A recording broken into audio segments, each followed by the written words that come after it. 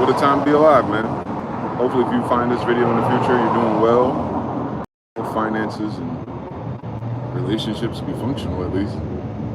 Who knows what's going on in these streets? Today's video, I don't know what it's about just yet. You know, I gotta get warmed up, wait for certain people to join the chat. We'll give it a few minutes. You can fast forward in the future. I'm just out here chilling with a breakfast of champions.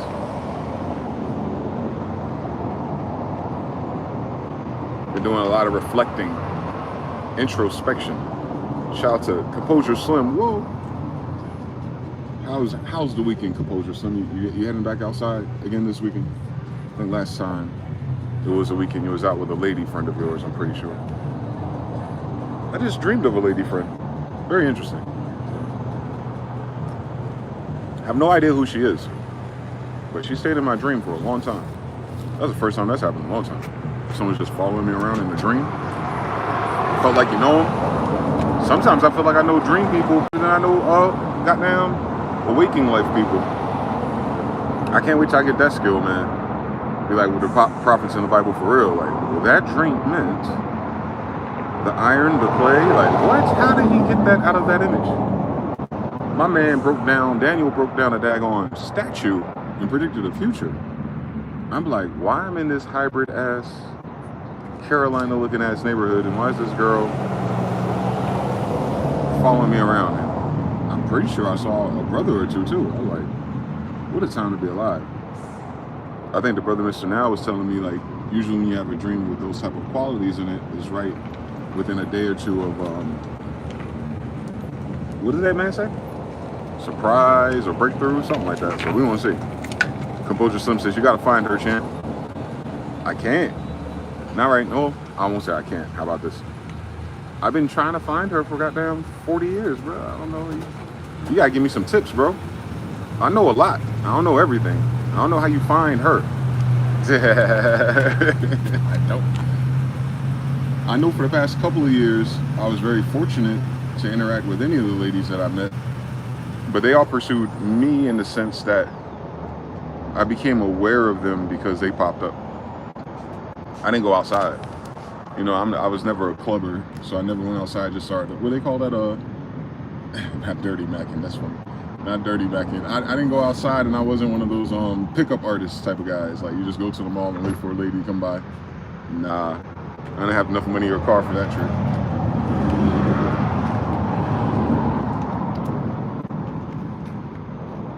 I play the game totally different. I usually use the law of attraction. And it hasn't worked in a while, but honestly, I haven't been, well, Cap. I have thought about it. I have sent that signal out, but not like I did maybe a couple of years ago. So maybe you're right. Or maybe she'll find me, shit. They want equality, man. We need equality on the universal law spectrum too, man. Shout out to Mr. Now, Quentin, Luna. They scared of the BBC? That is a weird thing to say to a man, bro. I need you to go somewhere. The Connixter said the same thing. Like, what is this kid talking about? You woke up this early on Sabbath, a day that God has made. Something wrong with these kids, man. Something wrong with the world, so I get it. They get it naturally.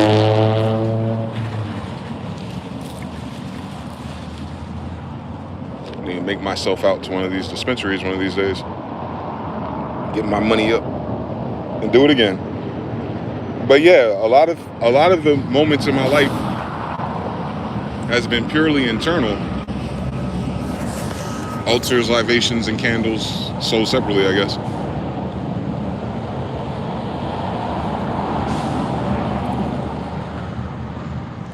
I've been working on my Neville Goddard technique. That I will not climb a ladder again. But it hasn't been a ladder. So it's been quite a few days. It hasn't happened just yet. But I'm going to stick to it so I can see exactly how long it takes to manifest something like that. But then I'm kind of like, wait, this isn't happening fast enough for me. Do I stop? Do I give myself a cutoff date? I don't even think you need to. I think it'll eventually happen there regardless. I'm learning how to release certain expectations too when you do mentalism. It's kind of weird because once it starts working for you, you'll notice right away, like, oh shit, something I thought about briefly, and you don't even remember the quality of the thought, like it wasn't intentional, it wasn't a meditation, it was just a thought. And then you see it pop up in your life sometimes instantly, the same day, the next day, a week later. And you're like, oh, cool fucking story. The shit's working, or it's corresponded to my thoughts. But then when you're very specific about something, you gotta create all this energy and spin around it. You gotta visualize it. You know, Neville Goddard shows you to look at your imaginary hands and do the thing that you're trying to do. Whether it's exchanging money, a check, climbing a ladder, opening up your new house or apartment door, all those things, and you decorate it. And then it don't happen right away. And you're like, what the fuck? I can think about a butterfly and a butterfly will show up, you feel me? I can talk about feathers too much and a feather will show up. But if I go, hey, this is what the fuck I really want, you're like, all right, so am I on pause because God and the universe got me in this holding pattern and I can't break it until something I'm not focused on happened? Or ideally, a separate discipline is that you don't do it at all.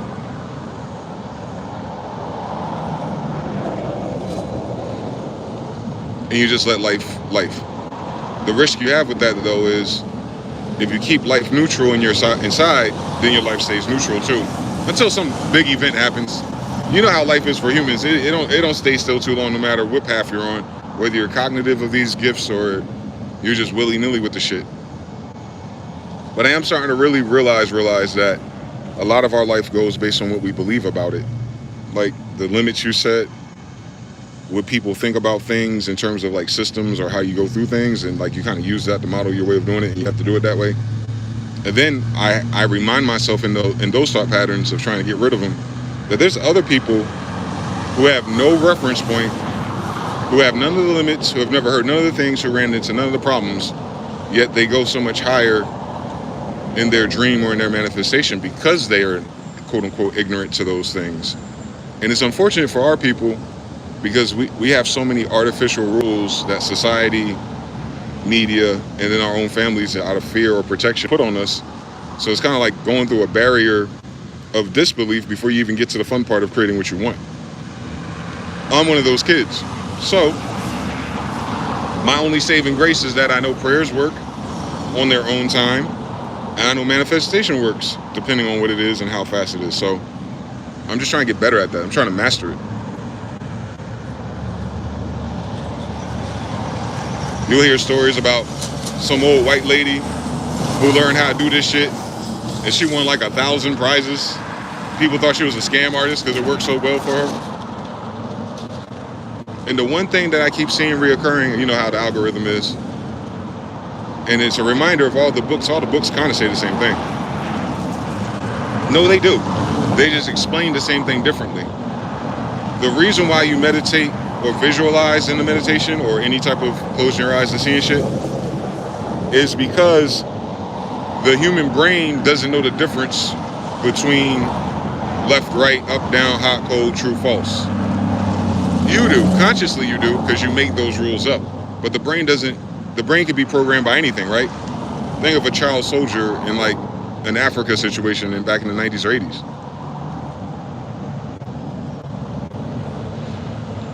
They have no reference point of jobs and credit and all this shit. They just know they got to get up, exercise, shoot, defend, take things. There's no point in their life where they go like, I wonder if there's a higher good for this, unless they're exposed to it. And in our society, we're hyper exposed to all the bullshit. Even the images that movies created, sometimes we mistakenly think that shit's real, and that's how the scenarios actually go or manifest. But if you ever been in some real shit, you know it's nothing like a movie. It can feel like a movie, but it's not scripted the same way. That script comes from the brain. So if you're a lucky person, or if you're a person that is not weighed down by all the limits of bullshit and feelings and all that, then you will have a fucking time of your life once you start visualizing. Because what you're doing is you're trying to create that moment in your mind, and if you hold on to it long enough, it's like you actually did it. And the brain doesn't know that you didn't do it, you know, in a sense of value. And what's supposed to happen is, since we're calling this thing quantum reality, if you will, the reality itself at some point checks in with your brain or your energy And it goes, wait a minute. This person keeps seeing and feeling and vibrating in this frequency and energy and space, but they're here. Let's go ahead and move them to where they are. Almost like an autocorrect or almost like a defrag, right? But it's catching the timing of that. That's the tricky part. So I think the reason why this energy is so important right now to talk about for some of you who may get into this stuff is that right now, especially September, we had so much interesting heavy energy between Schumann, eclipses, the solstice. You know, as we're starting to get dark sooner and faster, progressively all the way up until December 25th. The crooks, the whole crucifix with the sun being at its lowest point for 3 days, it dies and rises again.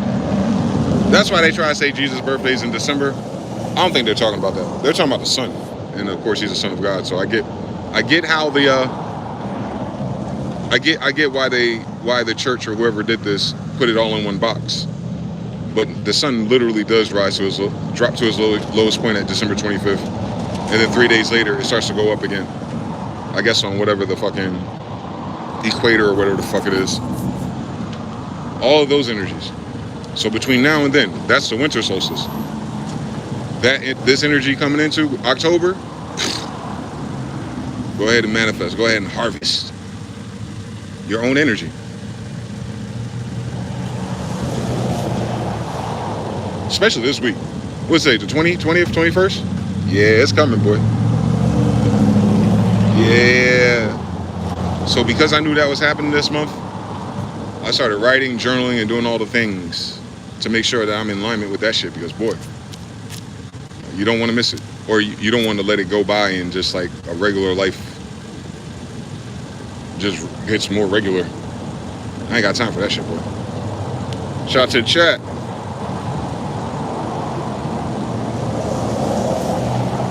JPX, what's good? Composure Slim manifested her after learning what I wanted it, and I prioritized intelligence.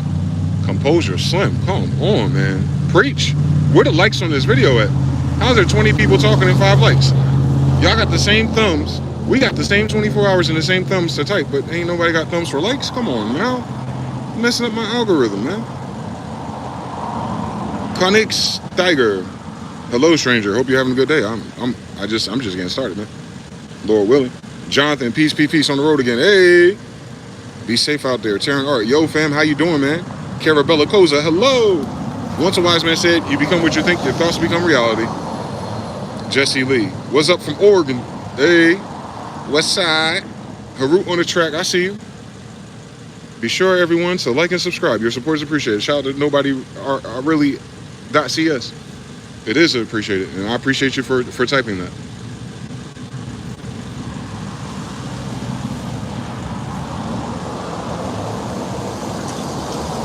Yeah, Composure Slim, I don't know what I would prioritize, brother.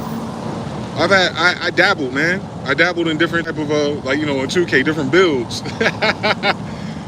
Try to find me a pure shooter one time, man. It doesn't work out for me because I don't know how to do that. I don't know what that is. I don't know what I would prioritize. I really don't know. I've been in situations where like, oh, you want someone that's intelligent? And I don't even know what that means. Or you say, I want someone who's beautiful. It's like, oh, eyes and beauty beholder. Oh, I want someone who's nice. And they're nice to everybody. You know, you're like, how about, God, you pick it this time. How about that? How about you send something that makes more sense? Because obviously my fucking vending machine for that type of stuff is in the wrong fucking dimension. It make you feel like you're asking for the impossible out here. Nah. We got plenty of plus size models. If you need if you need some expeditions, we got those for you. I'm like, come on, stop playing what we got.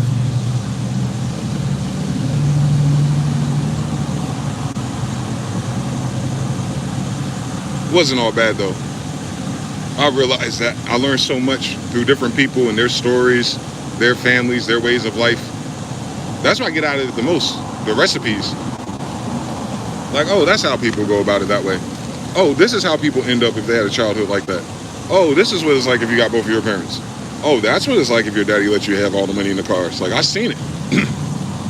And then I look at myself, I'm like, damn, my life sucks. Not sucks, but my life was tough. Compared to this shit, y'all got it easy. relative. But damn, you don't see the glory and the magnificent and the mercy of you having a functional support system? You still want something else? Shit. Law of polarity, I guess.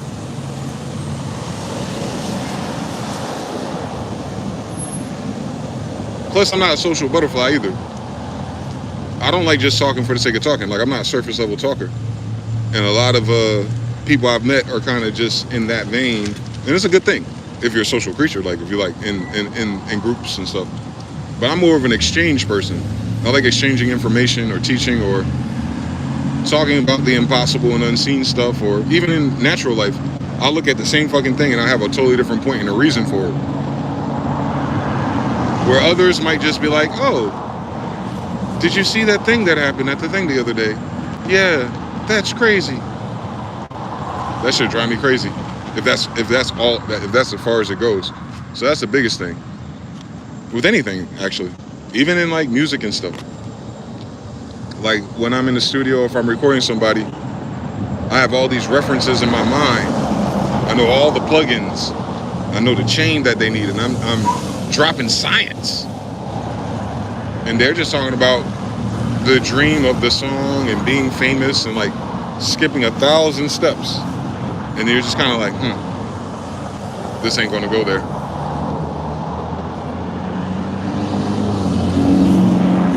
Or Discord. Had a lot of people jump into 3 a.m. What do you think of the fucking, what the Dogon is, MG? I think they're probably telling the truth, man. But I'd ask them why they're dressing like American Indians first. Did we leave Charleston, South Carolina, and go to Liberia in Africa in the early 1800s, and they just picked up on that? Come on now, talk to me. Nah.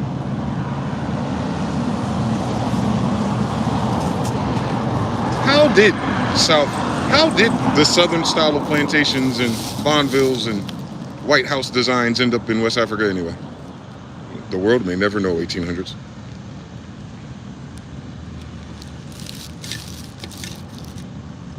But it always works out though. Almost some new shit though. I've been on my dream location thing. Like where I want to live, hell, where the fuck do I want to die actually, when you think about it. And I picked a place, and trust me, when I get there, I'll stream it. But I realized the YouTube 4K things, the Instagram has something very similar. They're not 4K, but if you search your location that you want to move to, and you pull it up and you go to Reels, and then you just doom scroll your dream location. Something interesting happened to me yesterday, where when I think about the other things that I want, or what I want to unlock in this map, because you know I'm in San Andreas right now, so you know you got Los Angeles, you got San Fierro, you got Vegas a little bit. Now I'm pushing in my mind the other part of that map. And you know, logically, you think about your requirements like, oh, this and income and cars and this and that and timing. And if I save up for 17 months, you know, I'm so tempted to do that because that's how they raised us. But then I snap out of reality real quick that does that. And I go, but motherfucker, I'm here right now. How the fuck did I get here? I was like, oh, God moved me, because if he didn't move me, I wouldn't have moved. So it was like a forced manifestation. This shit from 4 years ago, too. I'll tell you about it briefly. 5 or 6 years ago, I needed a mouse pad because my other mouse pad was getting dusty in this bitch. So it was fucking up when I was making beats and stuff. I thought about it. Lazy. I didn't go on Amazon and just order it right away because I didn't have nothing else to put in my cart. So within a week or two, someone had visited Las Vegas and got souvenirs, and they got me a mouse pad. Some mouse pad said Las Vegas. Very fucking interesting. Used it for a year or so. Had it all the way through Charlotte as well. But before that, I was in Carolina, near Wake County, and I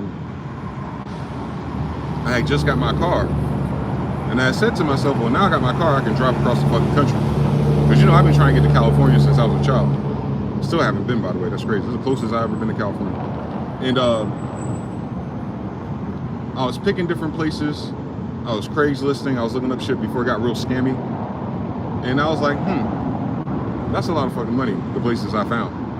Let me check somewhere closer to it. And I used to always have this idea in my head that almost everybody I knew who moved to Los Angeles, or I knew from Los Angeles, artists, friends, and family, they say that, yeah, you can just drive to Vegas, man, like, blah, blah, blah, blah, blah. There's a highway, a road, whatever, whatever. I said, well, if I'm trying to go to California, let me check out Vegas real quick and see if the rents and all that shit is a little bit more appropriate.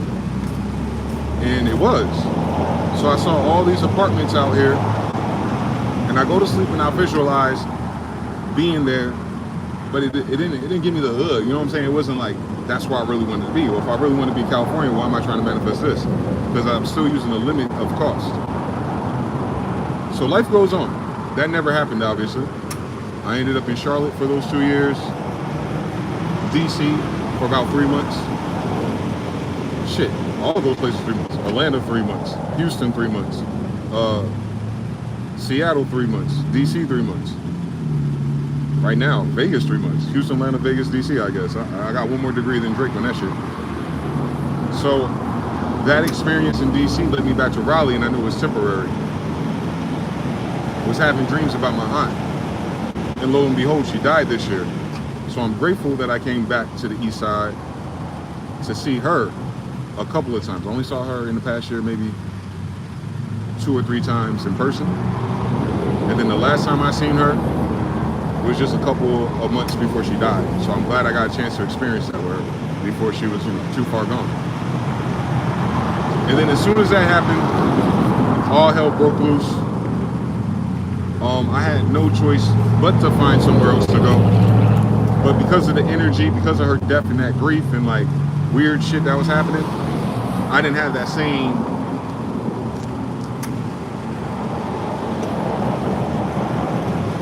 dream. Like, I wasn't trying to get somewhere because it was ideal.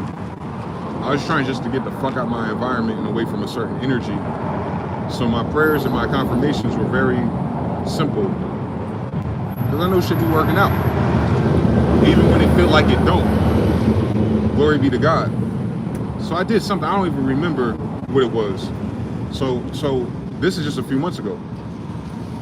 So I go through my Rolodex of my phone of people I don't really talk to and people I probably haven't called in years. And I called one person, older gentleman, probably in his 60s now. I met him back in 2008, and he had looked out for me right around the time my dad got locked up, probably a year or two later. It was a big moment for me because I went to school with his son and we played football together. So I hit him up just to see what's going on. And I was asking him, hey, do you know about any cars or any apartments around here, blah, blah, blah. This is my situation. He didn't have nothing to say at first. I had 1 or 2 friends of the family call me, and they're in fucked up positions, probably worse than I was. You know how older people are, especially with this energy. Health issues, things like that. So I'm like, I'm not going to burden them or push my thoughts into those incarnations of reality with them. I get it. It's like accepting no as a no before it's a no. So that ain't it. That ain't it. And then he called and he gave me a lead. I was like, all right, just like old time sakes. And that lead would have kept me in Raleigh longer through all the things that are going on there. It wouldn't have been ideal, but it would have been better than not having nowhere to go, right? He gave me a woman's phone number. And she's a doctor who was running some type of apartments or something, right? I call her, and she has the illest attitude. I can instantly tell she's a narcissist. He gave out my number. You know how to curse him out. Blah, blah, blah, blah, blah, blah, blah. I was like, he's a doctor, you're a doctor. What's going on? I'm so confused. And I apologized. I was like, oh, I'm sorry, I didn't mean blah, blah, blah, blah, blah. She said, oh, it's no problem, blah, blah, blah. Well, this is the situation. This, that, and third, blah, blah, blah, and this is how much it costs. So I had the money for that to get started, right? That was a Thursday. She said she'll call me back Friday. Nothing. Saturday. Nothing. Monday. Nothing. So instead of me pressing it after already interfacing with her energy being like that, I was like, oh, that's gonna be a fucking headache if I have to, deal or rely on her for any type of help, if you will. Like, nah, this ain't that. And plus the situation wasn't ideal anyway. So now I'm down on the shot clock. Mind you, at that time, I had no idea how much time I had left in that place I was in. I just felt it that, I need to go soon. that was a Monday where I had to hit back to drawing board. Now, mind you, as I'm trying to figure out the next place I'm supposed to go, everything else is on my mind too. Everything else is in my energy too. Everything else is going on. Thank God the symbolism, the synchronicities, and all that shit was full tilt. So I wasn't worried. I knew I was in alignment with something. My problem wasn't none of that. It never is. My problem is, where the fuck am I going next? Because I know it ain't here. I can kind of tell when I go to a place, if there's no leads, no stories, no people, no girls, no job inquiries, then I'm not going to be there too long. It's kind of like a layover, if you will. So Tuesday comes. Nothing. I'm fucking in the laundry room, charging my phone and shit, looking through stuff, trying to think of, like, what else? These motherfuckers over here being fucking weird. It's pissing me off. I'm a perfect mental creature. There is no evil, only infinite good. And I just kept pushing the negative energy off of me from another situation in the depth of my heart. That shit was really bothering me for it. Still does, kind of. Just pushing the energy. And then I got this ingenious idea to try to call the brother Malachi again. Because he's in California already, or was. He's the one that sent me this current iPhone 12. He was supposed to send me a Sony camera because my other one didn't have the in-body stabilization. And he sent the Sony camera probably a month or two prior, and I never got it. I think it got returned to him. And right before I shut the Discord down, he said, I'll send you my old iPhone. I was like, oh, cool, man. Like, I was thinking about that. You see what I'm saying? Like, I wasn't trying to manifest a new iPhone, but I was. I was already looking at my iPhone. It was like, I need a new iPhone because of OS and the fucking camera. He said, so I didn't get the Sony camera. I got the iPhone 12 that I'm holding instead. So I'm remembering that. I call him, nothing. I text him, nothing. It's like he just disappeared off the face of the earth. Then I remembered a mutual that me and him knew. And I said to myself, holy shit. What the fucking 4-year loop? Let me hit her up again. Because she said she knew people out here in Vegas. And she lived in Vegas. She's older. She don't know me, but we've talked a few times on the phone about things, about life and gematria, all kind of shit. She was like, oh, I'm not in Vegas right now anymore. I moved. I was like, shit. Well, thank you, blah, blah, blah, blah. Wait.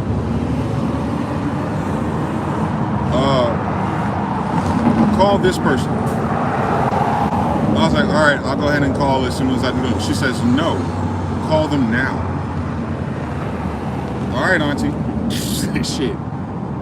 I call dude. We talk for less than 2 minutes. You know, I'm thinking I got to tell my story, my testimony. I think I got to navigate personalities, potential narcissism. You know how this shit go. I got a little money on me. I just got to get somewhere. Because once I get somewhere, I know the rest of the dream will catch up. Man, that was a 2-minute conversation. He was like, oh yeah? All right, well, yeah, I do got this situation out here, blah, blah, blah, blah, blah. Can you come down here? All right, this how much, such and such. I was kind of like, all right, I knew how much it would cost. Now I got to figure out these plane tickets too, because you know how that can be. I was like, I'm going to have just a little bit money left to buy me some fucking water. Cool, but I'm going to do it because I know I can't stay here. Not even technically. It was my spirit telling me to fucking leave on top of everything. There's just too much shit happening. And I didn't give a fuck. Like, fuck it. I'll start over. I've only done it so many fucking times. Raising myself. So. That's my favorite. That was a Wednesday. I'm waiting for Thursday to come through and for him to say to me, hey, this is true or this is real.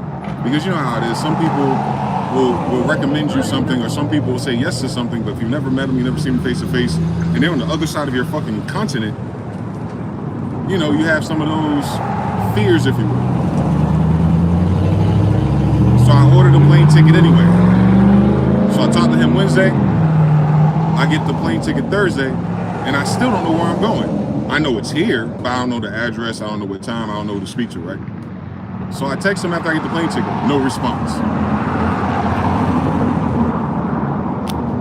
Is this even real anymore? Didn't sweat it though. Friday comes. I'm packing up shit. I'm throwing shit away. And then finally, he texts me maybe a couple of hours before I had to go to the airport. It's like, oh yeah, here's the address, blah, blah, blah. Contact us when you get in. Man, here I am. then for the last 3 months, one of those same scenes that I described earlier, it didn't go none of the ways that I could have imagined prior. The amount of favor I had, the amount of peace that I found so far, just in myself, right? Like having to go through all these things daily and flush, if you will, introspection, journal shit, think about shit, talk to some of the homies on the phone about shit. Like just getting to the other side of fog of not knowing what the fuck is going on and what happened, to going through it anyway on some Winston Churchill shit. If you're going through hell, keep going. All I knew was I had to keep my chin up and not give up on myself. Like, and what I mean by that is give up in the sense of like, becoming hopeless, shit sucks, blah, blah, blah, and becoming a negative Nancy, and sometimes worse. Because I already had the negative energy from the shit already. I didn't need negative fuck nigga energy and then sadness. So being able to spin that out. But for the first couple of weeks here, because it's a brand new place, because it was hot as fuck, I was like, God damn, what am I going to do out in this bitch? Come outside. That's why I come outside, because you got to meet new people. You played Grand Theft Auto before. You got to go to a little circle and talk to somebody. So I came out here and I'm talking to people. I'm meeting people who have addictions, alcoholics, obviously. I'm meeting people who have way more interesting testimonies than me. People had haunted houses in California, gangsters just killing people and wondering why ghosts are following them. I've heard a little bit of everything out here. I had someone, right before I left, I threw out a lot of my books. And I had the psychology 4th edition book. I come out here, somebody opens up their backpack and they hand me a psychology 5th edition. Same fucking book. Craziest shit I've ever witnessed in my life. And then that signaled to me like, okay, I'm in the right place. Confirmation or synchronization. I can go on forever. I ended up writing about this yesterday, like some of the highlight random moments that happened to me.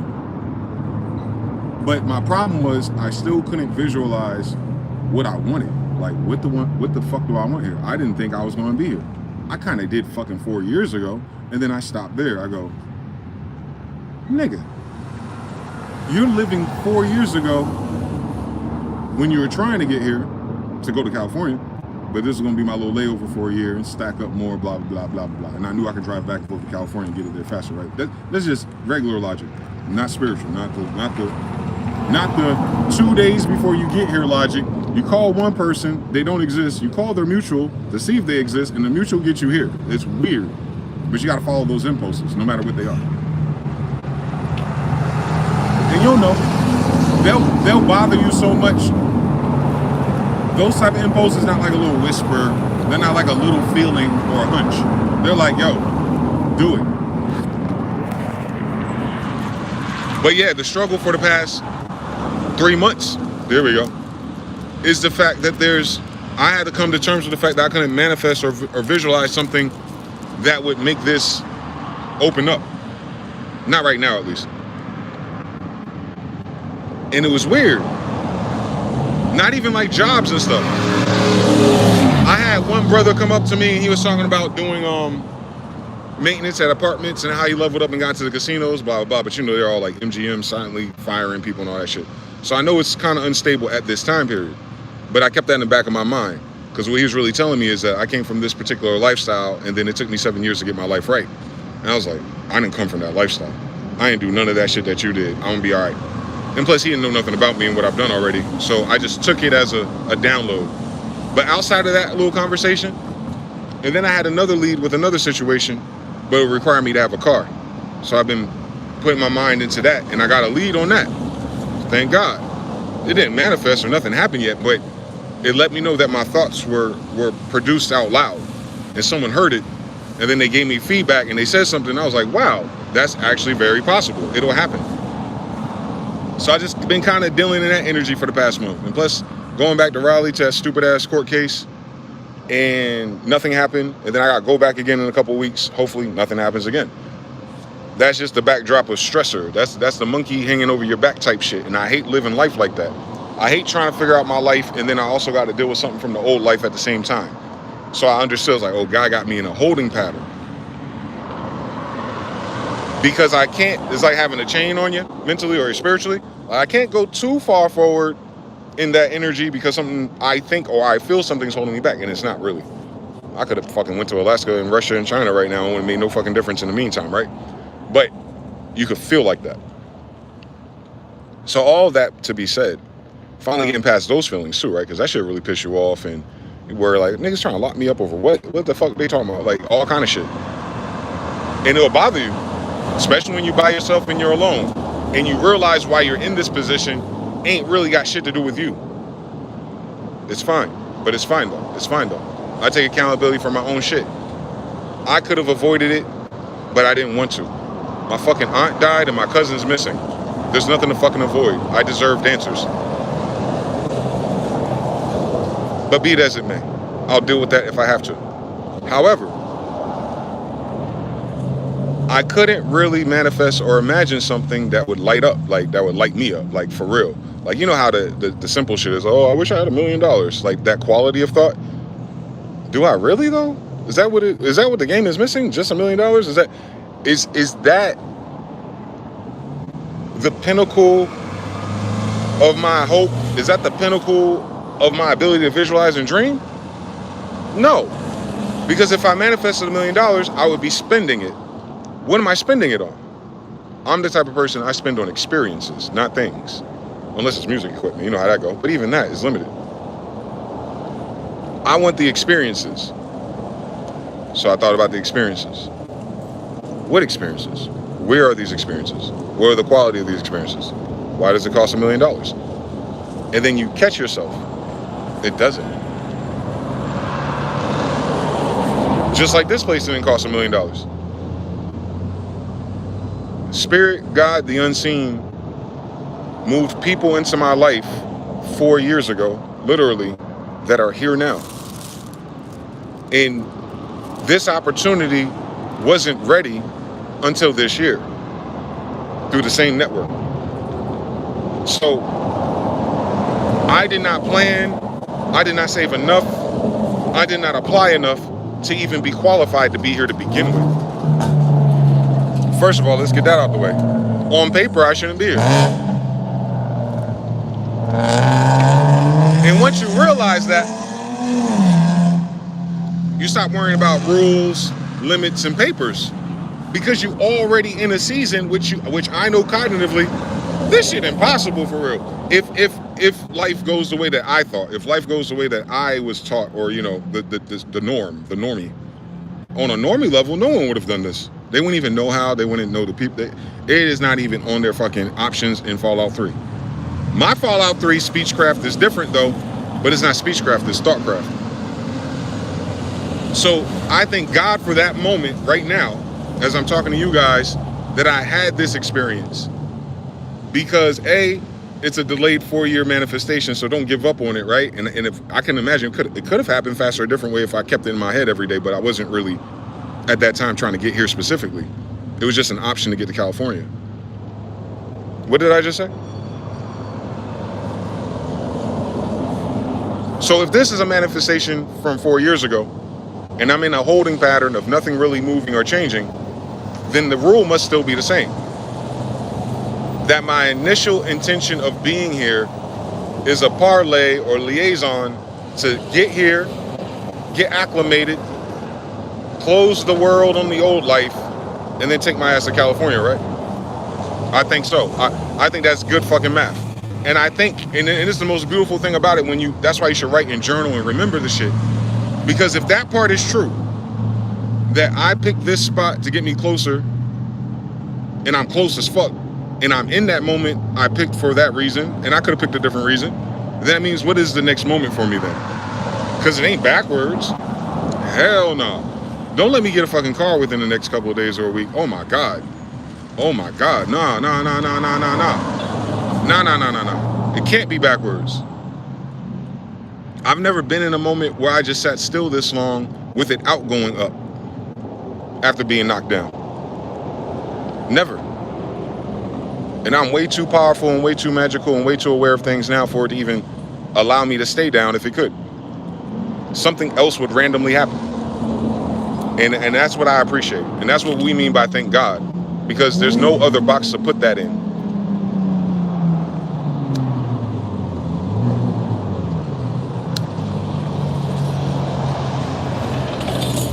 So last night, after hitting that revelation again and going through that thought process without all the extra spin on it, I go, wait a minute. Let me check out some shit on Instagram.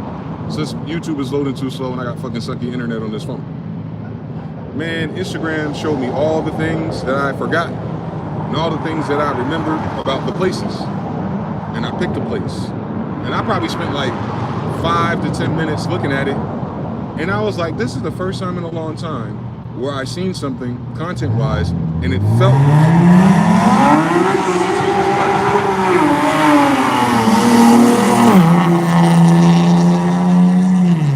I just don't understand why they want their ugly ass car to be so loud.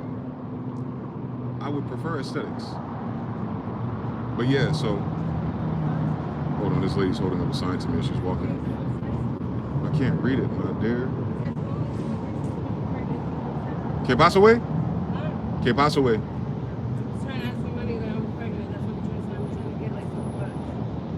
I don't have any cash on me. I'm sorry. It's interesting. It was crazy because she came up to me speaking Spanish and she's holding this sign on a brown background in green letters. So, you know, contrast. And then when she got to me and I spoke to her in apparent Spanish, she switched to English. And then she got an attitude. I was like, the fuck was that? If you're pregnant, why are you doing drugs? Anyway, none of my, listen, the devil's busy. Ah! That's what pissed me off. So I'm looking through this content, and for the first time in a long time, it inspired me.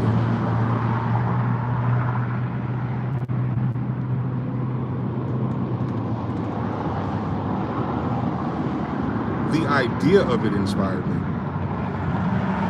And I haven't had that feeling in a long fucking time. Code switch. So what they end up saying is, like, when you get into mentalism and metaphysics, is that the most important thing about all that you do mentally is the feeling of it. And feeling is so vague. Are they talking about like your nervous system? Are they talking about like your skin? Are they talking about goosebumps? Are they talking about artificial faggot ass happiness? You know how us men are. I ain't emphasizing that shit because that's not how we live. So that's not the feeling I would channel because that's not what I would be in, right? What fucking feeling are they talking about?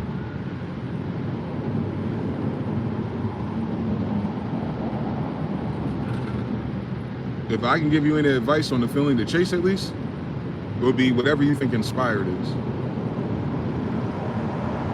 That is the feeling, I think, that's just me, I think is one of the highest feelings. Happiness is fleeting.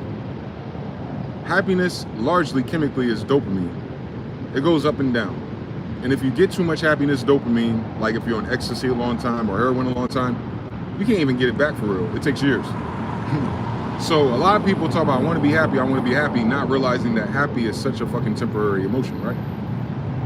On purpose.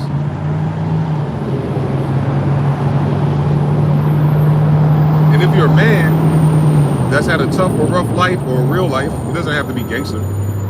You know that, for us at least, contentment and peace is way more powerful than happiness.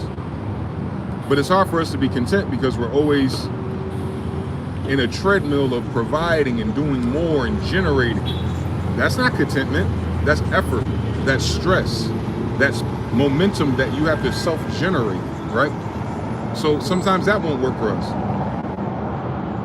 But what gets us up to do anything, whether it's to chase a girl, to build the loud ass car, or to travel across the fucking country like you ain't got no business doing, it's called inspiration.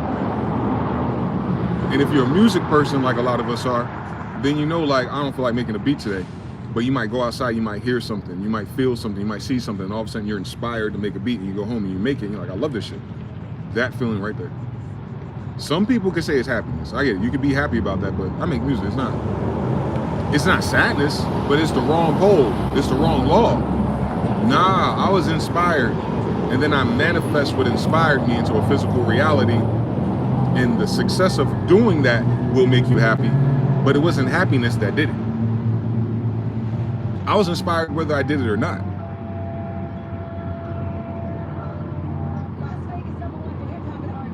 So it took me a few weeks to figure that out. What fucking feeling? See yourself in the feeling. State akin to sleep. Live in the feeling fulfilled. The fuck are you talking about? What feelings did they have in the 1920s? I don't know. They had the fucking roaring 20s, right? Maybe there was in a different economy or something. What feeling are they talking about? Because if you look at our headlines and previous conversations on this channel and everything that's going on, none of that shit will make you happy. But then I realized, be in the world, not of the world. It's cool to talk about. It's cool to be aware. It's cool for what I do, what my purpose is in the bigger story arc on King James and shit. But back to my local reality, none of that shit got nothing to do with us. That's not our machine that we broke. We didn't pass the policies to get General Electric to close down factories this week. We didn't send the poor South Koreans from Hyundai back home. That guy, those people, that agenda with those guys over there, they gotta clean that shit up by themselves. I am uninspired to remedy the feelings, the stress, and everything that comes with that. I cannot lend prayer, remedy, or anything to them. Thus, the old life is dead. And the old life includes worrying about them. Oh my God.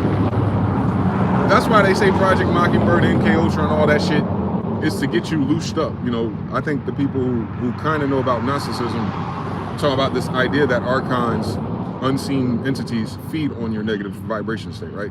You'll see a whole bunch of spiritualists, usually the white ones, kind of allude to that. So they're saying that, oh, you know, the magic in your government is to do that, to feed these entities, and then they use these entities for favors, right? Obviously, these entities ain't doing too good these days for these people. Maybe they moved on, right? They need new supply. Especially if you got the eyes to spot narcissists now, that means not only are they being fed less overall, spiritually or the individual hosts, but it's going to be harder for them to find supply because they're going to be uninspired. Oh my God.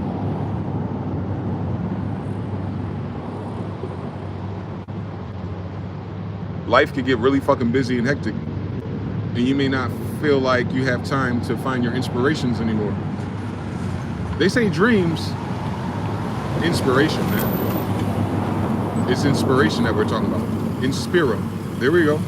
Let's break that word down real quick. What's in the middle of the word inspiration? What's in the middle of the word inspire? Spirit. He's a spirited individual because he's inspired.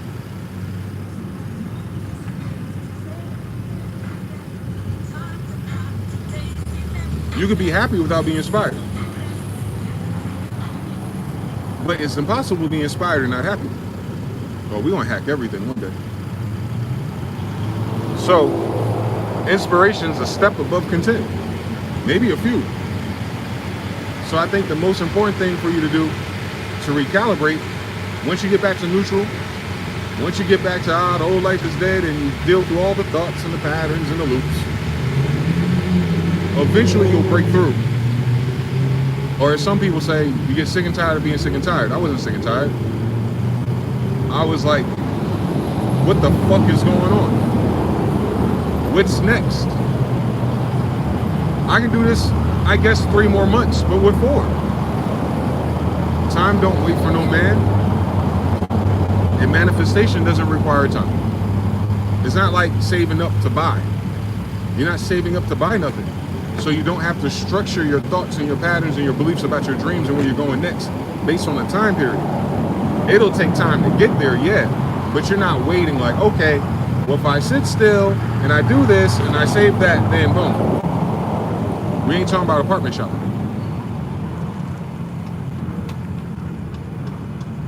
That's an of the world sequence for your mind, at least. But if you're in the world and you're not of the world, then in your mind, at least, your mind don't require you to save up to have a thought. And that's where we exist. So thus, I finally found a moment of inspiration and I leaned into it, and then I turned the phone off and I paid attention to how I felt. Nothing could bother me. It wasn't a high vibration like into the sky or nothing. It was just chill. It was the first time I was just chill for a long time, intentionally. And then when I closed my eyes and imagined the shit, living through that moment, walking through that moment, all of a sudden shit started coming to me. I was like, oh shit, well, I'll do this. I'm gonna need this. I'm gonna put that over there. I'm gonna go over there. All of a sudden I was living in my imagination. Not just creating, not just visualizing, not forcing things to happen that need to happen because of call and response and consequences. It was just is. It had nothing to do with what I'm trying to manifest. It had nothing to do with what I've been saying to myself. It really didn't even have too much to do with what I was journaling for real. But now it will. Now I get it. And you don't get to that point until you go through all that mess. Until you walk through hell and you keep going, or you go through that tunnel and you see the light, if you will, or if you just get out of your own mind and those loops and those patterns and you just keep on trying. You know Dory from Finding Nemo? Just keep swimming. Just keep swimming. But now I'm swimming like a fucking Olympian though. I got somewhere to fucking go.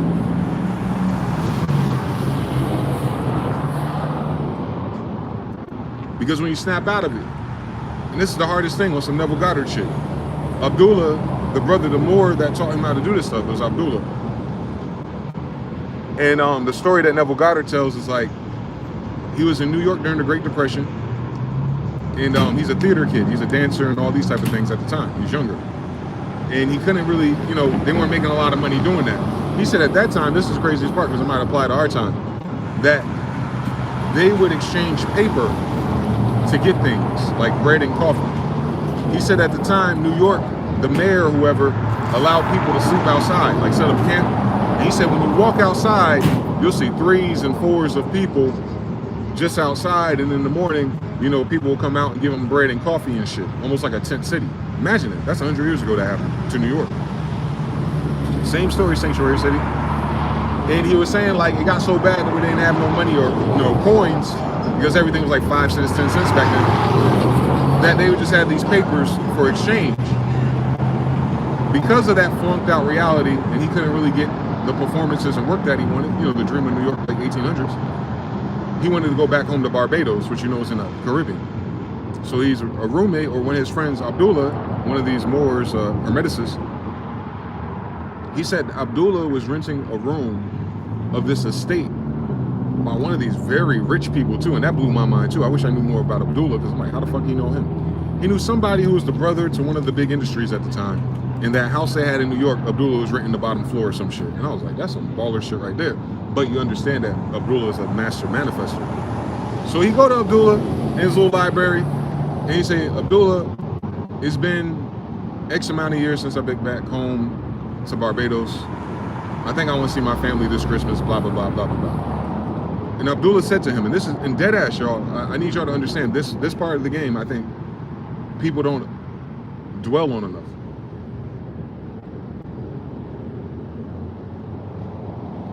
Abdullah's response to his wish was, what are you talking about? You are in Barbados. And Neville Goddard was like, nigga, we in Great Recession, Sanctuary City, New York era. I am not in fucking Barbados. What do you mean, Ab? You are in Barbados. What is this talk of you going to Barbados? You are in Barbados. Neville Goddard, like any of us, innocently, naive even, trying to figure out what the fuck is he talking about. Like, what do you mean he knows who he is. He knows he's a man, he's one of these guys. What do you mean I am in Barbados? Abdullah goes into his room and slams his door. So Neville's not a slow learner. He tries to figure it out. He goes to sleep. He sees himself in Barbados, all the little tiny houses, something that Abdullah had said. He woke up the next day and he was still in New York.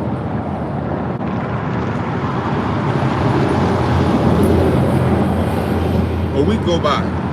Guess what? He's still in New York. So he knocks on Ab's door to talk to him, and he wants to bring it up again. Like, yo, Ab, something Barbados, nothing's happening.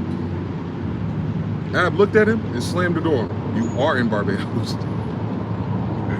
Imagine having a teacher like that, right? That sounds like some Shaolin monk type shit. Like, he ain't letting him slide. Abdullah's like, my word is bond. It is what it is, nigga. He explained the mentalism and the quantum reality and all that shit. They probably didn't have that language model yet.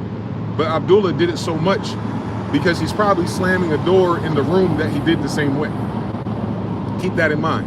Abdullah's done this before.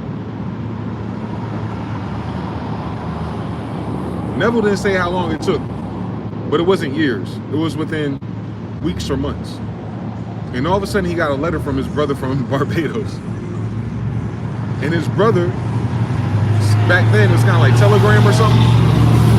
His brother sent him $50, sent him a little note, and then he did something on the Telegram to where you get like boat rides, where you have to like, you show up and you say, hey, is there something here in my name, my brother, here's the letter, blah, blah, blah. And they're like, yeah, we got you. So his brother said in the letter is, the Goddard family, because he had mad brothers and sisters, we haven't spent a Christmas together. This Christmas, I want us to spend time together. And mind you, his brother's rich in Barbados. So he sent him $50. And yeah, imagine $50 back then. And so he was basically telling him, buy you some new clothes, buy you some new shoes if you need them. And I already bought your ticket. So this $50 just for him to get fresh. So he goes to the spot, shows him the letter. Like, oh yeah, we got a ticket for you to get there, but you're gonna have to ride the boat 3rd tier until you get to a certain island, and then you can get into first class, because his brother brought him first class, but there was no room left. So he goes to Abdullah, excited. He's like, my brother, blah, blah, blah. I'm going to Barbados for Christmas, da, da, da, da, da, da, but I'm going, you know, coach or whatever the fuck it was. And Abdullah's like, what are you talking about? You are, you're not going coach. You are in first class. You're going first class. Goes on the boat. Somebody was missing. Rides first class to Barbados. Now I need you to keep in mind something in that story.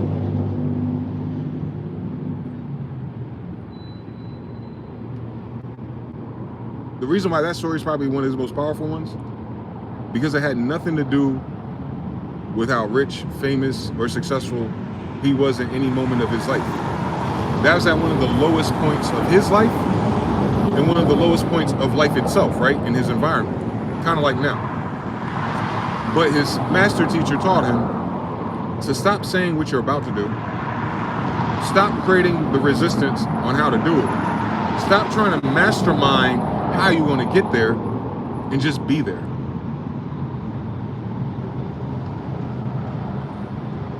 And as hard as that lesson is, and how much we desire workflow because of textbooks, because of everything else, because of multiple steps and multiple choices through everything else we do in this world, of the world, Abdullah didn't have no time for that, man. Mind you, Abdullah came from Africa. I think Egypt or some shit like that. Same thing with Duse Muhammad.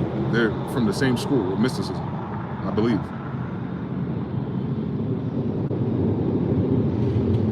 They all wear turbans and fezzes.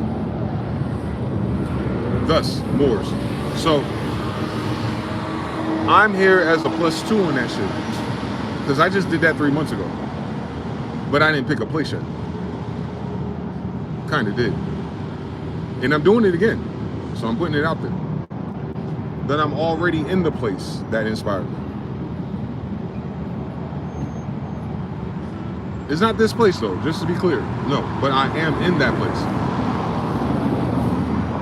And just like his brother got the notification for whatever reason to bring the whole family together, just like he was trying to tap dance for a couple of nickels so he can get a sandwich and a coffee.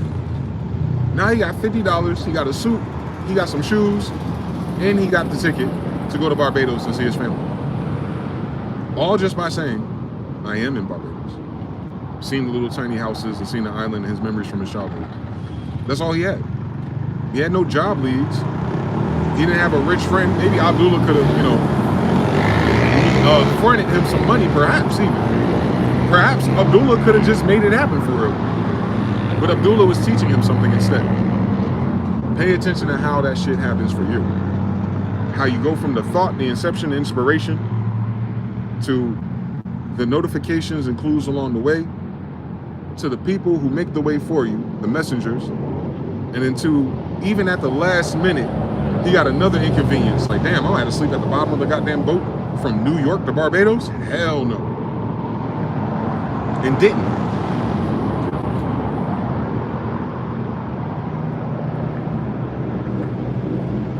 It's almost like Abdullah said, everything's gonna be all right. But you're specific. So keep that in mind. Shout out to the chat though. Oh, Shogun in the building. Mr. Cool in the building. Oh shit. Oh, we got everybody in. On the road again. Jonathan, Eamon, Rob. I got a game to coach tomorrow on probably the most emotional day every year. My mother's birthday. Blessings to you, my brother. Prayerfully, it's not that emotional in a negative sense. I know the feeling. Mine's just coming up too. But celebrate it and win that game. Don't let that shit pull you down no more. What's gonna pull you down for? She gave you life, and it's a beautiful life. DJ Georgie Porgy, thumbs up gang, we here. Shout out to you, man. JPX, Harut in the tribe, shout out to you. New Angle, shout out to the chat and Shogun on the replay squad. Composer Slim, you didn't go through your player phases. Gotta know what you want and don't want. What?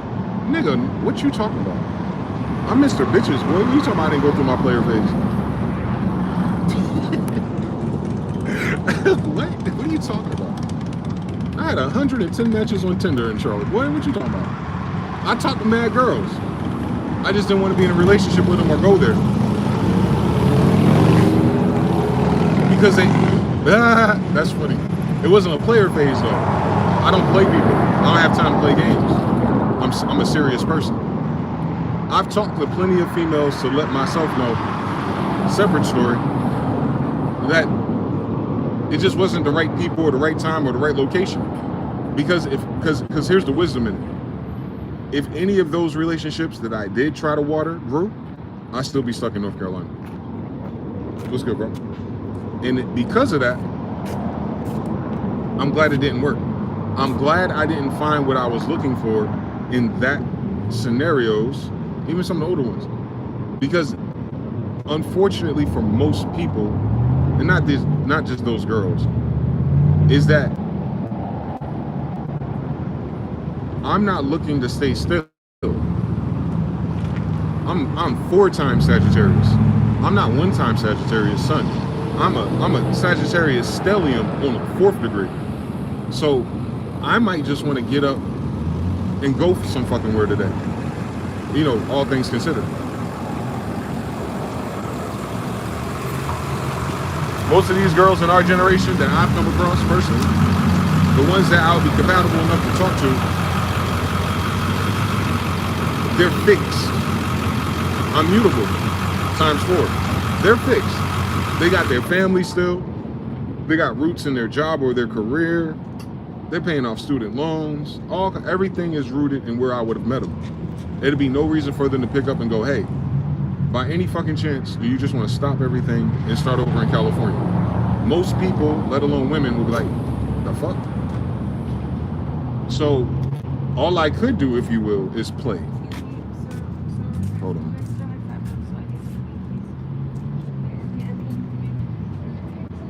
Her energy is so chaotic. I can feel it as soon as I say it. That's the spirit. Anyway, so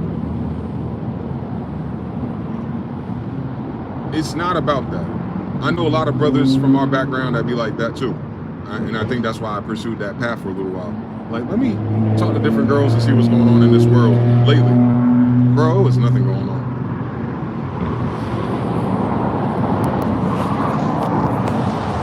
Because it ain't her.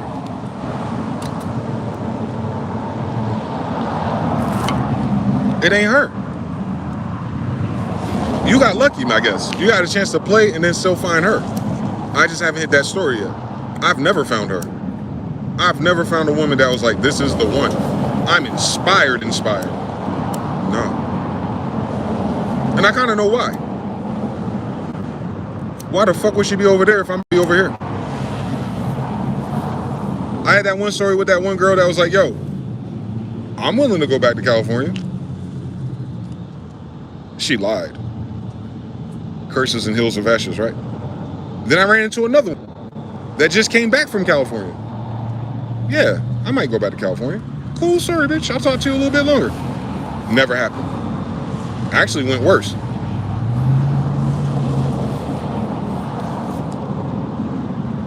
Because of those false positives, I was on target. I started running into people that already been to California. Before it was just, you know, surrounding Raleigh and the East Coast, South or North.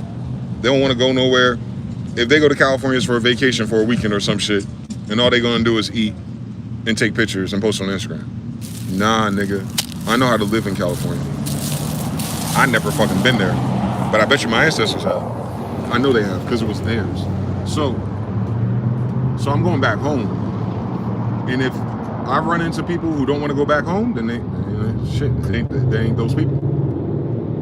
And you gotta be okay with that. If I just keep playing and I turned on Tinder out here and waste my time with the Tortas and the Latinas, it might get me to San Juan, it might get me to Mexico, it might get me to Los Angeles. Who knows? But it's a waste of fucking time, because it ain't her.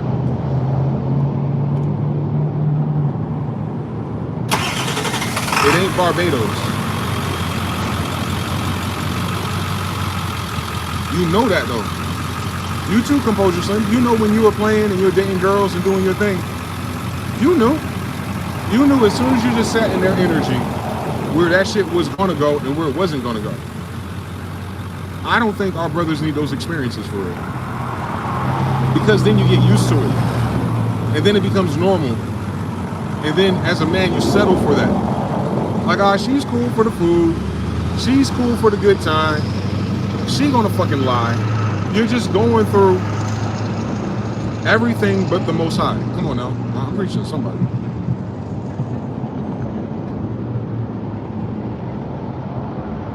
What I would need fundamentally, right? Like just going for anybody out there who's looking for somebody. You don't need a person that looks good and it's just these things. Like you're designing the outside of a character like it's 2K or The Sims. Nah. I need the same type of quality of God that's present in my life and theirs. And if that part is true, and it is, then I ain't got to do shit. It already exists. I'm already in Barbados. Because you got to think about time. It's non-linear. The girl you with now, if you look back on it, you probably, if it's your Most High, you're like, I'm glad I found it. Compared to everything I've been through, all that shit is stupid compared to it, right?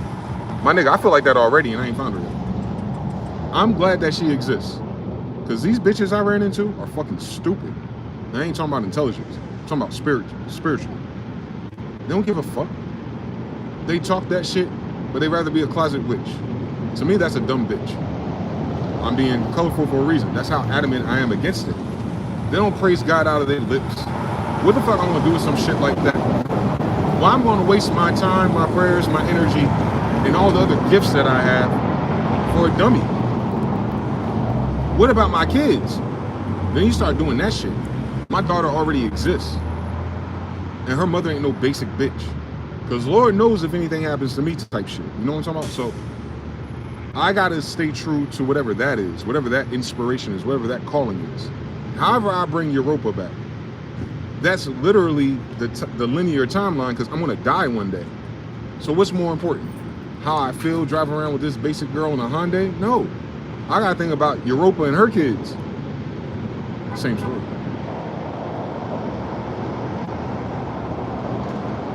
The same way my ancestors thought about me before I got here. They knew I'd be here. Same fucking story, boy. So for me, bro, at 40 years old, I don't need a player phase, whatever that is, on Mr. Bitches. Nah, I need the real thing. Fifth dimension. And it's already there. I just got to walk into it. And maybe that's why. Maybe that's why all this happened. Because when it happens, that's what you're going to say, right? You're going to make that logical conclusion. I went through all of that to get out of that, to face me this direction, to propel me that way, so I can run right into that moment that already exists. I'm already in Barbados, bro. So future version of me already found her. And that same future version of me that I'm quantumly entangled to, come on now. Just telling me, uninspired. Uninspired. No thanks. She's nice. Not for me. And if you live like that for everything, you'll get everything you actually want. Eamon Ross says Liberia is a weird case. Flag is the same as the U.S. It's ours. We created Liberia. What are you talking about? Charleston, South Carolina created fucking... The Cherokee created Liberia. Yeah.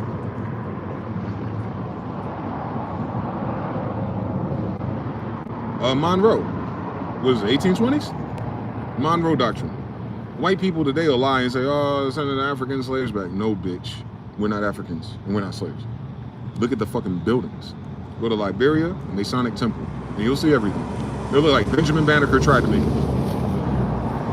Shout out to June Zam, PT Cruising, Mr. Cool. Basically make your mind up. But that's the thing, you can't just randomly make it up. You gotta stand on business, you gotta be inspired. That's the hardest thing.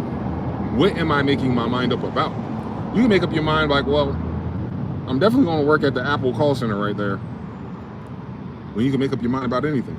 And is that anything bubble? If there's nothing in it, that is the hardest thing. Generating the inspiration to put into the bubble to choose.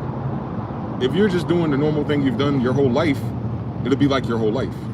When you're trying to create a bigger life and there's nothing there yet to read or write, that's where all the work is. The work is in choosing, I think. Because once you choose, like you said, it's going to happen.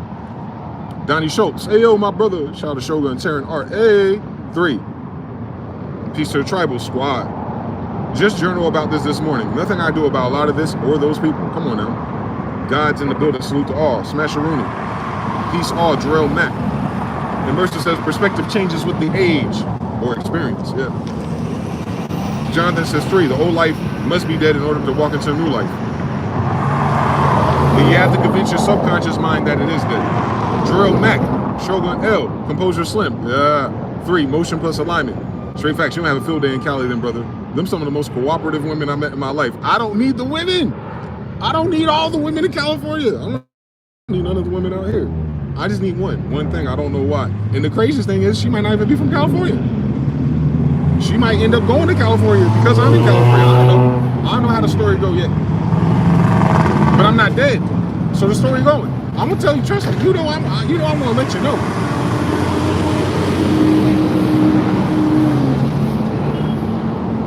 If I disappear and pop out a father, you're gonna know. You're gonna fucking know. I figured it out. Maroon on the track 3.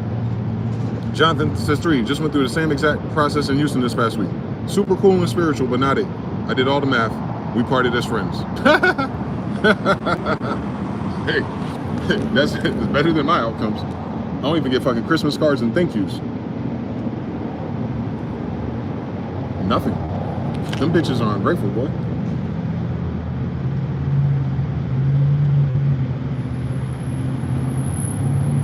And if they're ungrateful for a son of God entering their life, can you fucking imagine?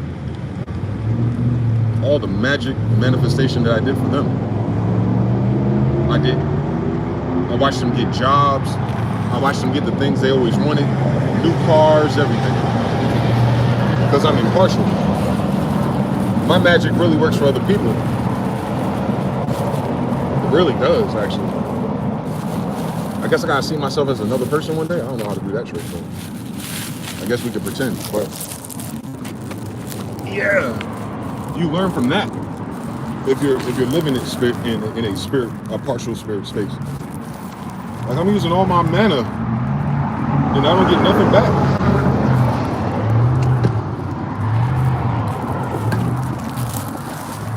The prize is not wasting your energy. Not to me, at least. The prize is not the headaches. The prize is not the arguments about dumb nigga shit.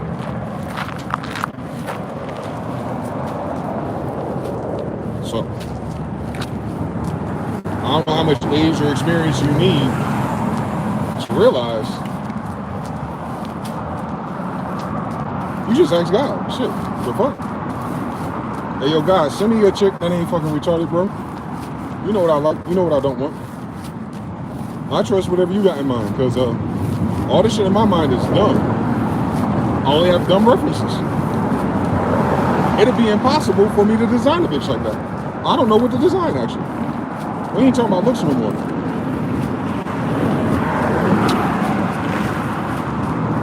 When you're younger, it's like that. Oh, shorty got a fat ass. Oh, shorty got the hair. Oh, shorty got a nice car. Oh, shorty got a... Been there, done that, boy. It did nothing for me. I'm here. Fuck. That's more captivating than anybody I met so far. You gotta do something like that.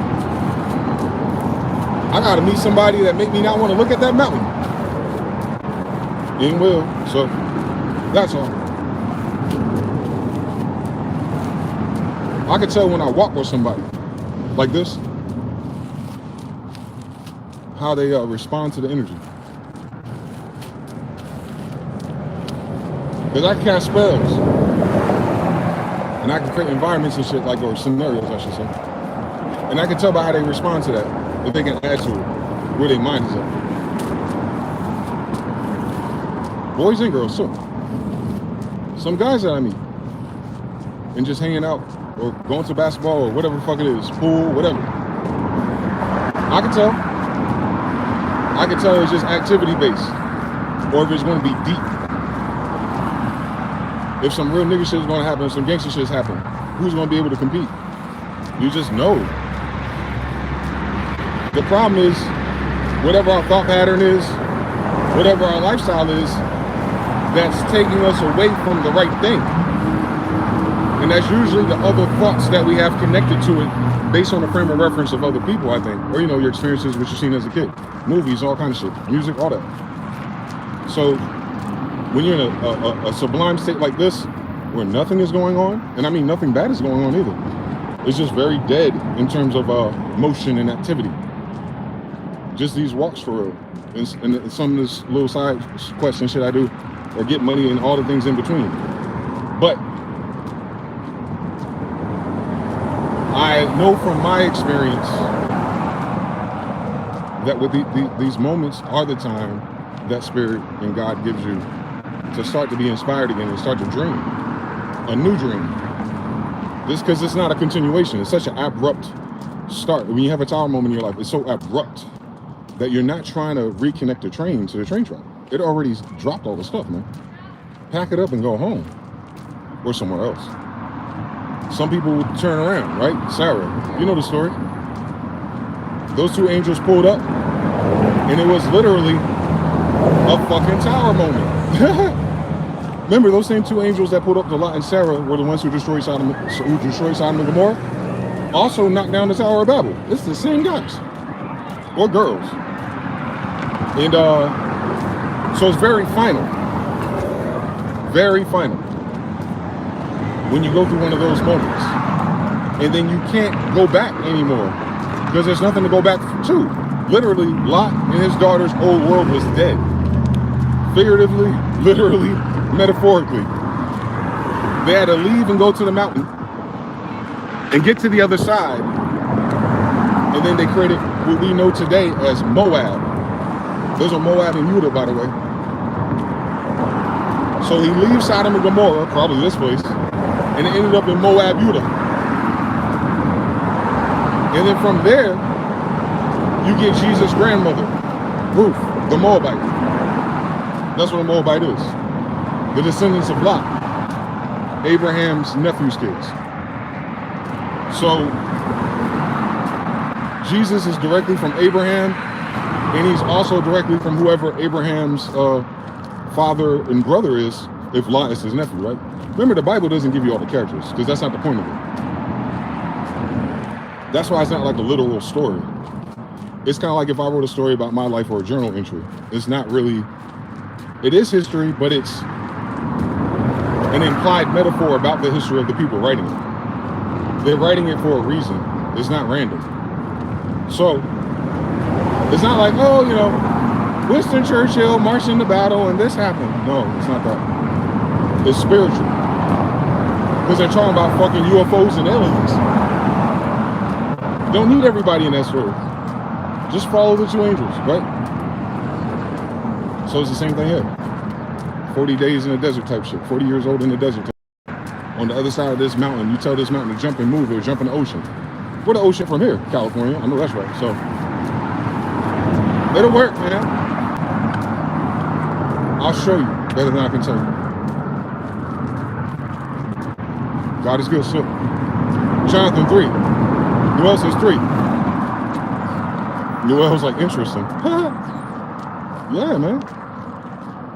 Y'all wasting your time with these girls, and I'm talking about in this era, only in this era. If you're a millennial man at this time, dating more of these goofy bitches is not the way you want to find her.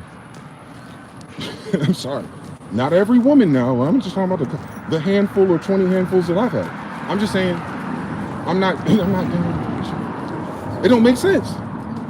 Nothing's that difficult.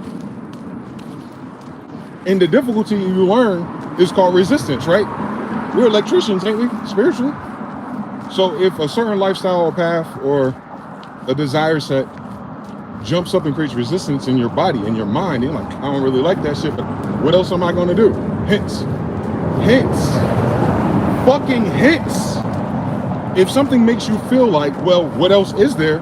That's the word. You gotta fucking find out. And you don't find out by doing the same thing. You find out by doing something new. And then you gotta like, how the fuck you do that? You gotta get up, get out, and get some, nigga. You gotta go somewhere else. I'm somewhere else. I don't want none of these bitches I've seen. So I know I'm not here for that. Ideally. Unless she just pulls up at the last minute and whatever. But up until now, nah. I ain't worrying about that shit. Because I know inevitably I'm gonna dip. When I dip, you dip, we dip. I'm out of here. Like, I know that. I feel it. Like, I feel the energy is what I'm saying. It's not even like thoughts and wishes. It's like, nah, nigga. Time is ticking into the future. Whatever Seal was talking about. So, you do the same thing if you're a single man. You ain't gotta wait till you're 50 and shit. Like, there's no time limit on it. It doesn't make sense. You can have it right now once you realize what it is. And I'm not talking about the person no more. I'm talking about where they come from. You gotta hack it at a higher level now. Because you did everything else that didn't work. Now think about the other things you do that do work. What's the difference? The difference is what you speak into existence. Here's the bigger difference. What I said earlier in this video. You are in Barbados. So now you're no longer swiping. You're no longer looking. You're no longer wondering. You're no longer worried about her. You met her already. She's with you already. You already met that woman. The fuck y'all talking about? Y'all hear anything I said in this video? The fuck am I looking for? What the fuck? I gotta go out there and find something? No, I don't. I already got it. I already have her. What are you talking about? What the fuck are you talking about? See? That's what Abdullah would say, right? Abdullah's like, what is this talk of Tinder? What is this talk of wasting your time with these hungry women who don't want to buy their own food? What is all of this time you're wasting and energy you're wasting looking like a fool? She's for the streets. All of them! Except for mine. I didn't find her in the streets. I got her already though. You know what I'm saying? Come on now. It's going to make sense one day. The fuck are we looking for, bro? We're spirits who drive reality with our mind state. So if there's so much resistance trying to figure out who the bitch is, who she ain't, how to do it, my job, my fucking hypergamy, you gotta do all that Kevin Samuel shit as a spirit. Oh, that's crazy. That's fucking crazy. Be in the world and laugh at the shit, but don't be of the world. Those are not our standards.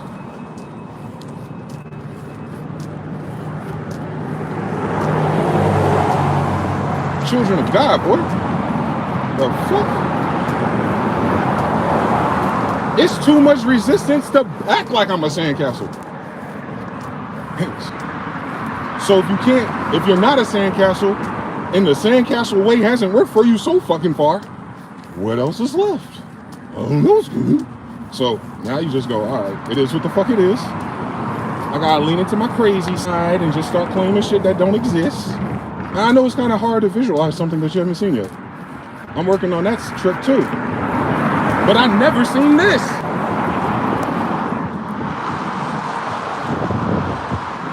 When I tried to come here, my visualization was not accurate at all. I had no idea they had paved roads and fucking sidewalks like this. The whole fucking city. Crazy story. I'm from Raleigh. They don't do a whole bunch of sidewalks like this, let alone this wide. What a fucking idea. If we finished our fucking roads around this bitch. But yeah, I couldn't visualize this all the way either. So what do you end up doing? You know how it is when someone's sitting next to you, you really can't see them, but that corner of your eye? You feel them, right? You know they're there. You don't know what kind of tie they got on, but you know someone sat next to you, right? You know that feeling right there? That's probably all you need for it. It's like, well, whoever it is, they're sitting right next to you. And then you pivot from there. Because then you gotta go, how does that feel? Nah, I already gave you the hack for that. Feel inspired.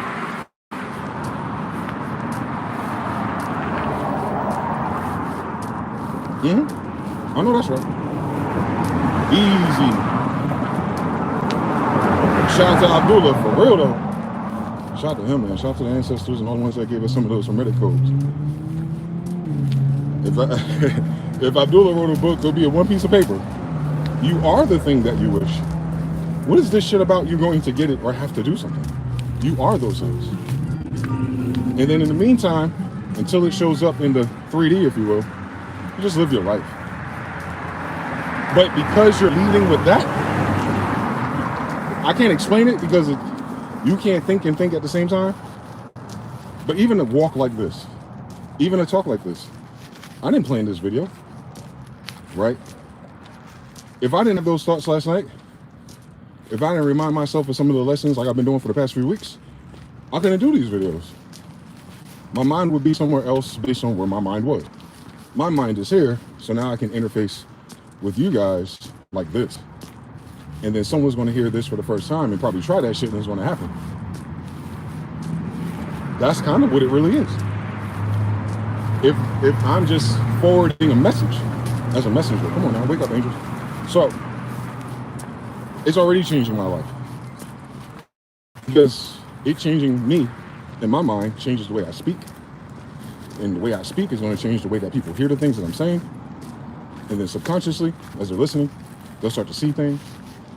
And then boom, impact. That's all it is, right? That's what communication really is for. Transferring ideas or thoughts, not the words. So, hopefully my words will inspire others. Law of reciprocity. And the more I can inspire others, and the more I can chop out doubts and thoughts to the people who are listening, what's going to happen to me? But that's in the meantime. I am in California. I am back home to where my ancestors started before all the shit went retarded. I ain't nothing to worry about when it comes to that. So day to day, showers and shaves, eating food, 12 years a slave, if you look at it that way. Or you can look at it like this.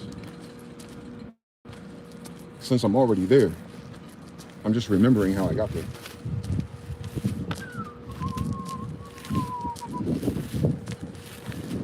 Today is a culmination of yesterday, right? I just said that. This video is a culmination of what I was thinking about last night. We're walking it out right now, quite literally. Shit. It ain't that hot, but it's hot as shit. So the same thing for your life too. The more you start to speak, you adjust the polarity of your language from lack to not like, because that's the that was the hardest thing when I was a kid too. Success to a positive mental attitude. You know, you start with the one day, because you're a child. One day, I'll be an adult, that's, you know, famous and blah, blah, blah. Quite literally, right? Because you're only like 10 or 11 when you're wishing that. We're adults already. There is no one day. It's now. And you have to change your language model. When I was a child, I said childlike things. That's not like it's today. And I know. In the logical world, it's a form of delusion. Yep. And that's why delusional people be winning temporarily. Because they're doing the same thing. Don't miss that. Yeah. You met a woman before? I know that's right. So, but you know the difference between delusion, manipulation, and those things. That's totally different science, especially when you introduce new people to your delusion. This delusion is just by yourself for yourself. In fact, you don't even have to tell nobody else. It's just a delusion in your own mind that, like, no matter what this looks like, I'm where I'm supposed to be. Where ideally I want to be. Ideally where I want to be, where I'm inspired. I already got there already. That's the delusion in yourself. And what ends up happening is, if you just keep running that, this is the most important part. You have to do that for your life to change. One more time, I'll throw this back for you. So what happens with the brain is 60,000 or more thoughts a day. Day to day though, because your brain is efficient, it'll summarize those thoughts as the same things. And then you end up living the same life. You know, every time the rent is due, the rent is due. Every time Friday comes, it feels like Friday where you're from. And if you don't think about Friday different, if you don't think about your day different, then nothing new changes. But if you're not living in that same cycle of 60,000 thoughts of your refrigerator, your bathroom, your car, like everything's the same. So your thoughts are the same. Even if there's a little tweak to it in polarity or how it feels or inconvenience, it's still going to be about the same things. So self-delusion talk gives your mind new thoughts and new patterns to break up the same thing. That's why it's important. Because what ends up happening is nothing changes unless you do. And that's why a tower moment's important, because it happens to you. And you have no choice but to think differently, because you're trying to deal with the sudden change of things, right? So instead of waiting for that, instead of waiting for something to expire, instead of waiting until the deadline, like, oh, she only got 3 days left, start doing it now. Start changing your thought pattern now. And instead of being a reactive thought pattern to a problem, create the solution before there's a problem. And if you stay in that energy where you're constantly doing that, you'll finish your life like that. I'm telling you something. That's what it's supposed to be.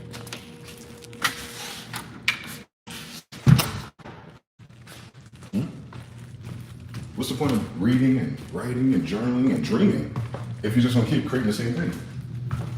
And you're creating it with your thoughts. Hence, delusional thoughts for the win. Because the delusion is the fact that it seems like an illusion because you don't have it yet. It's not a delusion like you're 400 pounds and you're sexy because you're not. No, not that type of delusion. Sorry, sis. It's a different type of delusion. If you could feel it, it's real.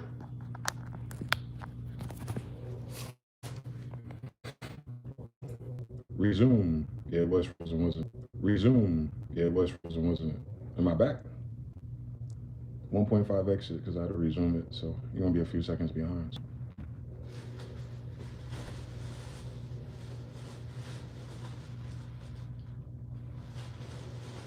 I'm back. I'll be right back. I'm gonna rinse my face off.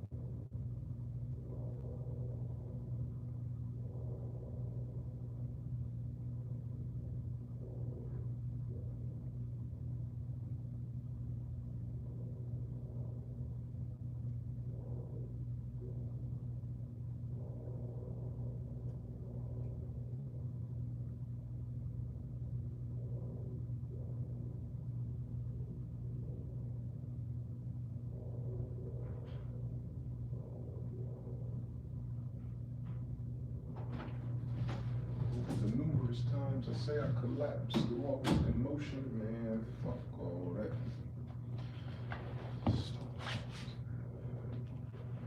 Been out here 7 years. Back so take this from the better and this shit's intact. We back. Haru, composure, yes sir. Time to cool off. Back, turn up. Back and forth. Whatever Lee was talking about. Let me see. Isn't there manifestation magic in the Bible? I'm pretty sure there is. Pretty sure there is.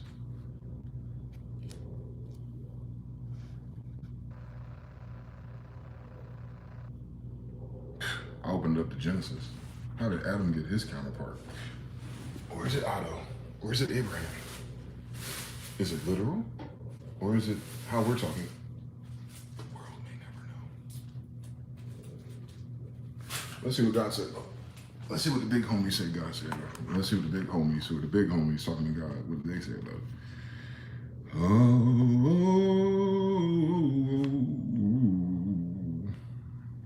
Genesis 2. Read. The heavens and the earth and all their ornamentation were completed. God completed his works that he did on the 6th day. And on the 7th day, he ceased from all his works that he did. God blessed the 7th day and made it sacred, which is today, by the way, Sabbath, because on it he ceased from all works that he began to do. So you know if God's creating a speech, they're talking about thoughts. He stopped thinking about it. He gave himself a chance to eat, drink, and be merry. Stay woke out here, Solomon. This is the book of the origin of the heavens and the earth. When they came into being on the day when the Lord God made the heavens and the earth, and every green plant on the field before they came to be upon the earth, and every herb of the field before they had grown up. So all this is created in thought before it manifested physically, if you're looking at it metaphysically. For God had not sent rain upon the earth, and there was no human to work the earth. Meaning, because remember, these agriculturalists are writing this, so that's why that's important to them at the time. But a spring came up out of the earth and watered all the face of the earth. All right, so it started to fill up with water. And God formed the human, here we go, with the dust from the earth, and blew the breath of life into his face. And then the human came into being as a living soul.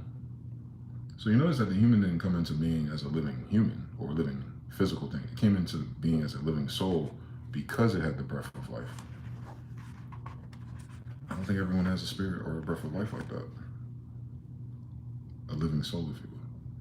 Or maybe they do. Maybe the qualities of that is different, since you could sell it or degrade it. The Lord God planted a paradise in Eden, even Venus, towards the east.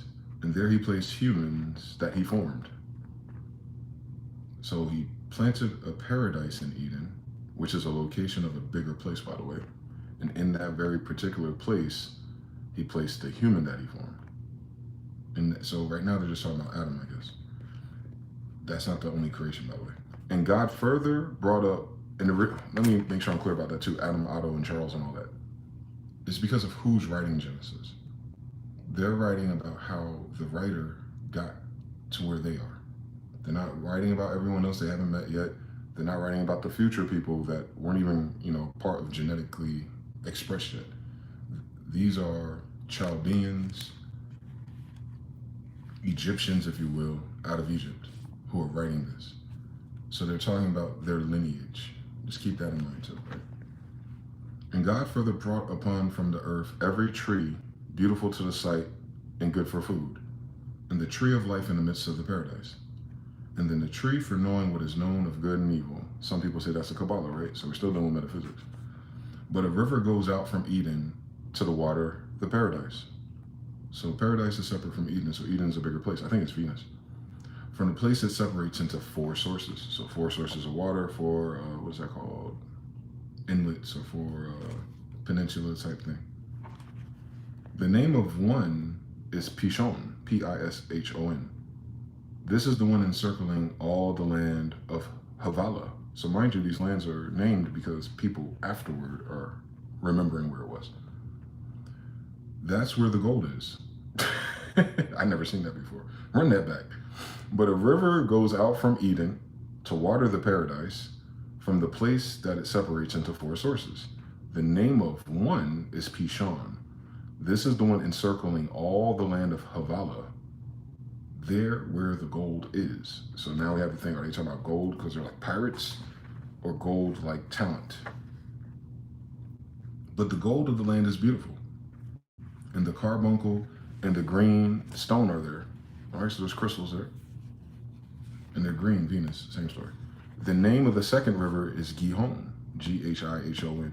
This is the one encircling the land of Cush. The third river is the Tigris. This is the one going opposite the Assyrians. And the fourth river, this is the Euphrates. So keep in mind, he just named people and places. So this story is being written at the time of Cushites and Assyrians. Wake your ass up, Pastor. So we know about, we don't know exactly. We know about what time frame it is. And I think the Cushites and they're Assyrians. Of course, the white people want to put it over there because they just found this place. But I'm pretty sure it started here. That river that runs backwards, I think, is Mississippi. And then the Bravos and the Nooses and all that. But the Lord God took the human that he formed, and he placed him in the paradise to work and to keep it.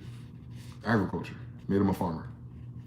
The Lord God commanded Adam, saying, from every tree that is in the paradise you may eat for food. Obviously, right? But from the tree for knowing of good and evil, you will not eat from it. And on whichever day you eat from it, you will surely die. So check this out. This is a person written after this all happened. So they're not there. They're recalling the story that passed down. But the writer itself is a magician. You got to know that. They're talking about Assyrians and Cushites. So they're aware in the time period that there's Assyrians and Cushites. So they're not day one Big Bang Earth people. You got to understand that. The writer. But this is not a regular person writing. You got to understand that. This is a master thinker, if you will. And this thing about the tree, so many interpretations about it these days, but not so many words to support that. I don't know where they get that idea from. These are former Egyptians, and America is ancient Egypt, by the way. That's how I know it's here. The Lord got, the tree of knowing good and evil. So it's a foregone conclusion that the writer is already the descendants of the people that have done that. So their color or their tint on that can't be about consequences. They are the consequence. So what does it mean to eat from the fruit? So if you eat from the tree, you eat from the fruit. And if you eat the fruit of good and evil, what did we just call? What did we just call the action when we think of good and evil? Polarity, right? You're calling into the law of polarity. Hemispheres of the brain. Now you look at the brain stem and the water that pours into it is split into halves, right? And then when Jesus is on the boat with his fisher brothers, he's like, hey, I need you to cast your nets on the right side of the brain, which is the creative side, I think. I don't know. I'm pretty sure. So this person's a master metaphysician because they're able to talk in triple entendre to you. To answer the story for the kids, how did we get here? How did the UFO and who created these things and that? God did. All right, so where did we come from? God placed us here. Where did God place us originally? Over there. What were you doing over there? We were farming. This is within the last 2,000 years. This is not ancient, as people pretend it is. But this ain't our only planet either, so keep that in mind. The Lord God said, it is not good that the human is alone. And this is what we were talking about earlier, probably why I opened right to it. Let us make for him a helper like him. So it's not good for a human, it's not good that the human is alone. That the human is alone. So they're saying that God is talking to someone else saying, hey, peep this.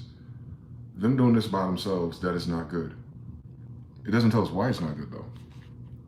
And God further formed from the earth all the wild animals of the field and all the birds of the heavens. So real quick, so man was here before the animals and the birds entered the same garden that Adam was in. So Adam was just by himself doing agriculture. And he led them to Adam to see what he would name him. He wanted to see what would Adam say when he finally runs into these things for the first time in his fucking human history, right? And he said, in anything, whatever Adam named, it is a living soul. This was its name. So only the things with a living soul that had a name. So you're a living soul if you have a name. Run that shit back. And he led them to Adam to see what he would name them, and anything, whatever named it as a living soul. This was its name. Adam gave names to all the livestock, to all the birds of the heavens, and to all the wild animals of the field. Yet for Adam, no helper resembling him was found. So you gotta think about that like walking your path. Too. Like this is triple entendres. So yeah, you're talking about one of our first patriarchs walking around down here in Europa by himself, and in being slowly introduced to all the things alone. He's in charge of it, right? He'll be the king of the bloodline genetically for this particular genetics, because this is Genesis. Genesis is about genetics. So if you know it's about genetics and bloodlines and all that, then you got to think about genetically inside of you, too. And then the metaphysical part, that anything he names is a living soul, as he is a living soul. So like attracts like, right? We're going through all the laws, I'm telling you. Adam gave names to all the livestock and to all the birds of the heavens and to all the wild animals in the field, yet there's no helper resembling him was found. So God laid a trance upon Adam, so anesthesia, right? And put him to a sleep, a state akin to sleep. All right, Neville Goddard. And he took one of his ribs, that's where you get the word rabbi from, by the way, and he filled up the flesh in the place of it. So mind you, this person is telling you, like, genetically, Eve is a clone or replicant of Adam. It's incest genetically, but it's not incest like they had the same mommy and daddy. You know, it's not like he grew up with her and that was his sister. No. The Lord God built the rib that he took from Adam into a woman, and he led her to Adam. And Adam said, now, this is bone from my bones and flesh from my flesh. She will be named woman because she was taken from her man. So that might not apply to me and you today, because there's multiple species and genetics interbred to make us reading this story back when they're reading this story. For this reason, a man will leave behind his father. And mind you, these are the rules of the people writing. Adam didn't have these rules. This is out of quotes, by the way. For this reason, a man will leave behind his father and his mother and will cleave to his wife, and the two will become one flesh. So the person writing is giving that clarification. So because soul-wise, because they're talking in the metaphysical sense, because on a soul level, how do they say today? Your twin flame, your divine counterpart, blah, blah, blah. We're talking about souls, not humans. They told you that several times. He's naming all these things in his imagination. So we're still here. We're not here. It's happening here because we're writing and reading it here. But the story is really talking about up here.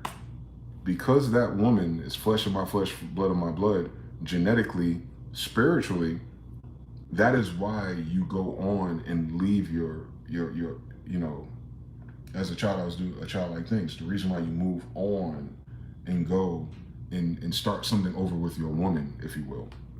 The person doing the commentary, remember, Adam didn't have parents. So what father and mother did he leave behind? Hello. That's what I'm saying. We gotta learn how to read for real. I'm gonna get better at this too. I know it. Wait till I'm 50. The two were naked. So what does naked mean outside of just obviously clothes?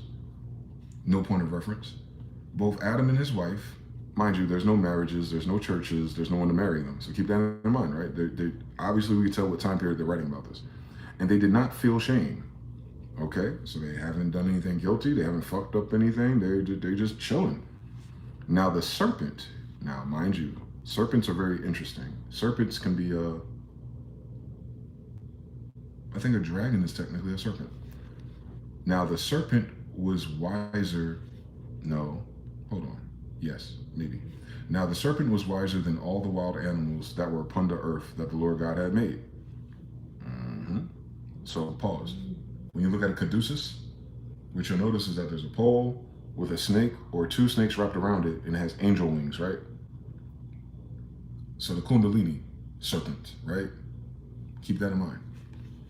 And we're going to run into this again with Jacob when he climbs the ladder to Mount Peniel, right? These are Egyptians, by the way. Eye of Horus type shit. Don't forget who Jesus is. Now, and the serpent was the wiser than all the wild animals that were upon the earth that the Lord God had made. And the serpent said, that right there, you know you're dealing with metaphysics, because you ain't seen no serpent talk to no woman, have you? Unless you're talking about a guy that's a serpent, right? A shapeshifter, or someone who's not a good person. Why is it that God said, and that's just what the serpent asked Eve, you may not eat from every tree of the garden? The woman said to the serpent, from every tree of the garden we may eat, but from the fruit of the tree that is in the middle of the garden, God said, you will not eat from it, nor may you touch it, in order that you might not die. So God told us not to fuck with that because it'll kill us.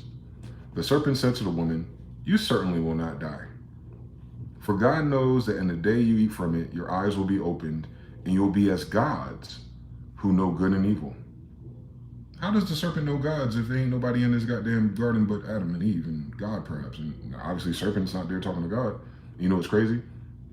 They capitalize God that created them, and they lowercase gods, plural. Angels, by the way. Just stay woke out here. So the serpent is making the case that, you sure that's what God means by that? God knows what you're about to do, and God knows that if you do this, you'll be like God yourself.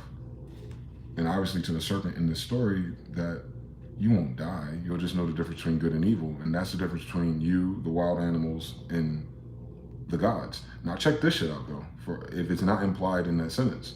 The serpent is insinuating that he's a god too. Because how would he know about good and evil if he's telling you that the difference between good and evil is this awareness of gods? Come on now, wake up. The woman saw that the tree was good for food and that it was pleasing to the eyes to look at, and it was seasonable to look at it. And after taking some of its fruit, she ate it.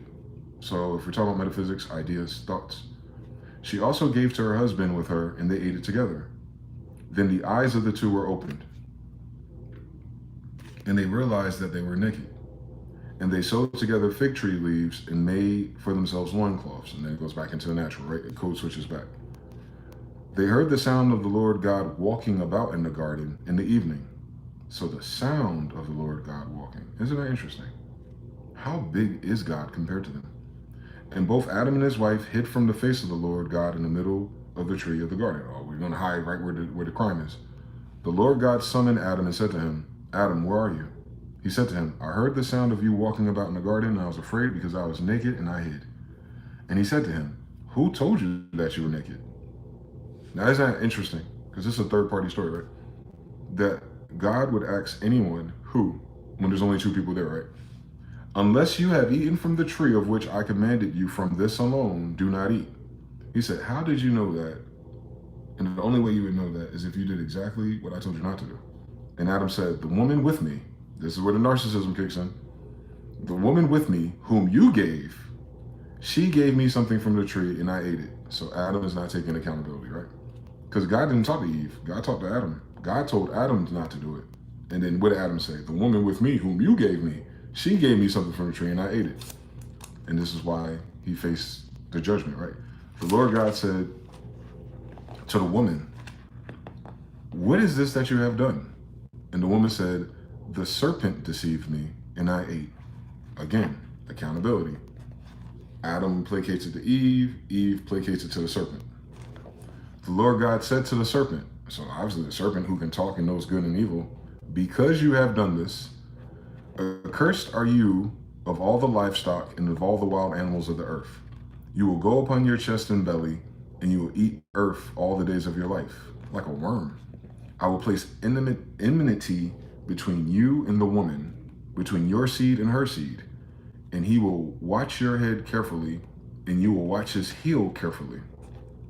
So you will watch her head carefully, and she will watch your heel. Wait, what kind of fucking metaphysic, inside, outside parable is that? Because they worded it different than the King James Bible that the white people remixed. Not the one we made. I will place enmity between blah, blah, blah, blah, blah, and the snake will watch your head carefully, Kundalini, and you will catch his heel. You'll watch his heel carefully. Snakes don't have a heel. So they changed the whole meaning of this thing by not translating it correctly. Not this book, but the others. Run that shit back. You will watch. It will watch. It will watch your head. You will watch its heel. But a snake doesn't have heels. A serpent, that's why. It's a dragon. It's a different type of creature altogether, or a different type of person. He said to the woman, multiply. I will multiply your pain and your moaning. You will bring forth children in pain, and your recourse will be to your husband, and he will be master over you. Oh, I see what they try to do here. I see that plantation game starting right there. But she never had children before. So would it be painless if she had it? I don't think so. It doesn't make sense. But mind you, this is a third party writing it, and they're trying to give you a deeper message. You bring forth children in pain, childbirth. And some women say they give birth and there is no pain for them. How lucky. And your recourse will be to your husband, and he will be master over you. But the context of master and slave in that doesn't make sense just yet for them in that moment because there's no other people to reference to, alleged.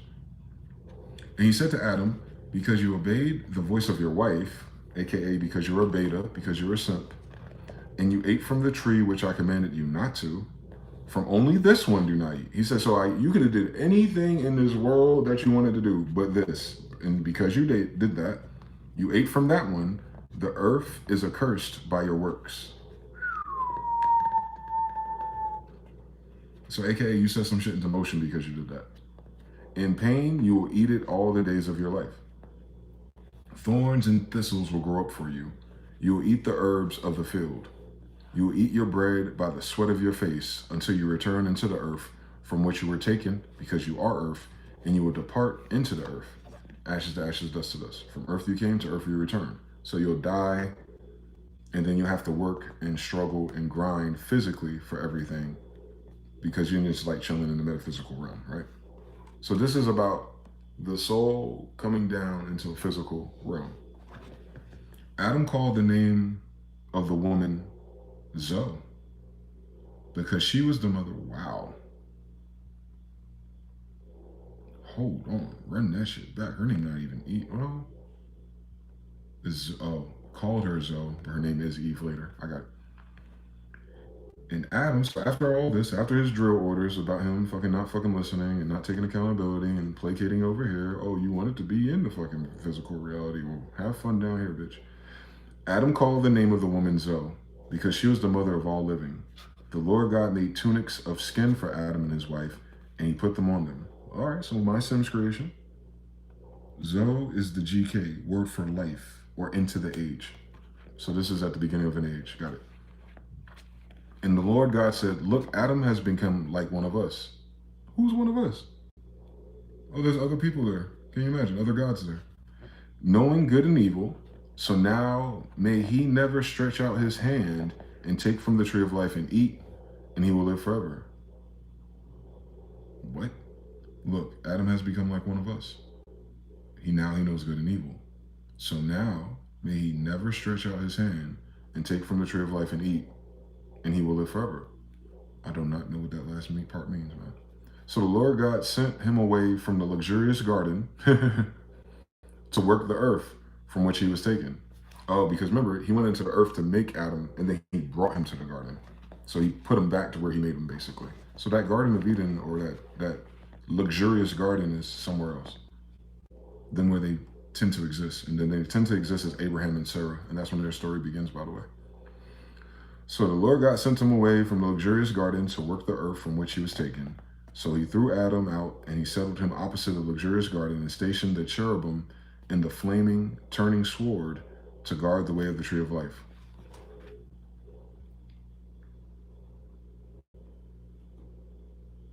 Flaming, turning sword.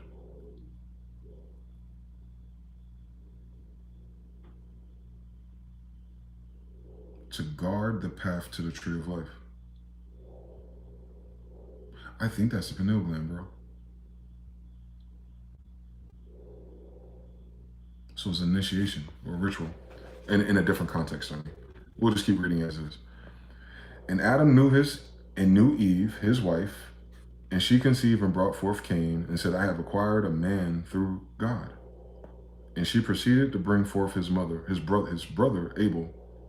I have acquired a man through God, capital G. Wow. Abel became a herdsman of sheep, and Cain was working on the earth. Now this happened after a number of days. Cain brought some of the fruit of the earth he was offering to the Lord. So he's making smoothies. And Abel himself also brought some of the firstborn of his sheep and some of their hard fat parts. So he brought bacon. God looked upon Abel and upon his gifts, but he did not pay attention to Cain upon his offerings. He grieved Cain very much. So Cain was sad that God didn't want the bacon, and he fell on his face. The Lord God said to Cain, why have you become deeply grieved? And why has your face fallen? Have you not sinned in your offer rightly, but do not divide rightly? Calm down. His recourse will be to you, and you will rule him. And Cain said to Abel, his brother, let's walk through the field. And this happened. While they were in the field, Cain rose against Abel, his brother, and he killed him. Then God said to Cain, where is Abel, your brother? But he said, I don't know. Am I my brother's guardian? Am I? Am I my brother's keeper? God said, what have you done? Question mark. The voice of your brother's blood is crying out to me from the earth. So where's this happening at? We think it's because he buried him or something. No, it's as above, so below happening. Hold on. Now accursed are you upon the earth, as if Adam and Eve's curse wasn't enough, right? Which opened its mouth wide to receive the blood of your brother from your hand. Because you will work the earth, it will not proceed to give its strength to you. I don't know what that means. How would earth bring you strength? What did you lose in doing that? You will moan and tremble upon the earth. Cain said to the Lord, my guilt is too great for me to be forgiven. So he didn't want to forgive himself, right? This is all mental, right? If you throw me out today from the face of the earth, and I will be hidden from your face, then I will be moaning and trembling upon the earth, and anyone who finds me will kill me. Isn't that very interesting? Cain is aware that there's other people around the earth. So Cain and Abel weren't created in the garden. They're already kicked out, and then they gave birth to them in an earth that's populated, by the way. Probably not densely, hence replenish the earth. The Lord God said to him, it will not be like that. Anyone who kills Cain will release 7 reprisals. The Lord God has placed a sign for Cain so that none who find him would kill him. Cain went out from the face of God and lived in the land of Nod.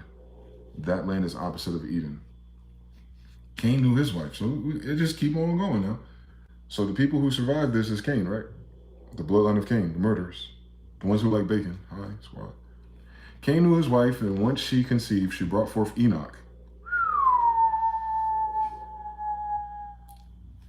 You know the rest of that story, don't you? Cain gives birth to Enoch, and then Enoch is the one that goes to heaven. Spaceships. He's the prophet, visionary. He was building a city and named the city after his son, Enoch. Irad was born to Enoch. So this is Cain's grandson, Irad, I-R-A-D. And Irad fathered Muhael, like Chel or Jael, Mehujael. So this is great grandson, right? And then Mehujael fathered Methuselah. That we know all about him. He was old as Methuselah. And then Methuselah fathered Lamech. Lamech took 2 wives for himself. And mind you, this is a summary of the book of Enoch too. Like that lineage right there, you'll see that Lamech was stressed out that his son looked pale, as if his wife or his woman got pregnant by a son of God. That does not insinuate that the sons of God are white people, by the way. Lamech took 2 wives for himself, and the name of one was Ada, and the name of the second was Zillah. All right, so we got some polyamory going on. Ada brought forth Jabal. This man was the father of the cattle raisers who live in tents. All right, America. The name of his brother was Jubal. This man was the one who invented the harp and the lyre. All right, we're about to get the bloodline of Judah popping in a second. Zillah brought forth, even she, Tubal-Cain, Freemasonry. And he was a hammer-using coppersmith of copper and of iron. So we know what age it is that this story is being talked about for this bloodline. Copper Iron Age. The sister of Tubal-Cain, these are giants by the way, was Nama. Lamech said to his wives, Ada and Zillah, hear my voice. Wives of Lamech, give ear to my words, because I killed a man for a wound to me, and a young man for a bruise to me, because 7-fold revenge has been given to Cain, but from Lamech, 70 times 7. Why did he say that?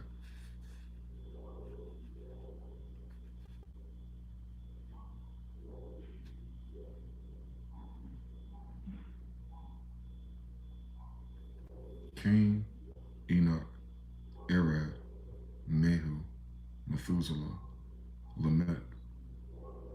Is that 7 generations? Hold on. Cain is the first generation. Enoch is the second generation. Irad is the 3rd generation. Mehu is the 4th. Methuselah is the 5th. Lamech is the 6th. So I don't know why he went to 7. I'm trying to figure out the metaphysics of it.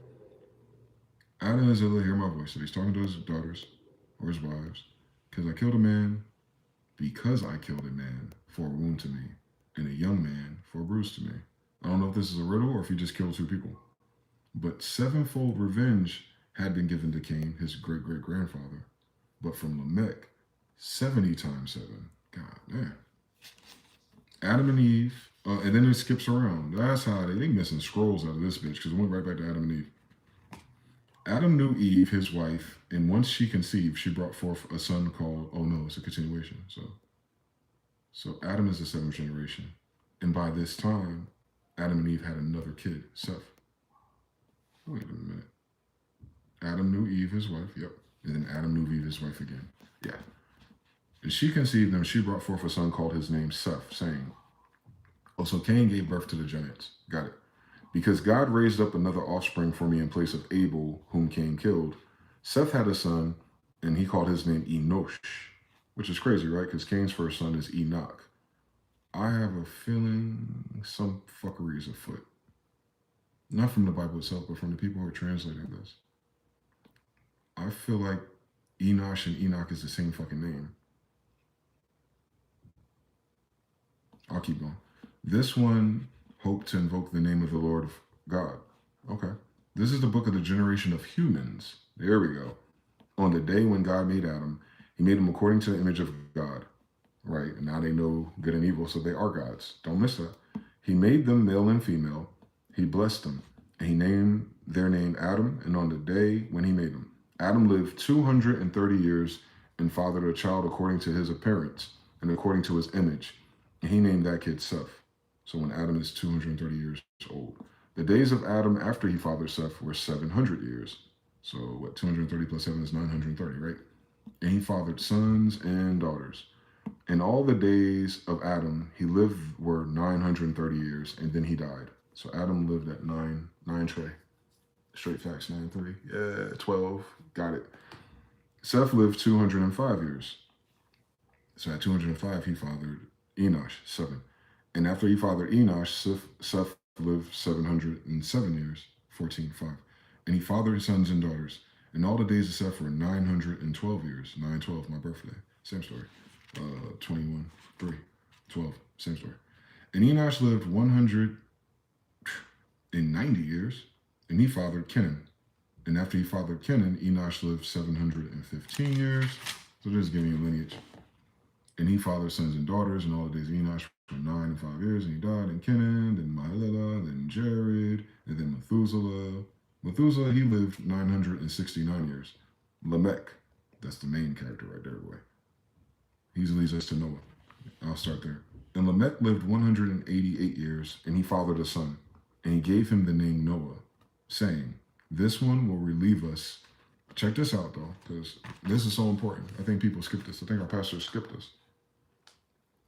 A lot of pastors that I've experienced in the Southern Baptist demonstration will say because Adam and Eve were disappointed and ate from the tree of life, this is why us today, however many years since the Iron Age, need the blood of Jesus, which is a mock blood sacrifice ritual, right? Eating from cracker flesh, drinking from wine blood, right? Come on, let's talk about cannibalism. But we'll get to those fucking heathens later.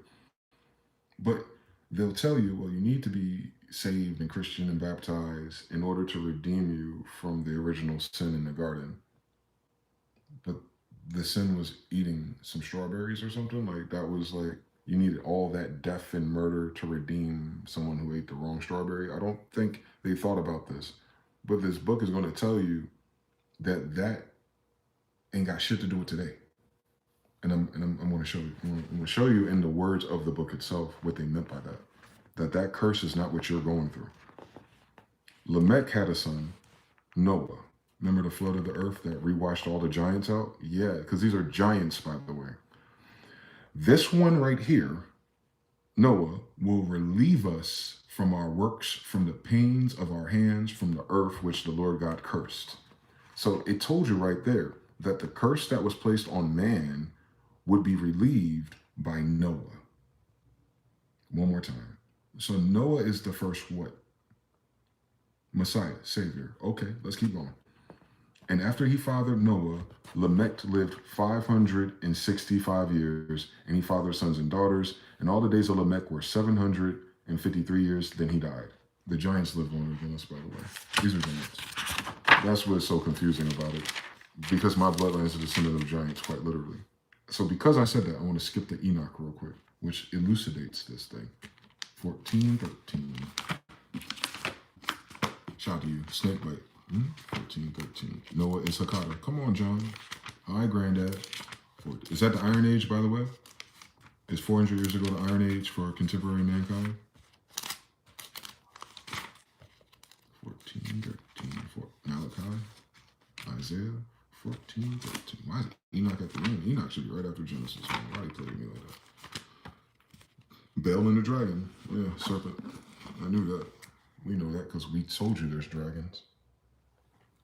About 800 to 1,000 years ago. All right, so 1400, 1500. That's why all of our stories of Moors have dragons in them. Daniel and the dragon. I think dragons are serpentine. These books aren't all written by the same person at the same time. That's all. And these are not even all the books. They just found a whole bunch of books and scrolls in Tibet. The fabled library that's in Tibet, they found it. Hopefully these fuckers don't turn them over to Smithsonian or the Masons just yet. And even scan them first so the AI can tell us something. Enoch. Is that where the flood is? I'm gonna smoke first and then we'll get to Enoch. Noah is Hakatakan. That's a bitch. So that bloodline is literally Adam, Charles, Otto the First. Yeah, is literally my 21st grandfather. So that genesis of this bloodline of people took place. If I am Otto the 21st, then that is what? Carlos V was what? And Charles I is a giant, so you could have had him after hundreds of years too. That's why I would go back to the 1200s. So this all happened within the last 800 to 5 to 800 years. In our book though, like that's what we're saying. That is not the history of Earth, by the way. It's the history of the children of Otto.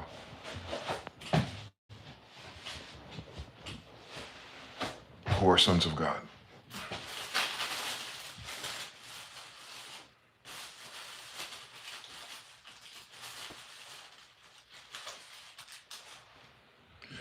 Very confusing when they try to make you just be a normal, regular person on a land that they stole, raped, and killed everybody on. And then mocked you and says, where's your God now? Well, you'll find out when you die. I don't think death is that serious.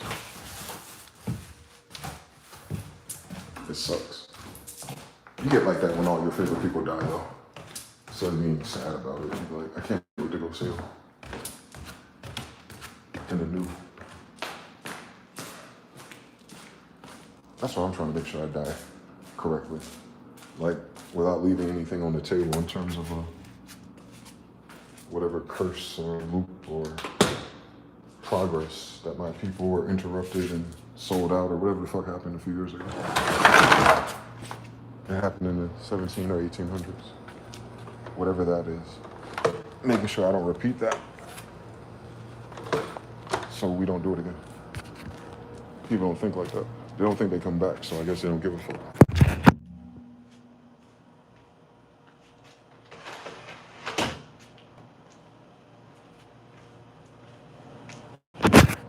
They end up saying that they're living for the moment and getting the most out of life, and that results around paper, fiat, and being a fucking narcissist.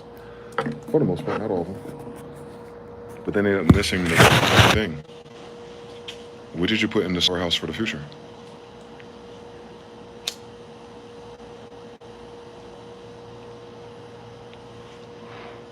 They can't see the future, so there's no such concept of it.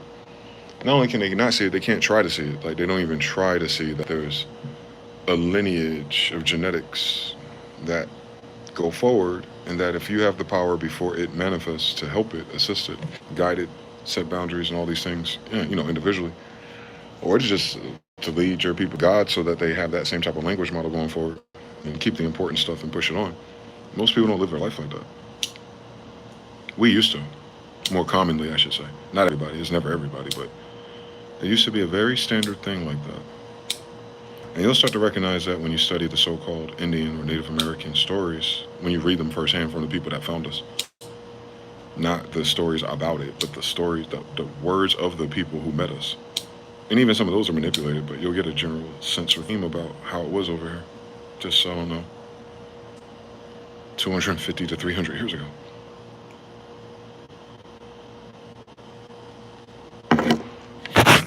you look at the covers of the America being the latest description of the New World, you'll see one of my grandmothers.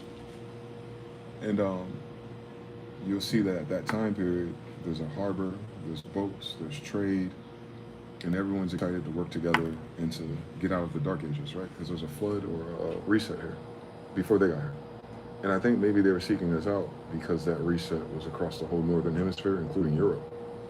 So you'll hear about the European dark ages, but you don't hear about the American dark ages because they fucking wasn't here. So there's nothing for them to say. But what I can determine or sense from the other, Salish and Dogon and stuff like that, is that that type of event happens a couple of times.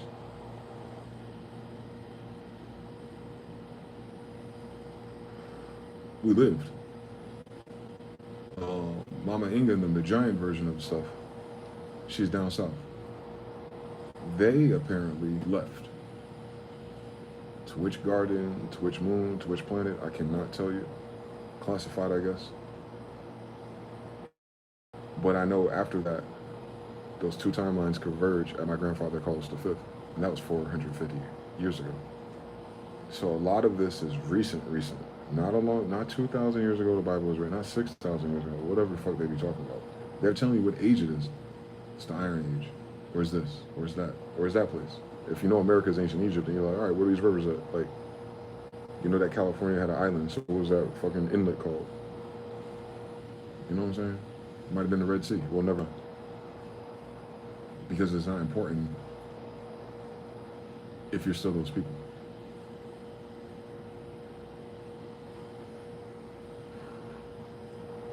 It's cool to have the history. Even if you knew exactly where it was and you put it to it on a map. And they made curriculums and documentaries and Discovery Channel shows about doing things like that. Where does that take you? If you're living in this world like this, it doesn't take you nowhere. It's like people minding someone else's business, digging up dead bodies. Think about it though. Why is it every time they come here and dig up shit, it's buried under mud? Sound like a flood, don't it? And it's not just kind of buried, it's very buried. What's important to know about that is that civilization that's buried under the mud in South America and Central America, and even up in the caves of Ohio, even the Great Lakes wasn't there when they got here. You know that? The Great Lakes are made by man. They're artificial. Not them, us. So even when you think about that and the magic or the science or technology behind doing shit like that at that scale, even if it's just ingenious, right? It didn't need a whole bunch of IBM computers. It's just someone who knew how to get the water there, or just from the bottom even. And then they go to the bottom of Chicago and Detroit and places like that, and they see all these dug out salt mines way before the white man got to them. So a lot of salt, a lot of food, a lot of preservation already spent. Copper mines all over those little islands that peek out of the Great Lakes. Benjamin Franklin, if you will, was that 250 years ago? I found a newspaper article that described this. Is that Benjamin Franklin was leading these people during the time of the Louisiana Purchase to the Great Lakes because there's a copper mine there on one of those islands. But not just a copper mine, a burial ground for giants. So then you got a code switch. I'm like, wait a minute. We're assuming the American Indian and the other tribes were the people who built all these things that they're digging up. And none of us said that. It's an assumption that made to a bunch of people who just got here who don't know anything. And most of those people who are studying and doing this, you didn't get universities and literacy and English and all that shit until the 1800s.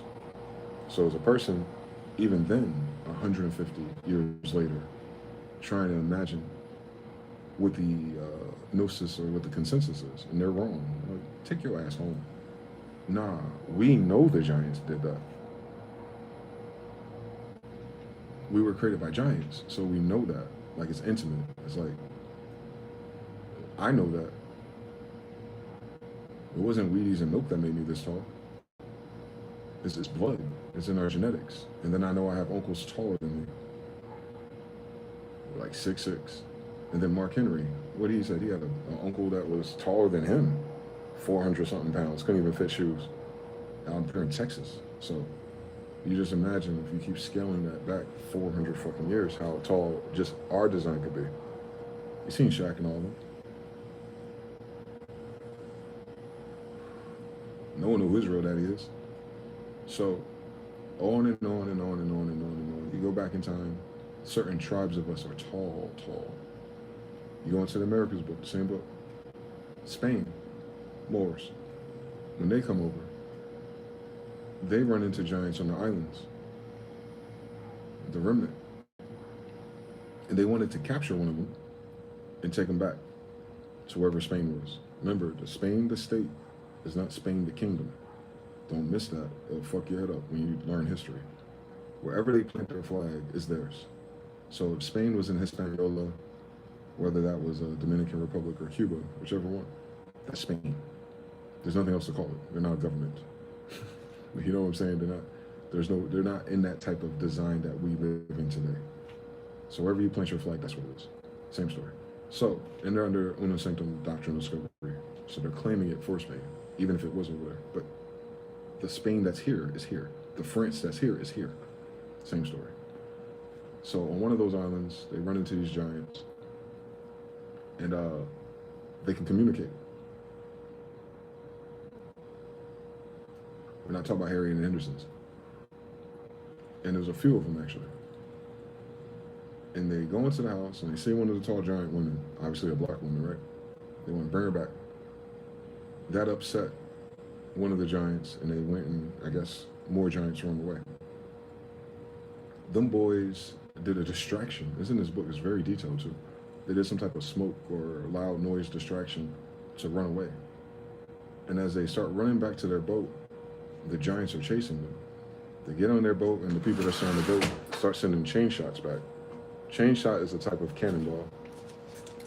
So they're shooting chain shots at the giants, and the giants run into the water, and they barely get away.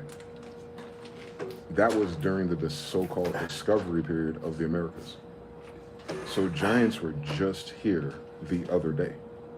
So imagine if Spain ran into giants, and they just got here, and we always been here.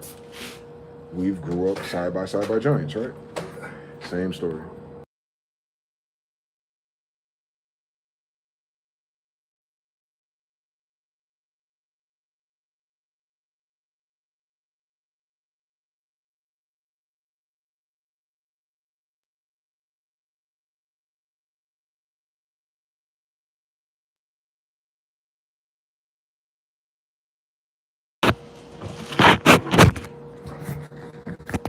So if the giants have always been here, that's what you're reading about.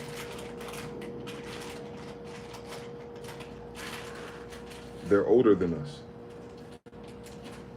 And I assume they're not going.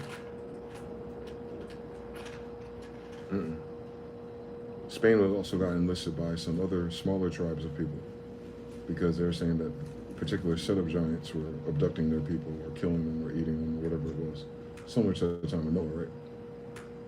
So Spain said, if you repair our boats, then we'll go handle it for you. And on the way to handling that story, they ran into tall people in purple. Very particular color, so it's very royal. So we know the tall people in purple on the island are of a higher status compared to the little people that help fix their boat. Mind you, the little people can fix their boat, so they're aware of technology. But the tall purple people were their own, like they're their own tribe, their own, group of people. And then they were the buffer between the little people, them, and then the giants. And Spain even attacked the people in purple too. They didn't name them though. I think that's intentional.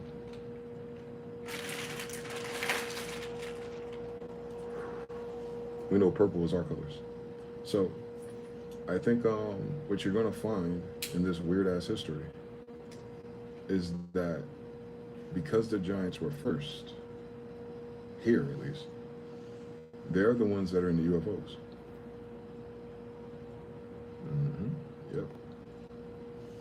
Yep. Book of Enoch. It's gonna tell you the same story. They're the ones that have all the technology, all the music, all the instruments, all the metallurgy, everything. It's giants. And if you find yourself in this world today and you're not a giant, then it's not talking about us, right? Like this generation of man can be. So when you talk about royals and bloodlines and angels and sons of God and stuff, it doesn't skip giants. It goes through them. So the bloodline of giants is where you get the kings and the royals from. because the giants are the ones who built the castles to begin with.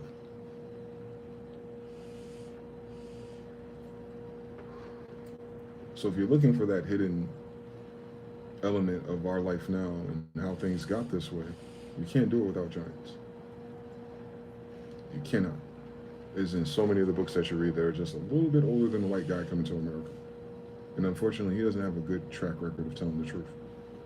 So I find myself in a lot of difficulty just disregarding everything I've learned in school because it's narrative, it's programming, it's bullshit. And that's a disservice to his own children, I think, too. Because then they'll never have a proper grasp on this reality. And thus, all the decisions and the things that they aspire to will not be accurate enough for them to understand the timeline that they're in. It might be a time that we see giants again, you know what I'm saying? What would you do then? Attack them? You hear about all these stories in the Iraq and Afghan war where they said they saw a tall, red-headed giant in a cave and shit like that. I believe them. They might be sparse. Or, part two, their land is not marked. There's this big talk about the white man in Area 51 and, you know, they got this technology from aliens and blah, blah, blah. We went from the more technology that they robbed from the World Fair expeditions. If you look up the World Expedition pictures, you'll see that they gathered all these creations or tool sets, huge tools, giant tools. Like if you see Tesla and you see pictures of Tesla and he's sitting in these rooms and there's all this shit around him, he ain't built that shit. It's there already. They gathered it, moved it, and put it there, but it's giant. That means something way taller built it. The doorways and the archways, something way bigger built it. That's what my people were saying. We weren't talking about little people and whatever you think the average American Indian was. No. You go further in the America's book, and you turn the pages. You look for the images, and you'll see it. You'll see a whole ritual of Indians, black people, by the way. They're all black in that book. Tell them to stop fucking playing with us. And there's a giant in the middle. Oki and Manetto, those names.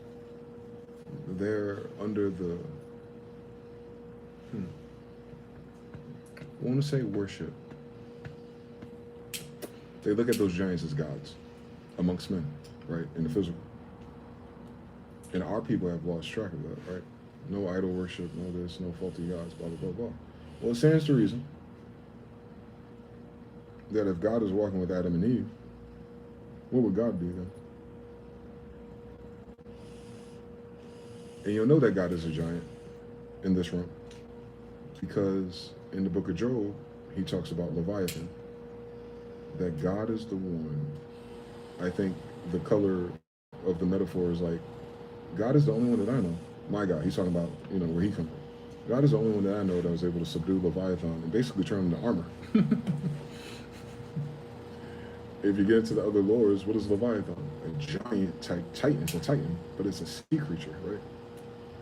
So imagine if God has to go face to face with a sea creature, that God is, they're talking about something physical and not something universal. Like, oh, the universal God, that's an unseen, that's, you know, that's not, none of my people are talking about. They're talking about quite literally, right in front of me, what I remember, where I come from, whatever's coming out of these spaceships is able to set this whole shit flat. They're not talking in alliteration when they're writing back then. There's no such concept. There's no Hollywood. There's no reason to do it. They're being literal, but the writers themselves are magical people because it started that way. They didn't ban magic until when? The white people came. The Inquisition, the Templars. That's why you don't have so much of your history, because most of it's about magic. You can't tell this story without giants, magic, and flying crap. Or dragons. We've created a false reality out of our physical reality. And we're locked into certain landmasses and certain highways and certain flight patterns. They haven't scoured this whole planet. They're not even allowed to. Regulations, FAA, all that shit. They stay away from the other things. And we know they do. Because they're pussy. So that means they were working with something of that nature to give them what they got. When they went from cathode rays to microwaves, when they went from black and white to full color, they did it really quick. And that's only after being here for about 50 or 60 years. So obviously they found what they were looking for. Like I told you, Christopher Columbus wasn't looking for new land and spices. He was looking for species. And he knew what he was looking for, the cities of gold. Why is that important? The cities of gold insinuates they were built by giants because they had the tools to shape gold. That's why they were so shocked that the Indians can do it too, with way less crude materials. Like, damn. We need all this energy and all this oil and all this shit to make these things. These motherfuckers found a way to make gold tip arrows with cloth and shit. How did they learn how to do that? They were raised by giants. Nomo. That is Enoch. We're walking around a place that was already inhabited by giants, and then we were subduing the giants. Israel. How did Israel subdue giants? Impossible. Technology. Who gave us the technology? The God that put us here. Same story. Novus is Tyler Perry. I don't even know what that means. 4 domes, and only 2 of them were colonized. Got it. So there's 2 more. Probably giants and dragons still there. Matthias, how you doing? Jonathan 3, TVFB 3, Harut 3. So let's go to Enoch real quick and talk about this shit one more time. So Enoch is Cain's greatest grandson. Enoch's word of blessing that blessed the righteous chosen. So there's very specific people, righteous chosen, who will be present in the day of tribulation, when all enemies are removed. For the righteous shall be saved. Don't that sound like Jesus? Taking up his proverb, Enoch said, the man is righteous, the vision from God was open to him. Tree of life, right? He possesses the vision of the Holy One and heaven. So it's 2 different things. He showed this to me, and I heard only holy speakers, and I listened to everything from them. In watching, I knew, and I did not intend for these things for the current generation. So he's throwing it into the future now. Rather, I speak at the generation that is far off from him. Mind you, they lived hundreds of years. So he talks about the chosen ones and all the visions. I've read this before. Let me get to the part about the angels, the giants. These are the name of their rulers. Samaiza. This was their ruler of all the angels that came down with him. Arath, Kimbra, Sameh, Daniel, Azaras, Semiel, Amiel, Chakreel, Ezekiel, there he is, Batriel, Sathiel, Atriel, Tamiel, Barakiel, Anantha, Thaniel, Ramiel, Aziel, Rakiel, Toriel. These are the chiefs of 10s amongst them. So each of these have another set with them.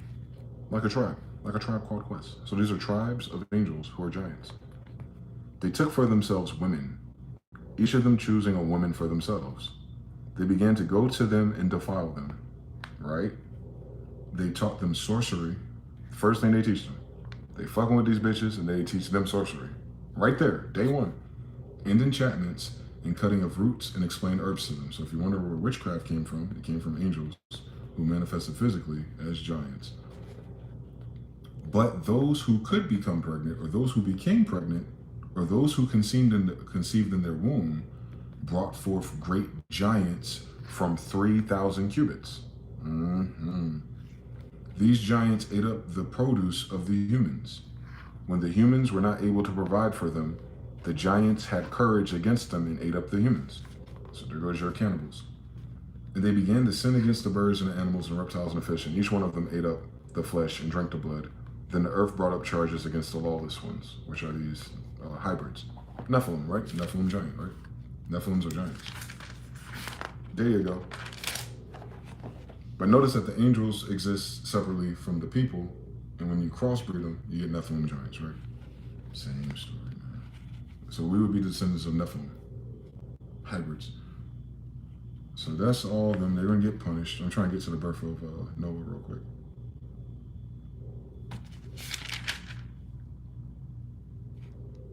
Enoch's heavenly vision. I stopped there last time. Lord gives a prophecy to Enoch. And to you, Enoch, he said to me, the true human, meaning he doesn't have the giant blood in him, a human of the truth and a scribe. Then I heard his voice say, don't be afraid, Enoch, a true human and scribe of the truth, come here and hear my voice. Go say to those who sent you, it was necessary for you to ask about the humans. and not the humans about you? On what account did you abandon the high holy heavens of eternity, craft, flight, and sleep with the women and then defile the daughters of humans, very specific, and take women for yourselves? So right there, I don't know what the fuck no one's talking about. I understand why the church would take Enoch out of their book, because these faggots want to feel like they're the biggest and baddest in charge down here. You know, the Pope and Unum Sanctum and Inter Caetera. No, you're not, bitch ass nigga. Look at them. You acted just like the sons of the earth. You fathered children for yourselves, giant sons. And you were holy, living, eternal spirits. But then you were defiled with the blood of the women. And with the blood of the flesh you brought forth children, and you desired the blood of humans, cannibalism, just as those of flesh and blood do, those who die and are destroyed. So it's like, you ate from the fucking garden too, bitch. What the fuck wrong with y'all? Because of this, I gave women to them in order to be impregnated and procreate children by them this way, so that not every work comes to an end from them upon the earth. Preservation, right? You were living eternal spirits and not dying into all the generations of eternity. And because of this, I did not make wives available to you. But the spirits of heaven, their dwelling is in heaven, right? And now the giants who are born from these spirits, even the strong spirits of flesh upon the earth, their dwelling will be on the earth. So AKA, what you brought down here will stay down here. Evil spirits went out from their body, so when they die, for they came from higher places. And the beginning of their creation and foundation is from the watchful holy ones. This will be called evil spirits. So their creation and their foundation is from the watchful holy ones. So for the watchers created them. So for the spirits of heaven, their dwelling will be in heaven, and the spirits that are born upon the earth, their dwelling will be upon the earth. So they won't go upstairs, right?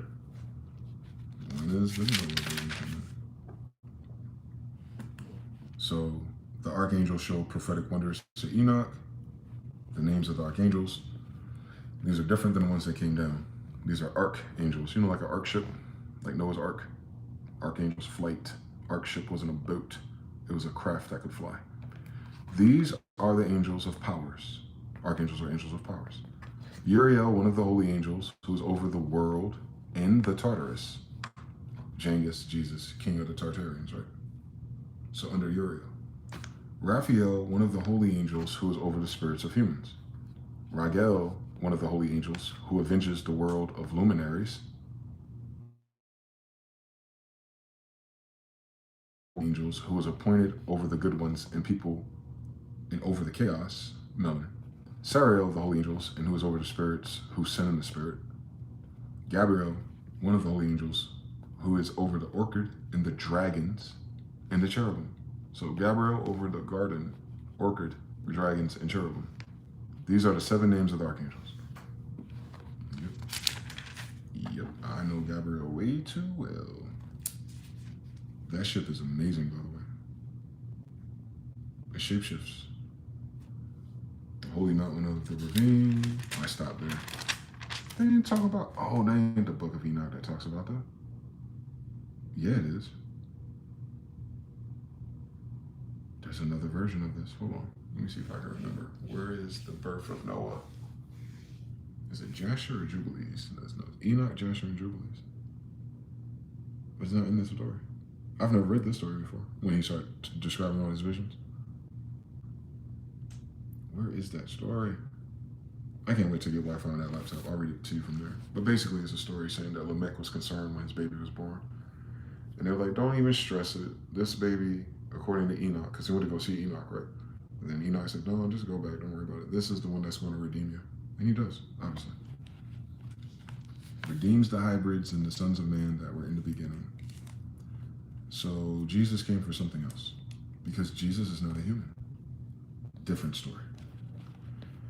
Beyond these, I departed far off towards the east, and I saw another great place, a ravine of water in which there was also a colored tree of sweet aromas like a mastic tree. Also from the lip of these ravines, I saw a cinnamon tree of sweet aromas, and beyond these, I departed towards the east, and I saw the other mountains, among them groves of trees and nectar going out, and this is called Sarah and Gabanon.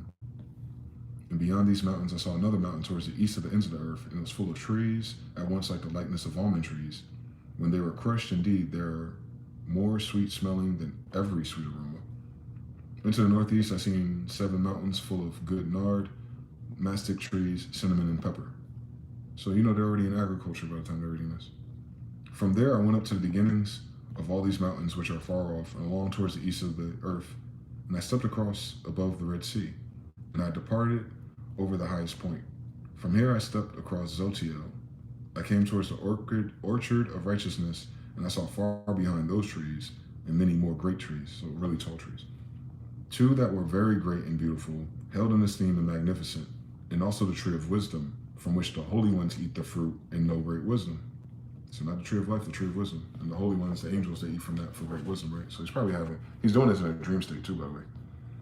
The tree is like the fir tree in its height, and its leaves are like the carob tree.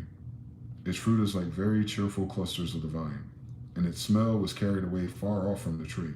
Then I said, how beautiful the tree and how pleasing to behold.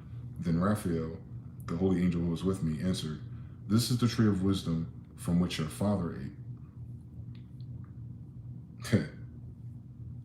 Can you imagine? And Enoch is the tree of wisdom. And the dogs began to eat up the sheep. Remember, those were big dogs back then. And the pigs and the foxes ate them up until the Lord of the sheep awakened one ram from the sheep. And this ram began to pursue and gore them with its horns. Yeah, it's alliteration. They're talking about Moses. And collided with the foxes and also the pigs, and they destroyed many pigs and also outraged the dogs. And the sheep, the eyes of which were open, looked upon the ram, which was with the sheep, until it relinquished its way and began to go to open the place without roads. And the Lord of the sheep sent off this land to the other land, and stood as the ram and leading the sheep in the place of the ram and relinquished him away. Yeah, he's doing a prophecy about someone that's going to come in the future. And he went from him and spoke to him a whisper privately. And he raised him into a ram and into a ruler and into a leader of the sheep, Israel. And the dogs all over were afflicting the sheep, so still under attack. And the first ram pursued the second ram, and it fled before him. Then I looked at the first ram until he fell from the face of the dogs. The second ram leaping up to lead away the sheep. And they were strengthened and multiplied, and all the dogs and foxes fled from the ram and were very terrified by him.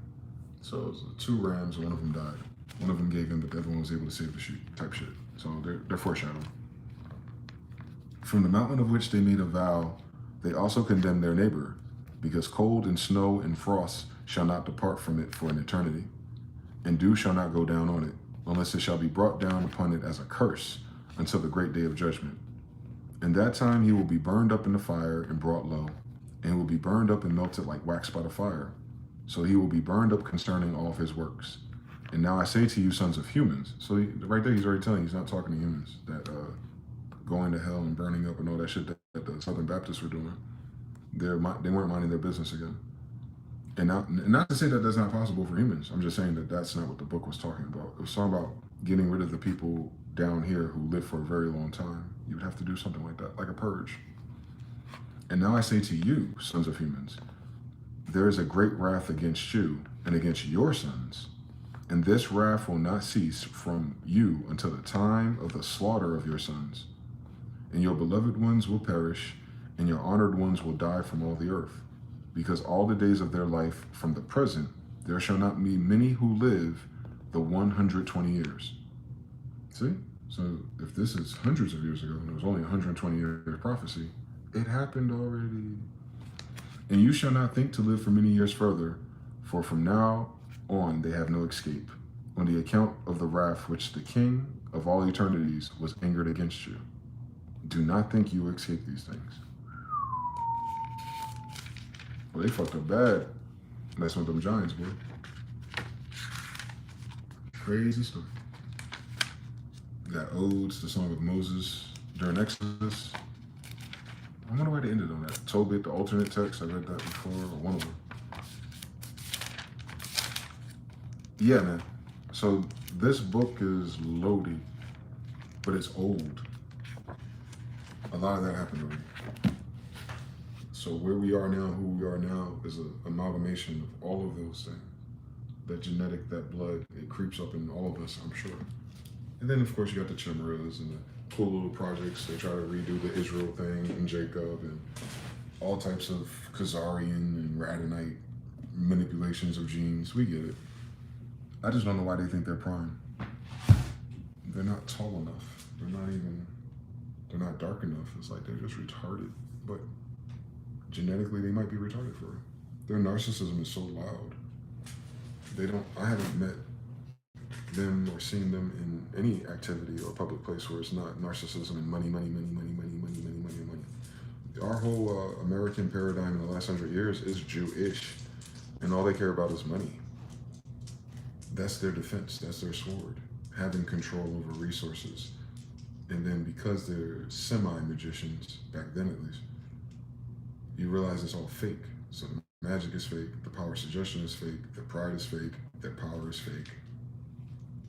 And that's why we have such a wide society again today, very similar to those stories, loop, but it's not the same. Because we're way more aware and powerful than a lot of more recent generations. And most of that power comes from minding our fucking business, don't it? Now Andre says, new sub from Memphis checking in. Thank you for this information, bro. No problem, Dre. Squad. Yeah, I don't know. I don't know enough. And that's just one of our holy books. I gotta go on a Pokemon quest, and I am in Barbados. When I get to my holy place, my next holy place, I want to build my library again. And I want to get the books I miss. I want to try to find me a Quran that's like that. Because I know there's a lot there too, about the jinn and the more elemental things. That seems to chase us more than anything, more than giants, or, you know. But I deal with spirits and UFOs, so get a Quran, whatever book Zoroaster, Aaron, that magic school was about. And then the American Indian stuff that we wrote, that the Americas book references to, I doubt they destroyed it all. I think they're hiding it. It could be in Virginia still. They have that Masonic temple out there for George Washington. They might have it. The Masons might have it. No, that would make the most sense. The Masons might have it, not the Smithsonian. So I might have to meet a cooler Masons who can take me to that library. So I go on the 13th floor and see it for myself. I don't think saying I'm King John Smith's grandson will work for them, since they're obviously held their swords and shields against us. Blasphemy, treason. But a lot of people today don't know that, so maybe they'll be cool enough. Cali too, because it's the so-called Spanish side of the Moors. Khalifa, the giants, the Amazon goddesses types, and then, you know, Sir Francis Drake and all of them. And what they built. And with some of the other groups of people too that came from Tartaria and the islands, and you know, through Alaska, Russia, all those people that wandered down here, and then also you have a lot of what we call Mexican people today. They're mentioned in America's book too, that we gave them land north of the river, and then we taught them how to plant things on, what's that called? Like frog pads, kind of thing. So they'll take their portion, Malachi 3 and 8, of what they're doing on the land, because it's our land and we're letting them survive and live and thrive. As long as they send things down the river to us, tithes, offerings. So it was cool, man. Shit didn't get weird into the 100-Year War again, or what war is that? Yeah, I think it's called the 100-Year War. Isn't it crazy how they lie to you and say, oh, they're just discovering the new land and there's just these brave explorers and doing nothing, and they find all these people and they just start instantly murdering everybody. Yeah, sounds like a war to me. So how do you declare war on something you never knew, never existed, and just met? And only you know you're at war with it. They don't know they're at war with you. They don't know who the fuck you are. Yeah, very evil. They obviously lost that war. We don't speak Portuguese or Spanish. But they won't tell you that because the white man has to act like he's Christopher Columbus's kids or something. It's like, how the fuck did Christopher Columbus, a Jew, a Moorish Jew, turn into white people owning America? It doesn't make no fucking sense. And he's working for the church under Isabella and Ferdinand. None of those are white people. What the fuck are they talking about? And it's because of their books. They didn't give us history in this country. It would absolutely undo every thought and pillar that keeps the American dream alive, if they did. And now people don't know how to read. Now people just believe what they see on TikTok. And then people don't have the value of looking for truth. Because if you're looking for truth, then you've already accepted that what you have access to is a lie. So it's kind of a contradiction to most people. Like, nah, I know everything. You know, I went to school, I did pretty good, I went to college, I watched all the shows, I saw all the movies, we talked about this at dinner. You ain't talking about nothing. I was talking about this earlier. I am in Barbados, Abdullah to Neville Goddard. Well, the same thing is true if your reference point for your current life is also false. You are in America, right? But it's not really what you think it is. It's what they told you it is. And then you made your thoughts and triangulated what it ought to be. So then all your struggles, all your efforts, your need to work and grind and hustle so that you can establish something in a false version of your reality. Whereas if you got back more to your original habit and traditions and cultures, none of those books talk about grinding. Shout out to T. Nicole. None of those books talked about diet. None of those books talked about workouts and fucking shooting and nothing. It's very practical. It's what did God tell you to do? And all these things will be added unto you. So right there, that's a seek ye first the kingdom of heaven. Jenga says, where's the kingdom of heaven? Inside of you. So seek inside of you first. Righteousness, higher vibration. Seek ye first the kingdom of heaven, and then all of these things will be added unto you. Seems very simple, right? One more time, let's just walk through that. If ye seek feast, before you do anything else, if you first seek, pursue, look, the kingdom of heaven, then after you do that, after you go within, then all of the things, physical reality, will be added unto you. That seems very simple. Not simple to do because of the constraints of our society, our communications, and the world that we co-created by default because we're given poor, shitty information. We're given these materials, if you will, to think about, and we define life based on that. And we're in a time period now where you see that it kind of expired. It didn't expire for the white folks until Charlie Kirk got hit in the neck. I'm talking about from reading headlines and narratives and Candace Owens and Twitters and threads and stuff. I noticed, like, it didn't really hit them until he got hit. That even their people, their Malcolm X's and Martin Luther Kings, are getting knocked off by their own people, right? Hypothetically. We know it's pro-Israel, but even that don't matter. They're not that powerful if they gotta do everything sneaky. I'll smack the shit out of you and I'll back it up. I don't have to hide and hire people, right? They're not like that. They hide behind their money and they're running out of it. So they're losing their power too. And then they piss off all these white people by doing that. They're just not directing that energy. They're not seeking first the kingdom of heaven to find where the shot really came from. And because of that, they're gonna lose. But I'm talking about grasp of control of the reality.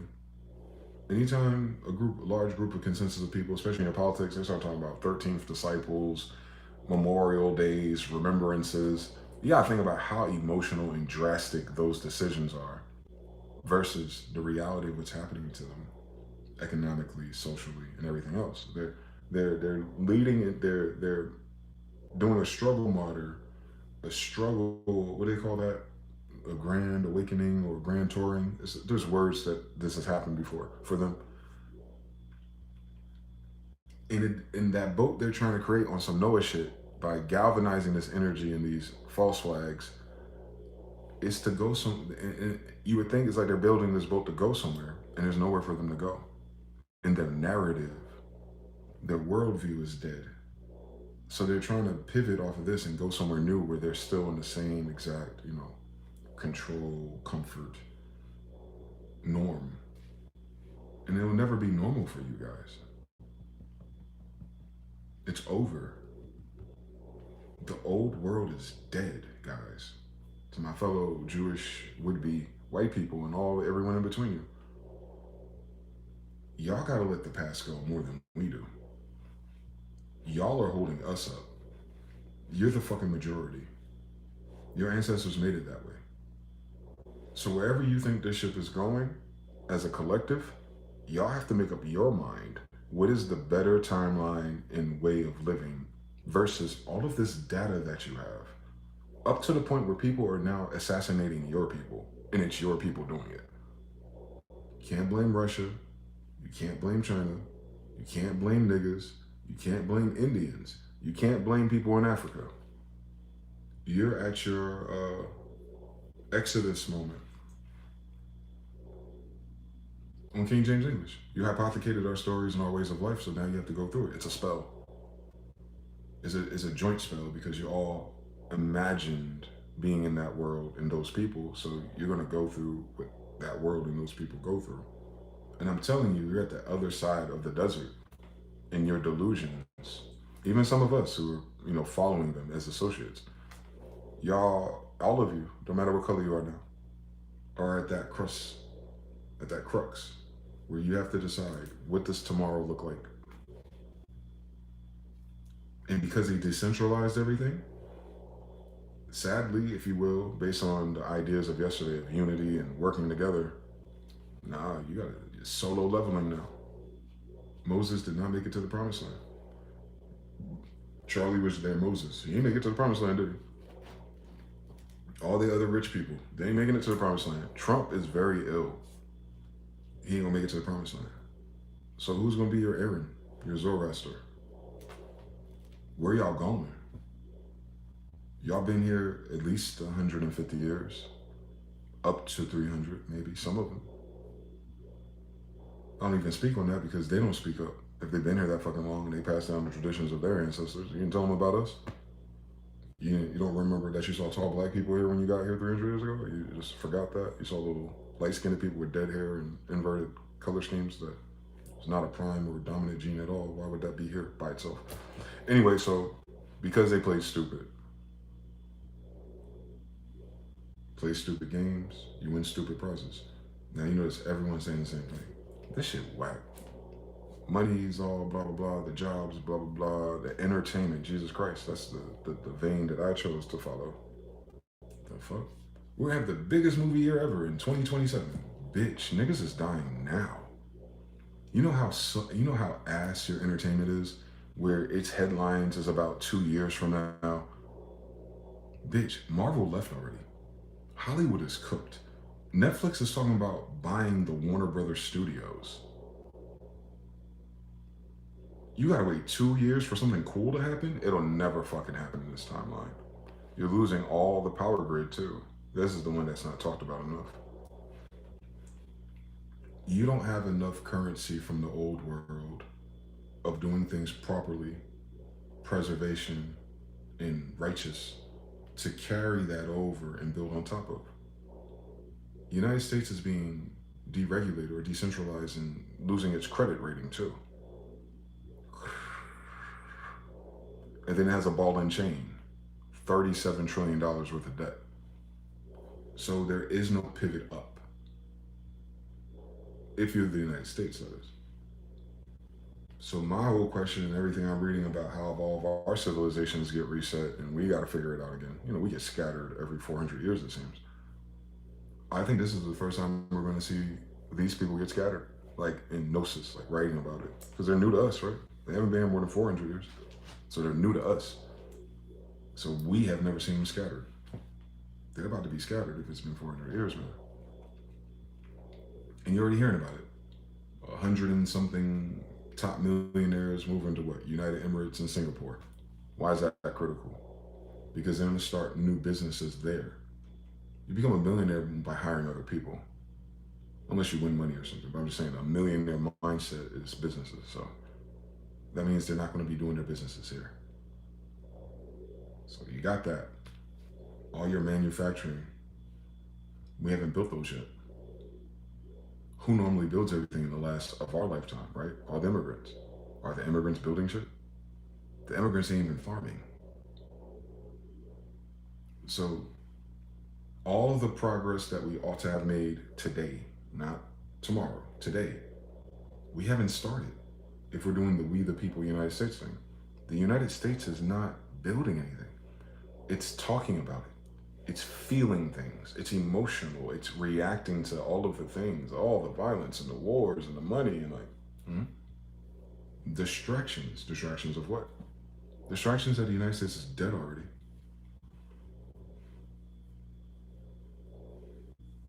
Like Blockbuster Video.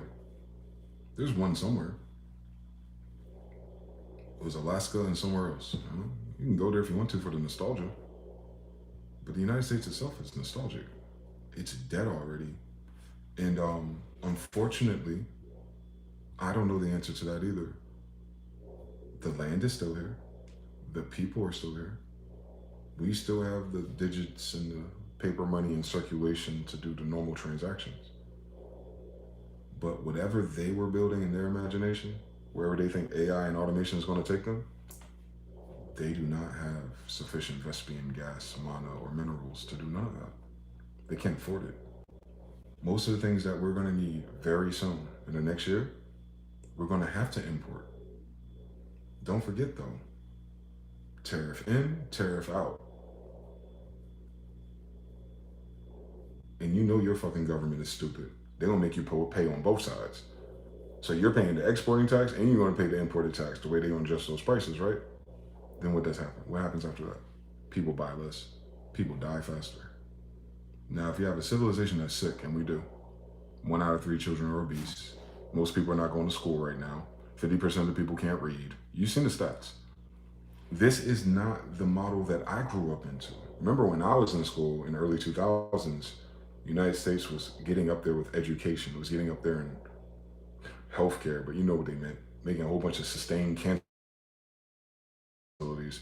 Like it was going upward and then it hit a brick wall in 2008, which is the same people that are running White House right now. Peter Thiel and all of them, they were behind that.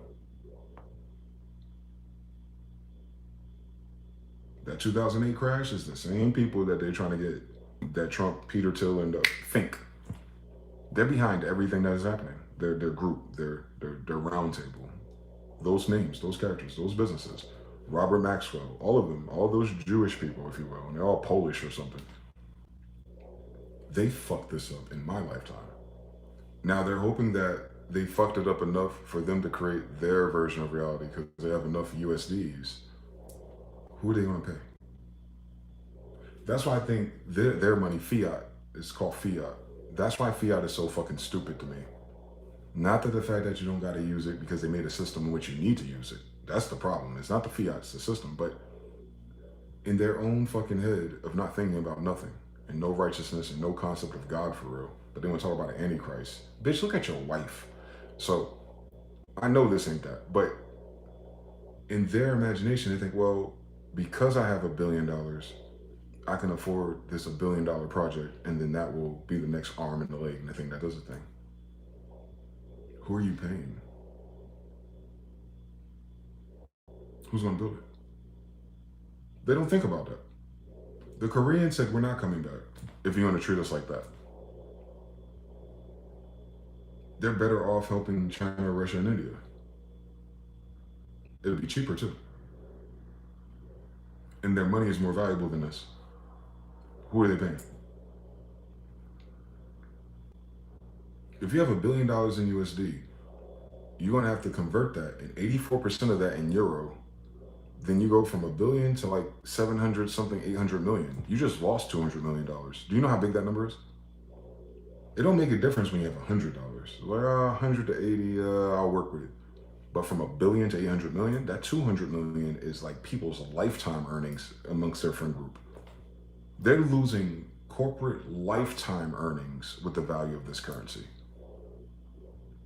It's a percent, but it's a percent of a very fucking big number. And that percent is a very fucking big number. So all of that, like, oh, they want to buy crypto, is limited.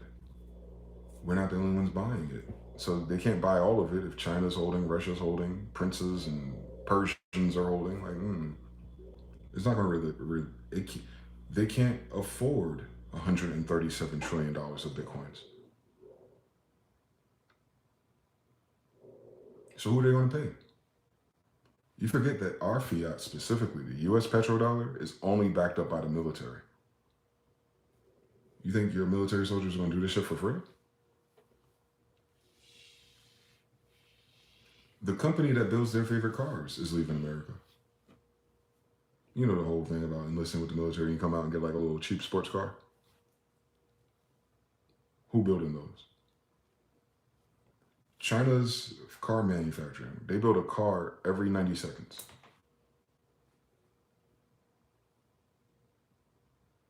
You hear what the fuck I just said? Today. China could build an EV in 90 seconds. Ford will never catch up. We don't have the factories. We don't have the skilled labor. We don't have the immigrants. We don't have the pay wage to justify such labor here either. Because if a fucking person at a fast food gets $15 to $25, how much are you supposed to pay the person that deals with laser tools? That's a lot of money. When you need thousands of those employees to do that job, to even do a fraction of what China is doing. They talk about AI. Japan's about to beat all of them because of their quantum computer. AI is one thing, but how fast your AI moves is the computing part of it. Remember that whole thing about NVIDIA and chips in China? So NVIDIA is going to drop because there's 1 billion Chinese people and there's only like 300 million of us, a third of the difference. I'm walking y'all down this road for a minute because I just want us to get past the romance of the United States dream that they sold us. It's not doom and gloom for us though, because they never included us in their dream anyway. It's sad to me though, because part of me who went to school, who did the things, who watched the cartoons, who watched the TV shows, who grew up on entertainment, believed a piece of it. That if I do what I was supposed to do, then my kids probably will, right? Nah, not in that tint at least, not in that Instagram filter. That's not what is about to happen here. The United States, and I'm saying this separately from people and separately from land, the spell, the idea, the roles, your ID, your social security number, your birth certificate, that's the United States. The rules, the regulations, the laws, the judges, that's the United States. But when you take all that away, they're just people who are kids, who used to play outside, who used to get beat up by me. Two different things. So the United States itself, that thing that people are holding on to, that pride and all that, is already dead. You're seeing it on your timeline. On some Charlie Kirk shit. Can you fucking imagine that? Christianity, gods, and this, money, jobs, and that. I'm in Vegas right now, boy. These motherfuckers are trying to attract tourists for 25% off of parking. Bitch, the parking used to be free a year ago. So I need you to think about this in terms of competence. They're saying, because, you know, the people who regulate, they get $800 million a year to attract international people to come to Las Vegas, right? Business conferences, gambling, whores, drinking, you know how it is. Sin City type shit. But for the millionaires, for the big people, for the big spenders, the whales. They fucked up so many things here, bro. And I haven't been here my whole life. And the idea I had of it and what it is, and it's funny, I get to a place when it's dead already, a day late and $1 short. Name of my life. Where I'm going next, though, it won't matter. But even the underworld part of Vegas, and this is a big part of Vegas, the money laundering, they banned that shit. They have a new policy on top of all the things they fucked up called you have to know your customer, meaning you need their banking records. Why the fuck would I need to let you in on my personal life for me to trick off $1,000 on Keno and poker? What they're trying to say is that the federal government is trying to find all the loose ends and collect and tax and penalize. There's one of these brothers out here, he's in a $25 million loss, went to jail for a little while, you know how it is. And because of that, I'm watching him talk about it. And he was like, the drug dealers and it says the weed dispensary people, the other drug dealers, and you know, certain type of businessmen. He said all they got now is like doctors and electricians who do not have that disposable income to do those high stakes things, to rent out those penthouses and things like that. People who travel here and they're tweeting or they're walking around like, oh my God, I can't wait to go to Vegas. And they get here and they be like, oh, I lost $10. I'm ready to go home. Because the energy is missing. It's not the tricking on money. It's not like the bitches look better. It ain't like the drinks taste better. It's just we cast a spell on what the thing means and is. And there's an energy that matches it because everyone sees what it is. And that is the fiat moving. Like the money's moving fast. You can sense it. You can feel it. The way people dress, the way they're talking, the laughter. The best thing that Caesars can do is 25% off of parking and food, bro. Why is that important? Why am I emphasizing that? Because it's a multi-billion-dollar corporation that cannot afford to offer free parking despite the fact that no one's showing up. One more time. It's like the stupid shit that grocery stores do when they throw all the food out into the back, and then they get mad at a homeless person to come get it. It's because they can write it off, right? And I think, well, if you can write it off, why are you sweating that? Well, if they get caught, if we get caught, blah, blah, blah with the write-off, then the federal government, the secret shopper will snitch on us. Nah, that's not what happens. I wouldn't know about that. I've worked in all those places. I've never met that person. But that's the concept. The concept is we have to make money somewhere. Your casino is down to squeezing pennies on parking, my niggas. I need you to understand what time this is. A casino cannot afford to offer free parking. Run that shit back. If free parking is what if the parking prices was why people don't want to drive from Cali and surrounding areas to Vegas, because it's expensive, right? Relatively. But if I'm about to trick $1,000, I'm not tripping on $50 parking or whatever the number is. It's under 100. But they think that's what the answer is. I'm talking about people with the most money. Donald Trump thinks what the answer is. Well, we're going to charge tariffs. That won't cause your prices to go up. But it fucking did. All he has to do is go to a Target or a fucking Publix. But he gets to say, we collected $4 trillion in tariffs. The tariffs are working, but the prices are all-time low.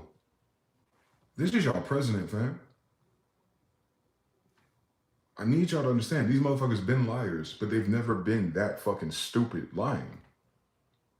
Lying is one thing, but the quality of the lie is dying, is what I'm saying to you. Is that there's nothing cooler to lie about. They're lying about what's obvious, not true.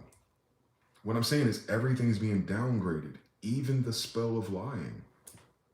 It's not even funny, right? It's not like, we are paying for this. The eggs are still up. I told people this years ago. Food cost is the only thing that doesn't drop down. These are the new prices per the system, like the system itself. This system that we have since we got fucked over in 1913. From 1913 till now, and every time there's food increment prices, they never drop back down to pre-incident levels.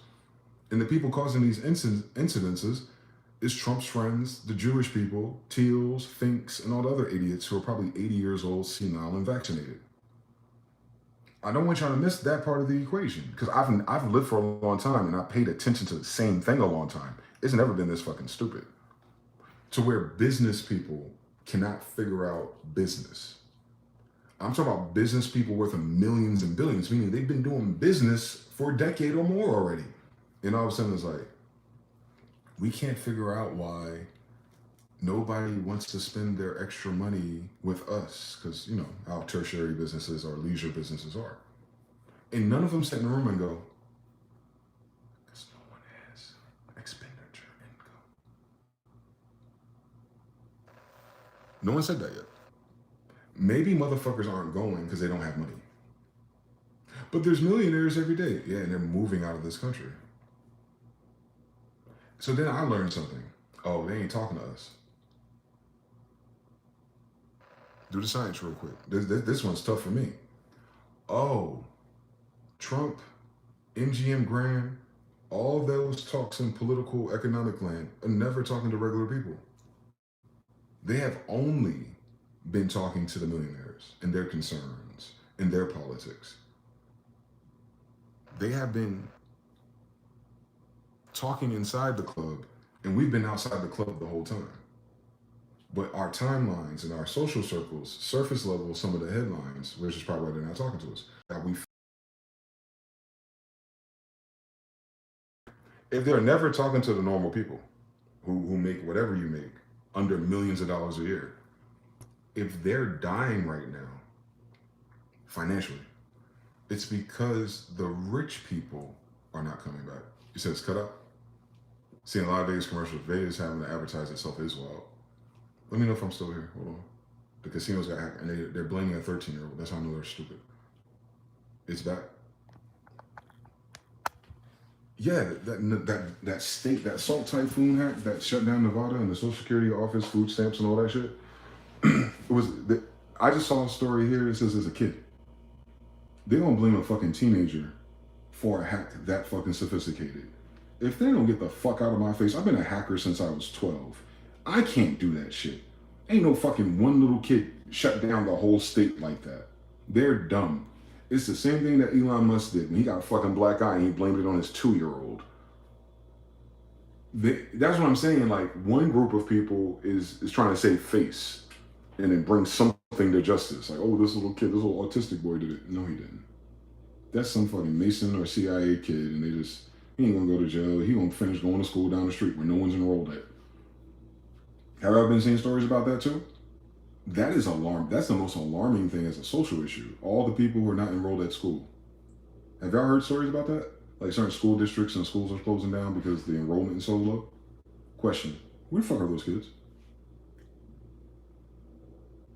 I thought Kamala Harris was locking up niggas for not going to school. That's not a thing no more. They're not doing health and wellness checks like, hey, your kid went to school last year. No, fuck your kid. There's 1,000 kids who came to school last year. Where are they today? They're not going to like call CPS or something like, hey, none of our fucking business, but it's alarming that hundreds of kids are not in attendance. What's going on with their families?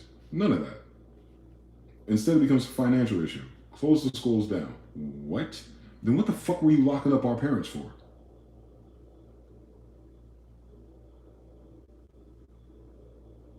If you miss too many days of school, they send sheriffs and all kind of shit looking for your ass in certain places. But now there's thousands of kids not going to school, and they're like, oh, well, too bad. Let's shut the school down. Y'all, come on. Something ain't right, boy. These the same people that was here with us 10 years ago, 20 years ago, 30 years ago? Shit, I'm only 40. I mean, I've been across 5 decades. These are the same people we grew up with. How any of that makes sense? Shogun says, yep, the teachers are quitting left and right, and they start the year here. Come on, man. June's Ancestry. Composer Sim says 4th and 4th. Back, 4th and 4th. All right, Leah. Vegas having to promote itself. And mind you, the people that promote Vegas get $800 million a year, and they've never used it to do that. That's weird. Elijah 3, Shogun L3. Kmart dissolved slowly. It did. I remember when it started. They shut them down in Raleigh first. Years ago. Internet says, like 10 years ago. Internet says, that's why, I feel like that's why it happened low-key. They're trying to make people uncomfortable. But that's the thing. We've been uncomfortable. They're not talking to us.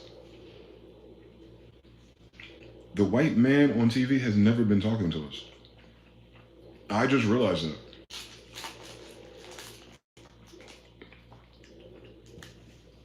Vegas was never talking to regular people who are about to lose $100. They're talking to the people with hundreds of thousands of dollars that used to come there. That would bring the girls. And then the girls would bring us. The strip clubs ain't making no money. Have you seen these strippers on Instagram? They look terrible, boy. They can't afford all that cool stuff that happens internally, energy. They're very low energy strippers on top of that. They dropped another story. Again, not talking to us. The white girls going to college, because only girls going to college. Well, like 80%, 70% of the enrollment of colleges is just girls, right? Girls are turning to OnlyFans to supplement their income. What fucking happened to working at the coffee shop, bitch? Why do all of them need help paying for college? We ain't got no scholarships? They running out of money in the rich nigga sector. Not us. That is alarming. That's more alarming than a black person, so-called, being stressed out about the economy. They're saying that there are people who waste money ain't wasting money no more. They said Target walk-through traffic decreased, 4.6%? I don't know what that fucking number means, but it's a concern. People are just not going to Target. Okay. Amazon. Pandemic. It's been 6 years. That's crazy. Them 6 years went by really fast, didn't it? So they're talking to the people who have millions. That's what the news is for. That's what the stocks are for. Everyone else can play, I know. But they're talking to each other, not to us. Understand? The whales, the big boys, the underworld. That is what's dying. That's who be hiring us. Do you see what the problem is? That's why they don't need to talk to us. They just need to talk to the people who have enough money to start businesses. We'll just follow them. They're talking to the chiefs. Their chiefs are dying. That's what I'm saying. There's nobody with enough time, experience, or the black book to replace the chiefs.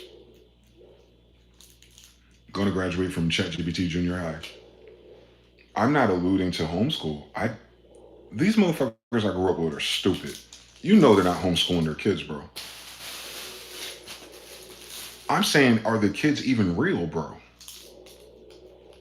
Are the kids still alive is what I'm asking you. Because they're not talking about the kids. They're talking about the funding for the school. That's a problem to me. You don't have an absentee of hundreds and thousands of people, children in school, and then the next thing your brain goes to is, all right, well, if they're not signing up for their local school today, I guess we'll defund it and, ship some kids to the other one. Nigga, no. How come no one's asking where the fuck is 800, 500, a school full of kids at? Like, how did that stop? Like, how did that number change is what I'm saying. It is happening all across the United States. Like, that number is what I'm saying. I'm not talking about like when a school gets defunded and people outgrow it or move out the neighborhood. I get it. I'm talking about this is across the United States, though. This is all at once. I'm not talking about just Broward County, the fucking snowbirds and stuff, and they're like 70 years old and their kids all went to high school and they moved on and they didn't have, millennials didn't have enough kids, so why you need the schools? That's not what I'm saying. No. You know what I'm saying? I'm saying how across all the entire fucking United States at once, there's a bunch of people not showing up to school suddenly, and you don't see nobody on social media. I'm talking about thousands of parents talking about, I'm in that area in which the school was closed, and I wasn't going to homeschool my fucking kids because I work 40 to 60 hours fucking week to feed these kids. Where the fuck is my kid going to go? And you should see that tweet times thousands. We're millennials now, bro. We're in our 40s and up. We've been talking on the internet. So why is there's no TikTok, nothing about it?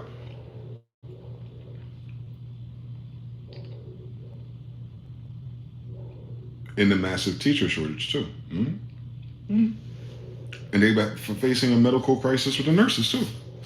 It's just that 50% of them girls with the ultimates don't want to be nurses no more because of the workload and the stress and the hours. And it's not even that because it's always been like that. I used to work in a hospital. It's because it's not worth it. When I worked at the hospital, the dollar was worth more. They could afford 2 Ultimas back then. Now they got to get a used one from 2010. Y'all ain't listening. I'm saying something's more wrong. It's so fucking bad, or whatever it is, whatever the it is. I haven't located it yet.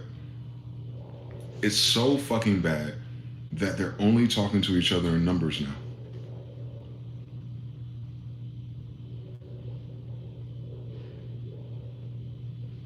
They're talking to each other across, because like, you gotta understand how headlines work. They're not talking to you per se. You'll read it, you get the program, you follow it, you hear it outside, and you just agree because you have a frame of reference.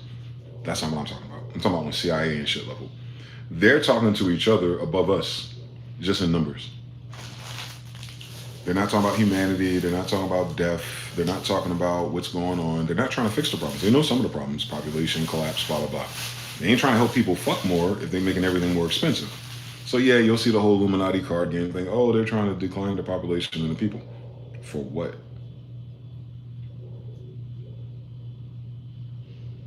For what? How do you make more money without people? How do you have a slave class of goyim and all the goyim are missing? What am I missing? Are they that fucking retarded? Yes, we know the answer is yes, but that's not what the problem is. The problem is the plot.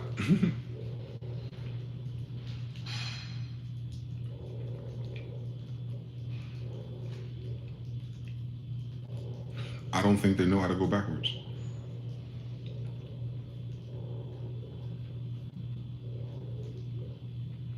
I think the people at top know the real numbers and the real problems and the real shortage of whatever it is. And I think they can't come to terms with the fact that they fucked it up because it wasn't us this time, right? And they can't go backwards. They said and set so many expectations that they cannot contradict the spell that they casted on everyone. Because if they burst your bubble real quick and say, by the way, don't panic, but the reason why we're closing down all these schools is because all these fucking kids are missing or dead.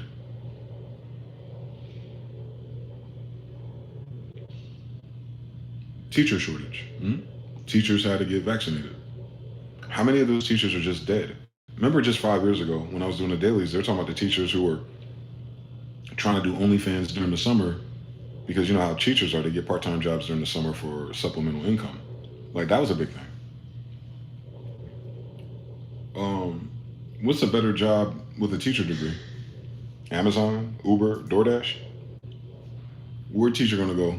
Upward. So where are they? I know it ain't nursing because they're leaving 50%. Where are they? For it to be everywhere at once. They're not telling us something. There's something worse wrong than I'm even able to detect. Because I just realized they were never talking to us. Vegas ain't dying because I'm not going to the casino. Vegas is dying because 12 people with $1 million in a pot ain't going to the casino every other weekend. Vegas ain't dying because the $60 to $300 rooms ain't being booked. Vegas is dying because the fucking penthouses are not being booked. These buildings are fucking empty, bro. So bad that MGM was silently cutting middlemen. They silently got rid of 600 middle managers. 600 middle managers. At some point, they were rocking enough to pay 600 middle management salaries, like $50,000 and up. Now they can't. It's not about the people that are affected by it no more, is what I'm saying to you. We've been looking at things like, how's that going to affect the person that had the job getting a salary? Wrong way of looking at this. What is happening to the people who can't afford those salaries? The millionaires, the people who create jobs. You gotta look at it from the top, not the bottom. Started from the bottom, now we're there. So up here, what's happening to them? How come they're not able to veto and parlay and put money to stop the vote from going through, to not let the drug dealers come through no more? Like, we're in Vegas, bitch. Why the fuck would you pass that, right? Why aren't they able to get together and say, hey, we need the fucking solar grid, you dumbass, because we've been doing this thing, building this thing, you got this giant eyeball out there, why don't you fucking, why would we go back to petrol from fucking Russia, whatever the fuck we got to get it from now? Like, are we dumb? So you're telling me the richest people in America, every city, every metropolis, they're this fucking stupid right now? And can't no one tell me why? These are businessmen, bro. A plus B equals C ass people. And they ain't stacking up the math and algebra preventing this? Ain't no one launching an investigation of where all these kids are gonna go? Homeschooling. Let's be fucking serious. How many people do you know are homeschool teachers? For thousands of teachers and people to be fucking missing from school, bro. How much time do these motherfuckers have if the problem is people ain't got enough money? So they ain't got enough money, but they have enough time to teach their kids at home and fuck going to work and shit, or let the kids be latchkey kids and just put the microwave chicken nuggets in the air fryer. Like, you're telling me thousands of people all over this bitch is doing that?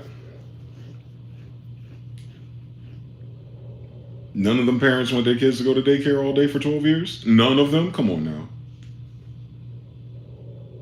After paying, what, $1,000 to $4,000 a month for the real daycare before they can go to school? Nah, we ain't got to send you to school no more. I can afford to stay home and teach you. What? None of it makes sense is what I'm saying. I'm trying to find a landing point in the headlines of what's happening financially. Those schools are really closing. Those teachers are really missing. Those nurses are really quitting.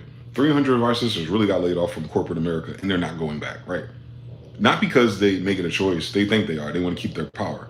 But corporate America can't even afford to bring them back.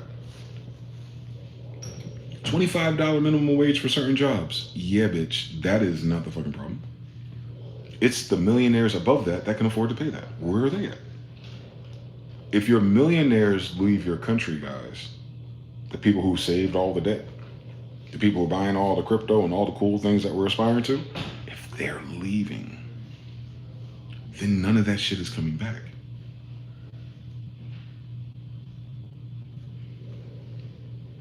They were the pylons. They were the ones that stored all that energy. There's not another $1 million when they leave. People don't know how this shit work. Money circulation, I guess.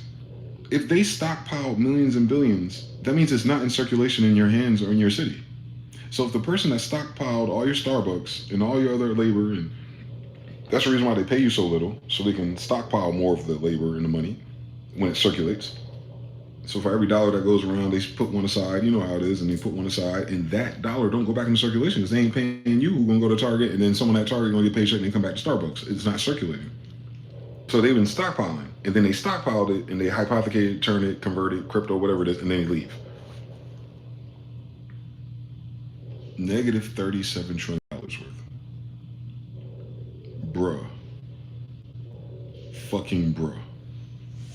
Where are they? Japan said they were liquidating their U.S. treasuries, but Japan also made Bitcoin. They're liquidating their U.S. treasuries. They've been doing that, though. They announced it again? Oh, they do it. They're doing like, they're cascading it. They do 10%, then they do, I get it. How much they got left? Massive teacher shortage, iced out in jabs, iced out. Oh, ice. So you gonna tell me all these schools house illegal immigrant students? What's up with our people, our Hispanic people? Like, which social media are they on where they get all on code at once and go, fuck it, we're all going home suddenly? What's the fucking point of you coming to America if you had that much money just to go back home the whole fucking time? I don't understand nothing about that. How the fuck you get all of them to leave? Nigga, you couldn't get us to leave. How do you get all of them to leave? What is that? Is that church? What's doing that? Is their hive mind different than ours or something? We haven't left, ever. They all left there once and a school shut down? Fuck rent, fuck their car payments, fuck all that. We just going with it. Where do they even go? We don't see the TikToks when they get there either. Here goes 1,000 of us that just left Texas.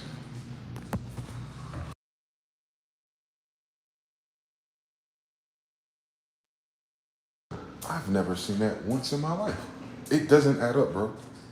The numbers ain't adding up. Something else is going on, bro. I don't like it. I don't like it at all. Because it don't make no fucking sense.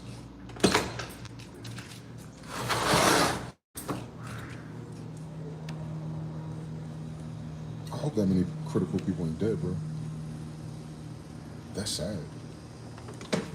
This damn door makes some WD-40 in some motion.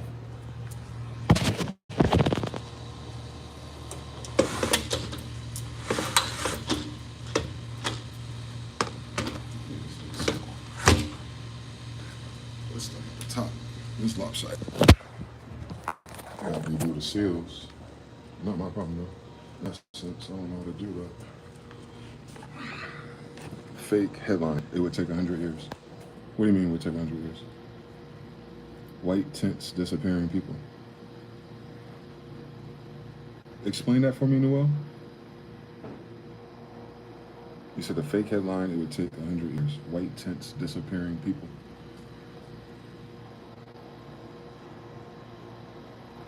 There can't be that many dead people, bro.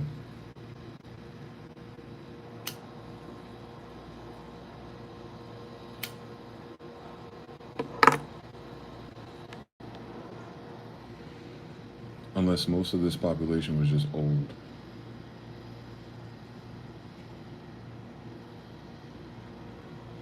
That's probably what it is.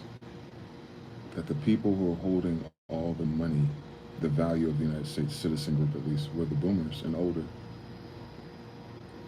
They were the ones that were stock hoarding and hoarding all the money. And in the last 6 years, they started dying rapidly. So then the banks just kept that money.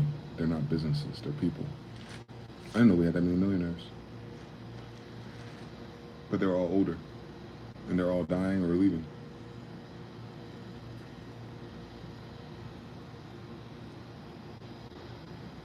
Damn, bro. You can't fix that problem. Because putting $1 million in our hands ain't gonna fix the problem. They talking about inflation and shit like that. Nah, it ain't the problem, Chief. The problem is that there's no one there to spend the money. The banks are just holding those accounts. It's not in circulation, that's the problem. Inflation is due to circulation problems. So the money is not circulating, whatever we think that value is. Because those people are not spending because they're not here. Got it? Because remember how it was back in the day, the kids and the students and the PTA conferences and all that shit, like those well-to-do people would invest into the school system and the mayors and things. You know, they raise millions of dollars and things like that. They don't do that no more. They've completely relied on the federal government.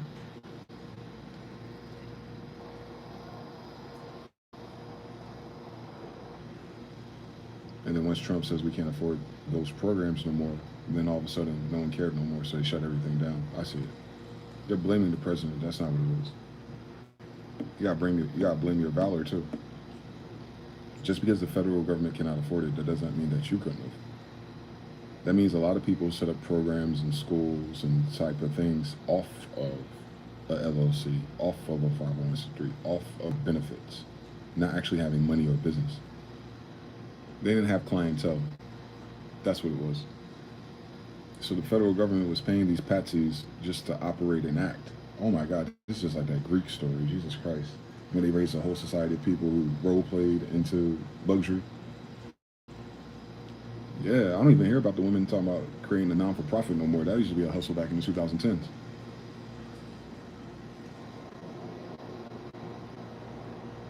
They got burnt out on the PPP loan scams. I forgot about that too.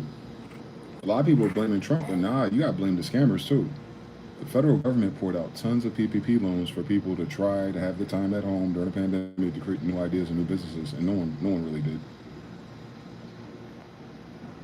They use it for their personal expenses and their leisure. They went after some of them, but you gotta think about the people who got millions. They didn't convert those millions into $1 million businesses because they never could. They went and got the loan to begin with, get it? So, yeah, man.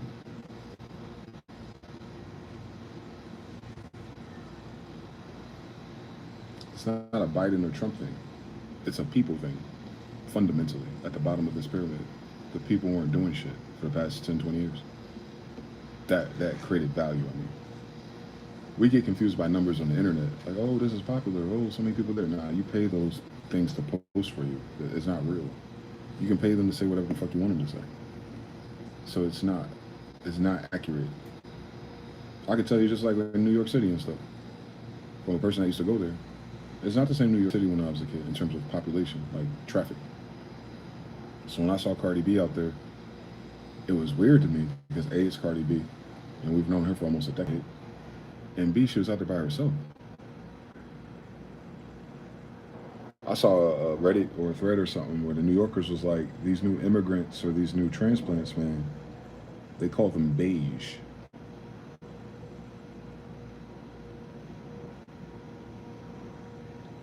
I don't know what that lingo means just yet, but I'll figure it out. They kept saying, yeah, New York is so beige now. And they're talking about everything, their tastes, their colors, everything. It's just beige, plain, generic. So that heart or that soul of that, or the spirit, I should say, that city is like not what it used to be. Not dead, but it's not the same thing. It's beige. I thought that was so interesting because they're getting immigrants from California, Texas, and other places. But it's not the same type of people immigrating. They don't have anything. There's no inspiration. Oh my God, same story. Shout out to the brother, Mr. Now came back. Liquidating by Japan. Composure Slims, I think they gone too, bro. I've been to a lot of funerals the last few years. Turbo cancers.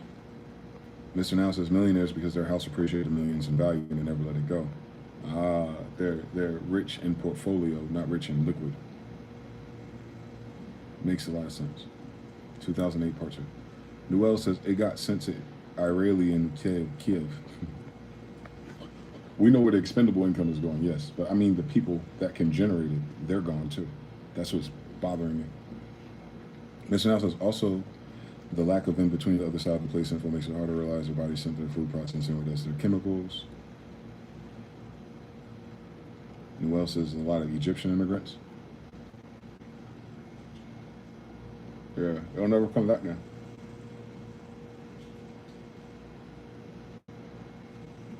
You can't immigrate people into a power source like that and keep it going with the same quality.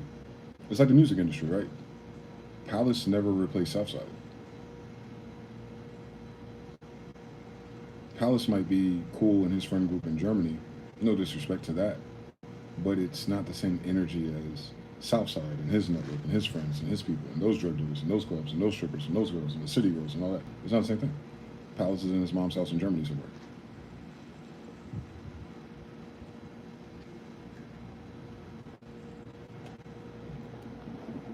I'm glad I came out here to witness it, though. I met people here who were in the strip life, like go to the strip and do things and party and all that. And there's no energy when they go there. I don't even go with them. I'm like, oh, I'm good. I hate going to a place where you got to throw away money. You ain't got no money to throw away. So stupid to me. But even if I did, I still wouldn't do it, I don't think. Because it's like, for what? There's nobody there. So that's why I said the corners I sit, or if I take the Uber somewhere and I hang out for a little while and I talk to people and the people that walk by me, most of them are worn out. Like they live here, like they work here, they exist here. They're not the people you think you'd see in Las Vegas. Definitely not me, at least. I wouldn't expect the general consensus to be like this. Even the people that live in this neighborhood, like when you see them, like how they dress and the cars they drive and stuff, some of them have nice things, but the rest of them are just normal. You know, the same people I see in Raleigh. Very alarming.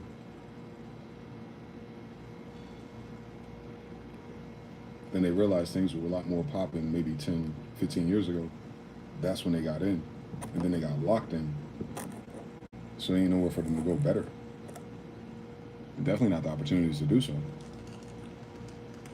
That's what the problem is. The opportunity to expand and grow has been thwarted in the United States. For the general population, not the special cases, not us. We'll find a way out of nowhere. We ain't got a choice either way. I ain't giving up. I ain't stopping. I just have to find the right inspiration and nudge and lead to find out where the gold is. You know how to go. It's just not here no more. And that's the saddest thing about it.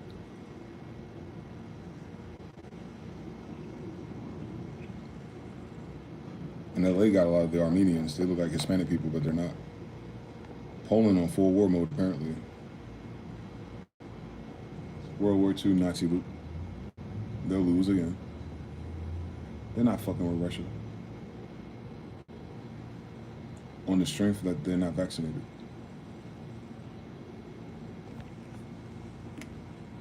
I don't know how it is for the people who got triple boosted, like their mentality, like their mind state, their health. So I can't begin to imagine it because it's an alteration. It's not a normal condition or physical, you know, like sad and happy. It's something different. And if I'm listening to these people correctly, or read between their lines, the people who are, the ones I come across are angry.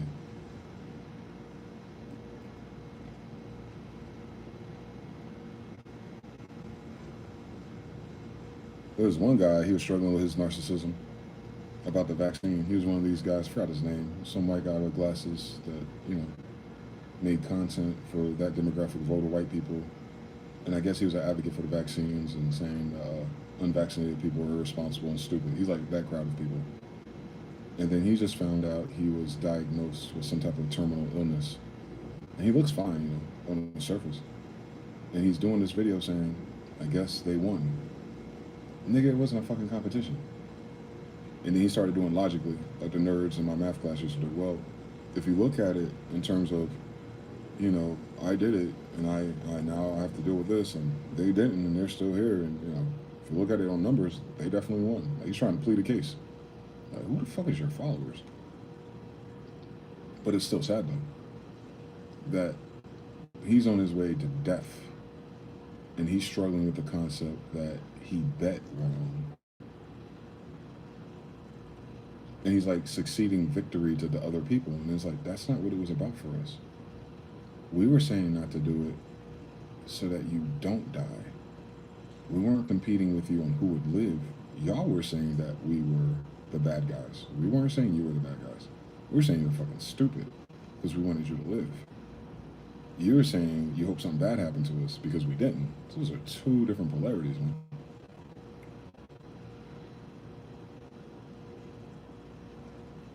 I was like chaga, water, elderberries, vitamins, all kinds of shit. I was like trying to get people to live. Like, did you know that your body has a natural immune system? The only reason why you would be scared of it if you detected that COVID wasn't natural. Oh my God, it isn't. But they won't say that out loud. That is man-made. And it is. COVID-19 was laboratory.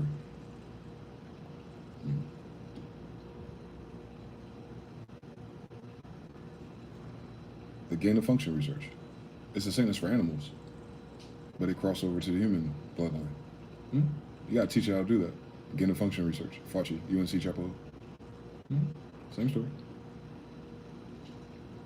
They may have unleashed it in China, but you know what China got? 1 billion people. You know what we don't have? It didn't go far enough in China, obviously. But it went really far here, man. This is devastating.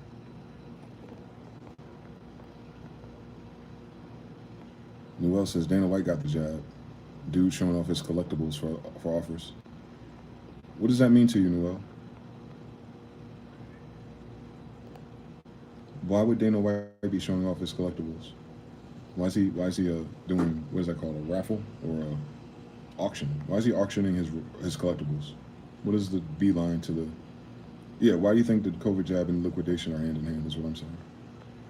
Mr. Noel says there's always a competition with those narcs, even for what to eat for lunch. True. That's where all the health maxing comes from. It's a race to optimization of narcissism. I like that. If that's their polarity of mind, that makes sense, yes.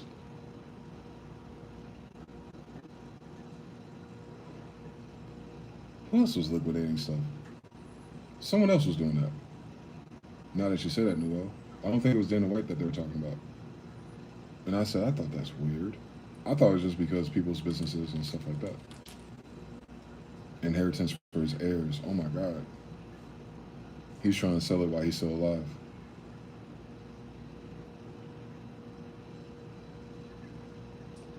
But he's a multi-millionaire.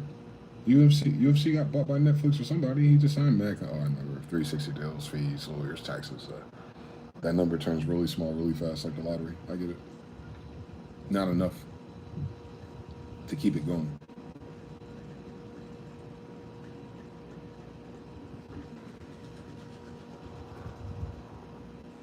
That's why Joe Rogan turned the way he turned. Yeah, the inheritance and self is tax rate, yeah. USA paid for his jabs. He bought those collectibles with USA money. That's not funny, but it sounds like Saudi, doesn't it? That's crazy.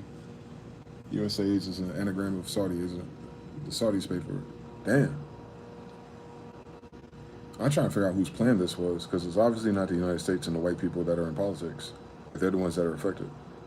So some outside force is clearing out the United States to move their people in there? Gonna be mid as fucking whack as fuck for a long time. You better get yourself to a good city that's self-contained, at least in terms of energy and culture. Because those no-man lands and those suburbs and those ghost towns that were, obviously, if the schools are closing, it's becoming a ghost town.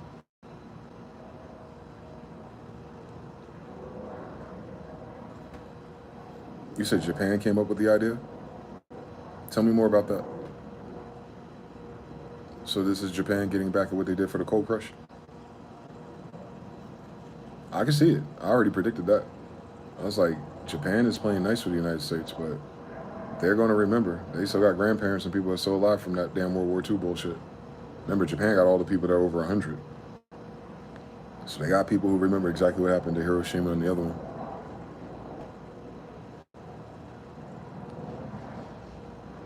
More than we do.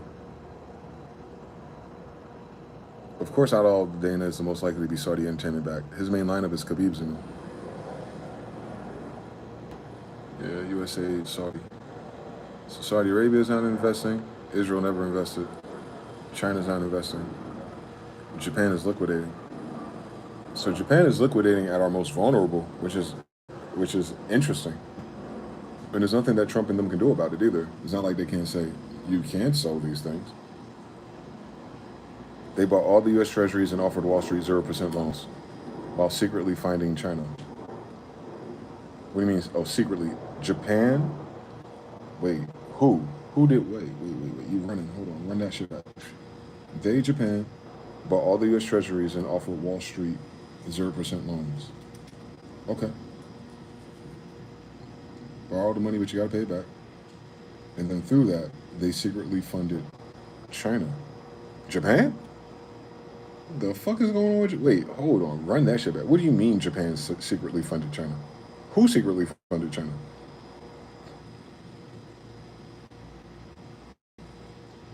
All of a sudden, Dana White got a passion for Dubai and Saudi mountain people, and he's importing them to fight. Yeah, he got all Saudied. And he's dying. Interesting.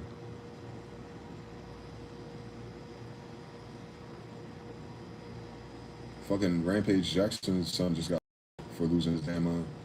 He went to some exhibition match of another fighter and just went in and beat him. Like, beat the shit out of him. And they thought it was part of the show. And he ended up getting charged for it. I was like, I wonder what made his son lose his mind like that. Japan offered loans to China before iPhone. The way you say stuff is hilarious. I had no idea. I thought China and Japan was like sworn enemies on a personal level. The way they act. But if they, on a financial sector, they've been doing that shit, that's crazy. How rich is Japan for real? Damn.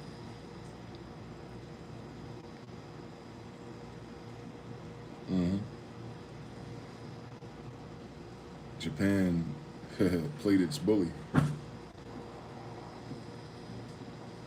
I see it. Japan was secretly getting their hit back by making sure a bigger force was able to do the other things. They have long-term vision. Thank God they lived over 100. They should consider all things, and it looks like they did. It's almost like they can access the other two domes market. That's like what you're saying, right?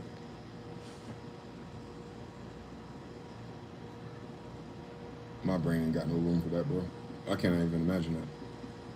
What that would look like on me.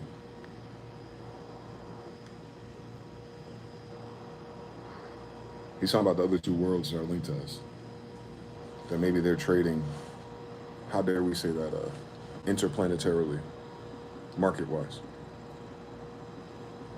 That'd be a great reason why you need crypto. And Japan is also doing the quantum light teleportation for data. Yeah, you don't need that locally.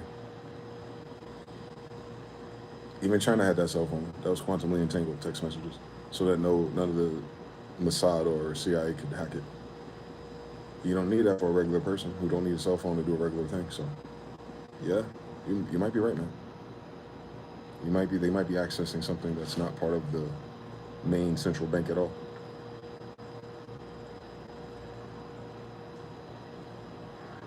The only people here that know that be the military-industrial complex, and they don't talk to the public. We don't find out about their shit until Tom Clancy, rest in peace, or someone puts it in a video game as a suggestion. We ain't on that Call of Duty yet. Damn, bro. We cooked, man. I don't even know where to go with it. Truthfully, I'm just trying to see how this shit play out with this eclipse. And when the cascade of fuckery that Trump is positioning, although it's not working, he's going to continue to keep doing it until it doesn't work at all. I don't know how much time we have. They keep predicting, like, oh, you know, 2027, 2028. Nah, nigga, you gotta get through the winter, boy.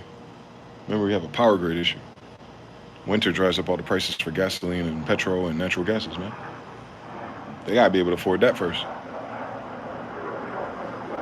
People are still in the paradigm that things are still moving like it was before the pandemic. The pandemic shut everything down and never went back up.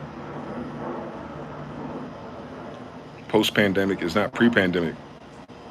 It wasn't good during the pandemic. A lot of people were, I don't know where people were during that. They act like they just woke up to it. That's all we've been talking about on 3 a.m. in dailies.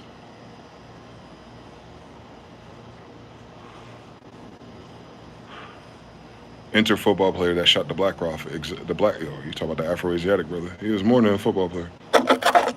He was a hired hand. You saw his fucking gun?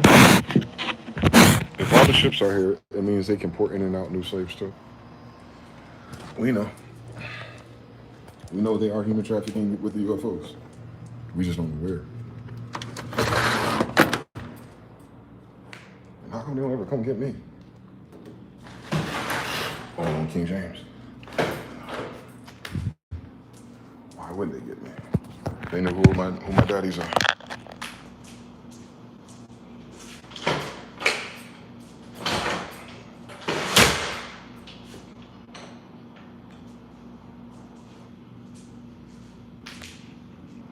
He said, all these ships are human trafficking. That's a crazy sentence to say out loud. People probably don't believe us. No, guys, the UFOs are real. The government has been aware of them the whole time. Black people wrote about them the whole time, so there's no reason not to. It's not like the UFOs is waiting for a white guy to say they're real. What they've been doing, though, assuming they're not all equal, just like we're not all equal, we don't know. Weirdest story in the book. The weirdest story not in the book. And I live next to Area 51. People don't even talk about shit like that.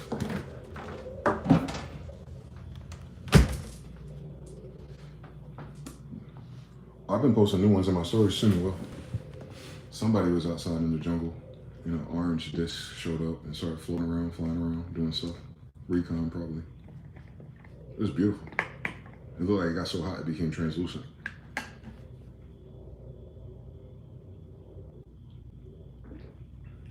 But it's completely orange. It wasn't a metal disc. Or if it was on fire. Like heat. But it's orange, like a bright orange. I've never seen one like that. It was smaller too. Probably a one-seater. Yeah, so we got that too. I didn't even think about that. We'd be thinking of like the government and the white guys and stuff. This is probably still ran by the so-called extraterrestrials, obviously.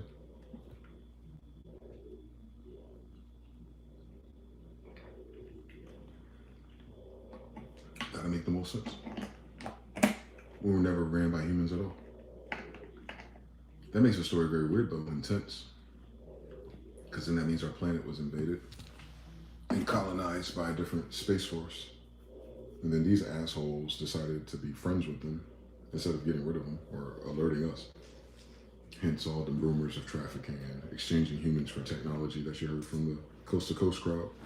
They may have been telling the truth. I think they're just lying about who they were, like what they look like. So you wouldn't notice them outside. Yeah. Cooked. What else is going on in the world? What are the other holy war? You got it. And the holies are the ones that fly. Yep. You got it. Damn. Well, we know who's not fucking winning. Definitely not Israel. Whatever fucking UFO compact they had. They getting their ass handed to them financially. You know, Israel's going through a collapse too. Protests and everything. But you know, Netanyahu pays our social media outlets to not cover it. And then all the bots and stuff, the pro-Israeli bots, just to piss people off. Who was saying that? It was Candace Owens, a white girl, and someone else. Talking to them. You know no one likes you, right? I'm like, calm down, sisters. It's not that serious. They're not, nothing that in their program and their curriculum requires them to be liked by you. They don't see you as equals. Once you understand that, you can't plead to emotionalism about their fucking psychosis. It's their program. They're not peopling like we are. They really believe whatever the fuck their Kool-Aid is. They'd rather see the world burn than for them to live and be accepted as decent, righteous people. They don't read the Bible. They're not religious. They're not dogmatic. They're not honoring their mothers and fathers from Poland. they're not. They're none of those things. Oh, they're RH Chimera drones. That is hilarious. Yeah, we don't know who created that, but we know it was created recently in the last 400 years because it wasn't here prior. All the Aboriginals are little dark-skinned people, so we don't know who these people are when it comes to that story, but whatever. It doesn't last long enough. Genetically, it lasts 200 years. And they're dying now, 200 years. So we know when they did it. There we go. Barbary Wars. Why are the Palatine Boers coming to America? Yeah, same story. They're different genetic species. If they're Boers, B. Instead of Moors, M. Or Taurs, T.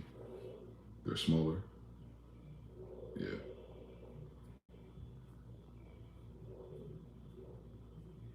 Yeah, man. I don't know, man. I don't know where else to take it. I just realized again how cooked the situation is. So then in my mind, I go, well, can never really worry about it or make an impression on it because we're not in that game. But it does color your decision making about the future and what your ideals and dreams are, since none of them are United States American dreams no more because they don't exist. If they're saying colleges and AI and all that stuff, code word, they're running out of funding for them, then that's not the math or the plan to get back into a normal. Because even if you do have that, you'd be just like everyone else who did it already, and they don't have it either. So you can see what paths are being shut down. You can see that the big move isn't, oh, let me go to a big city because that's most of the opportunity. It doesn't. The biggest cities have the most homeless. Thus, they're being drained energetically. Just their vibration will bring down the energy of the place. They try to make it, oh, it's dangerous. No, it's low vibrational. It's not the danger you have to worry about if you mind your business. It's the fact that when you go outside, you're reminded of how futile certain things are. And that's very weird to me. That's very weird. I never read anything like this, man. Y'all got any great ideas? Anyone's planning or strategizing what you're gonna do next? In life, I mean. Like, has the current events changed your filter of what your ideal or your goal is? Are you staying put where you live? Are you relocating? Are you one of the people who are leaving the country? Especially single people, maybe more specifically single men. Are you passport broing it? Is your main issue the good women? Or have you started realizing like, my quality of life and what makes me happy and my passions have also changed? Any of you? Don't answer all at once now. Put this back on the charger. Fucking around. Any of you thinking about the thinking about? You said you're probably going to leave once they do world citizen. Wow. When do you think they're going to do world citizenships? You going to try to be a casket boy?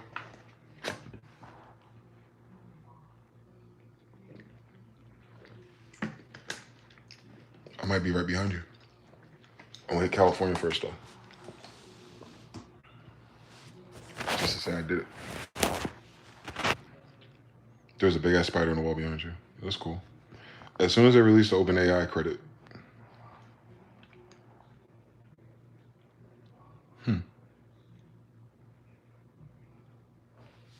that'd be cool, too. Let them. I already got the predictions that we'll be global citizens. I just didn't know what that meant. Or BRICS pay. Okay.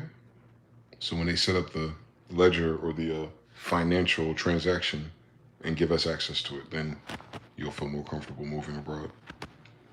Or be allowed to. I think they're going to have to. They're not going to use the same immigration rules because they're already getting rid of passport stamps and things like that. So that means they're already pushing that direction. And not because of like some new world order, like in a bad, controlled way. It is already a new world order that's dying, that was in a controlled in a bad way, in case you were asleep the whole time. But the new one, they're starting to do certain things at the biometrics and stuff instead of passports in certain countries.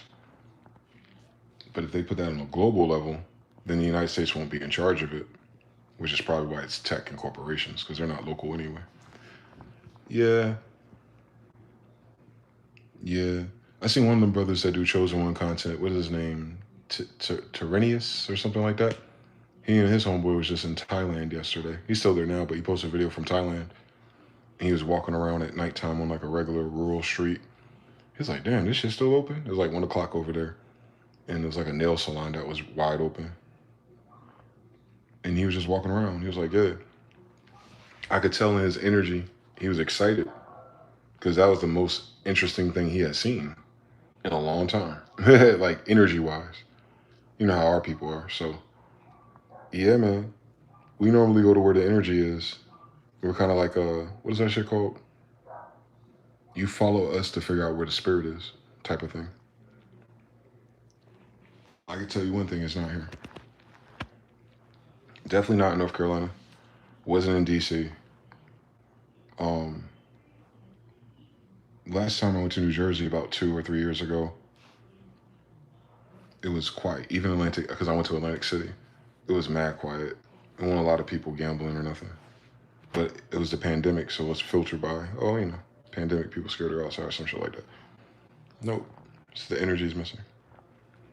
Haru says, I'm still looking at what direction Denmark is going to go. But the European Union is so lukewarm with this shit. Some people say Denmark's a good place. Y'all functional. Y'all prioritize happiness over working all the time.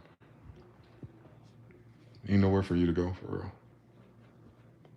Y'all are in at least a decent-ish social ladder. We're not. This is slowly turning into every man for himself out here. Like, apparently, I mean. It's decent still? Good. Good. All you can do is travel then. Just prioritize getting your money up, travel a little bit. Don't even worry about doing something brand new. If you still got family out there and friends of family, like a network, I guess, like a tribe, then that's all it is. I talk like this because I just got myself. Like on some Solomon shit for real. I'm solo leveling for real, so I have the ability emotionally and mentally and physically just to be wherever. It doesn't matter where I'm at. I'm not leaving my kids or my parents. They're dead or in prison, so it's like ain't nothing for me to I'm not tethered to a particular place. So I'm always looking for the energy. Like, where am I going to be lit? And I'm not talking about having a lot of money. I'm talking about like living, like lit. Like, oh shit, I got something to do. I'm gonna do this, blah blah blah. Everything's going on, blah blah blah. I'm helping, I'm contributing, blah blah blah blah. Yeah, and I can feel it. Like, there's nothing I can do there that would be that. Even on a level at the bottom of the ladder, you can still figure out how to live at a high lit vibration, as long as you have certain things locked in. Community, purpose, destinations, things like that. We're music people, so like we're the studio, your city has a cool studio and a good scene for live music or performances and beautiful places for videos and content. Like the whole network, the whole industry, if you would. They sold the US to the techies. They're turning the land to a data center, which is going to burn up, catch fire, and be useless. I know. I just can't imagine those people. Like, what do they think is good about that? Oh, they're vaccinated. Never mind. They're going to die before it's done anyway. Except for Mark Zuckerberg, he didn't get it. Timius X, what's good, man? Just keeping an eye out for the changes because it will hit Denmark too within the next 5 to 10 years. That's a long time. It's only been 5 since the pandemic. And then that fast, the United States got cooked. But y'all not the United States, so. Yeah. The majority of the United States, not all of it. There's still a lot of decent places here. Like I said, I'm eyeing them. People, like, the best places are the ones that are self-contained, though. Like, where most of the attraction and energy and commerce and the agriculture is local. So they don't rely as much on federal and international things to stay open, if you will. Like where you can open up a coffee shop and make a living, those type of places. Shit, if Target is getting their ass kicked, come on. Doesn't Target get most of its fucking manufacturing and all this shit from like India and shit too, right? They're big on India products like clothes and stuff. China for tech. Yeah, that's weird. A lot of Targets had groceries too. Yeah, a lot of that's imported. So I guess what the United States corporations or businesses finding is that the tariffs is just like the red herring. The problem is creating businesses that rely on international goods or trade and obviously employees is not the way no more. Even India, you're gonna start seeing them leaving America, like the call centers and all that stuff, because of that 25% tax. Like, why would Trump do that? Like, that's all the cool little jobs you can get without going to college. You can just work with the Indians. I did. That's how I worked with Lockheed Martin. The Indians hired me. Mm-hmm. So those type of businesses are about to leave. That's crazy. Or if they stay around and try to pinch pennies, like you know they will, then they're not going to pay us that much to work for them. So I can't even go back to Cary and work at goddamn HCL America. Ain't going to be in fucking America no more. Damn. We'll figure it out. I'm waiting for the what's next too. I don't think we got 5 to 10 years though to figure it out. Not us over here. We are very lucky that it's not bad like the 20s were. I just think if people keep up this emotional thing that's going on, that you're seeing all the headlines and the social media posts, then they're going to end up projecting a reality physical that matches it too. That's why I call it out. Because it's as above, so below, or as within, so without. If people are hallucinating that things are a certain way and they're overreacting, they're emotional and this and that, blah, blah, blah, then eventually their local reality will catch up. But if they're all doing it together, then eventually the collective reality will catch up. That is the most dangerous part about this moment, is that we're all projecting and creating the future at the moment, every moment. And the so-called program or the nudge or the propaganda is causing a lot of people to be disinterested in life itself. And if you have enough people channeling that energy, then you have way more people checking out.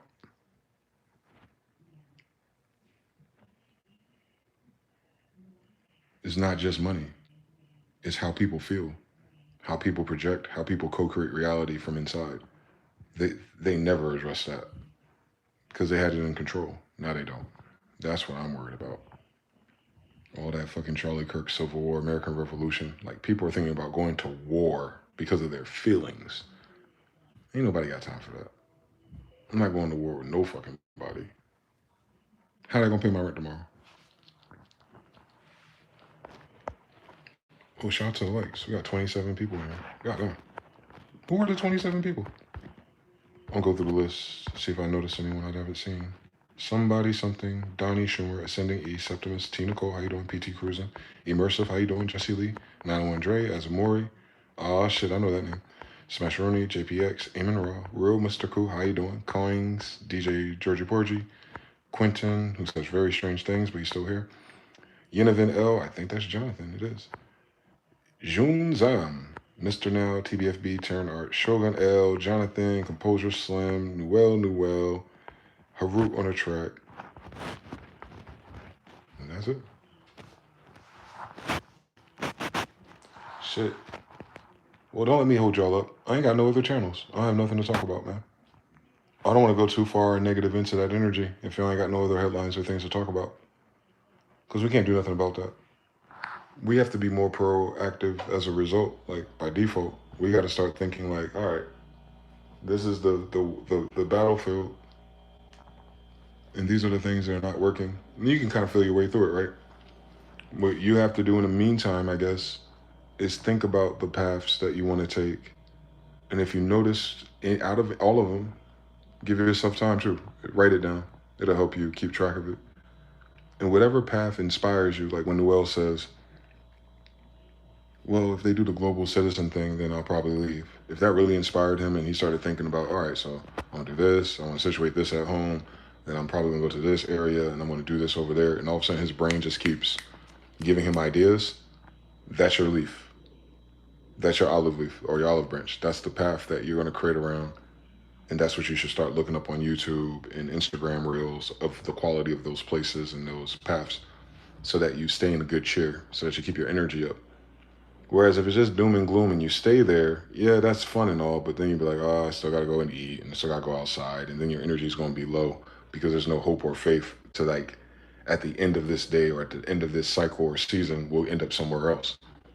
And it's more prescient in this moment if the energy feels heavy to you in general. Don't forget there's an eclipse and there's like Mars, Scorpio, and all kind of deep shit going on in space. That's definitely synchronized to the waters of our brains and our emotional system. So don't beat yourself up because shit sucks.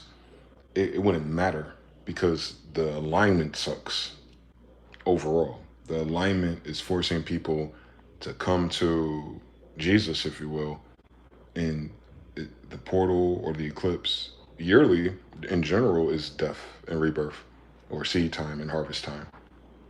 So it's just and then the summer is dead too, right? You know, we're going to a fall solstice right now. So over the next 3 to 4 days, the sun itself is going to start setting faster. Thus, the temperatures are going to drop. And please be mindful and very careful of that because, you know, seasonal depression and things like that. Find your up now. Find your inspiration now because what you don't want to end up being in is in that gloomy, lower, it's dark at 5 o'clock energy, blah. And then these are the headlines on top of that. And then, of course, the strain of the others that you'll feel if you're empath. Start thinking about like, nah, this too shall pass. We talk about it now so we can start thinking about this is something serious. Thus, we need to start making plans now. And I'm just talking about spiritual plans. I'm just talking about mental plans and imaginations because you're not going to do nothing about this. You're going to create, you're going to manifest, and then your life is going to map around you. And it'll show you, things will highlight, loops, synchronicities of conversations. You're going to eavesdrop and hear things, and it's going to apply to you. If you don't pick it, it picks you. So I'm just trying to make people aware of all of those dimensions. Like, we're all at that moment, I think, where it's time and necessary to imagine something different. And with the right data or the right perspective, imagine better.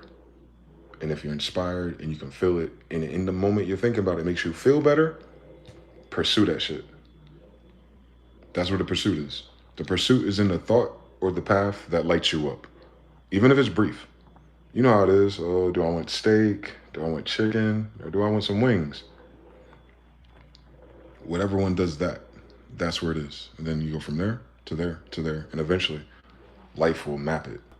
This portal right now we're sitting in, this is one of them. We're in it. We're in that portal. This ain't like a regular day in the neighborhood. Fall solstice, eclipse, new moon, all times 3 multiplier times 13 Israel, like it's all right now. So we must pay a little attention to that. Because if you could master that, if you could utilize that energy, if you could invoke change, then it will. Supplement says peace.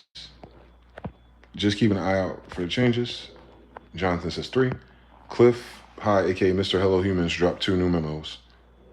A few of the dead gods of men. There are always more dead gods than living ones. The god of the current age always changes with each generation. The false idols. The gods of men, yeah. Or they're just talking about like gods in terms of like people, like a Carnegie type. Or they're talking about literally, they're idols, like Moloch or Molech.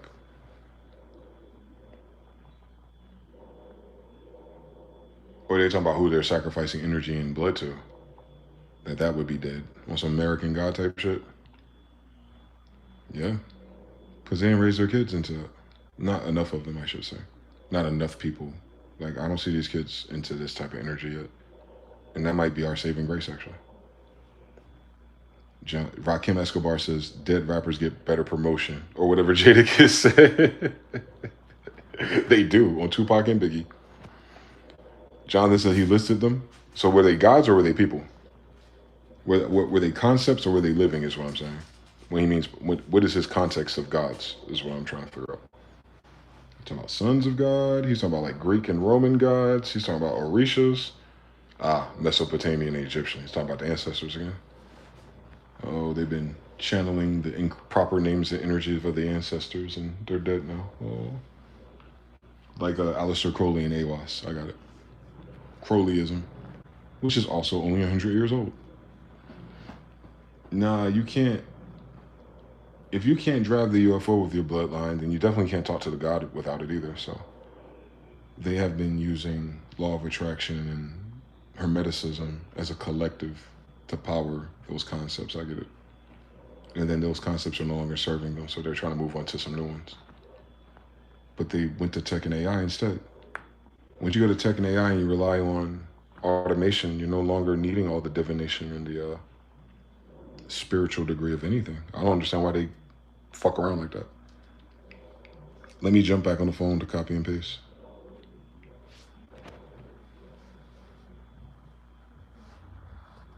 These clouds are beautiful. These are not the clouds from the fucking airplanes. God, that shit get on my nerves. It just turns the sky gray, like a film on top of it. There's some Simpsons type shit out here. The Simpsons. I talk about terracotta roof so much, I'm under a terracotta roof. Ain't that a bitch? I need to go somewhere, I think. I need to get out this house until like 5 or 6 o'clock, or just for an hour or two. Probably do that in a little while. Spend a couple dollars. Switch the channel. New smells, new sights. Come across new energy.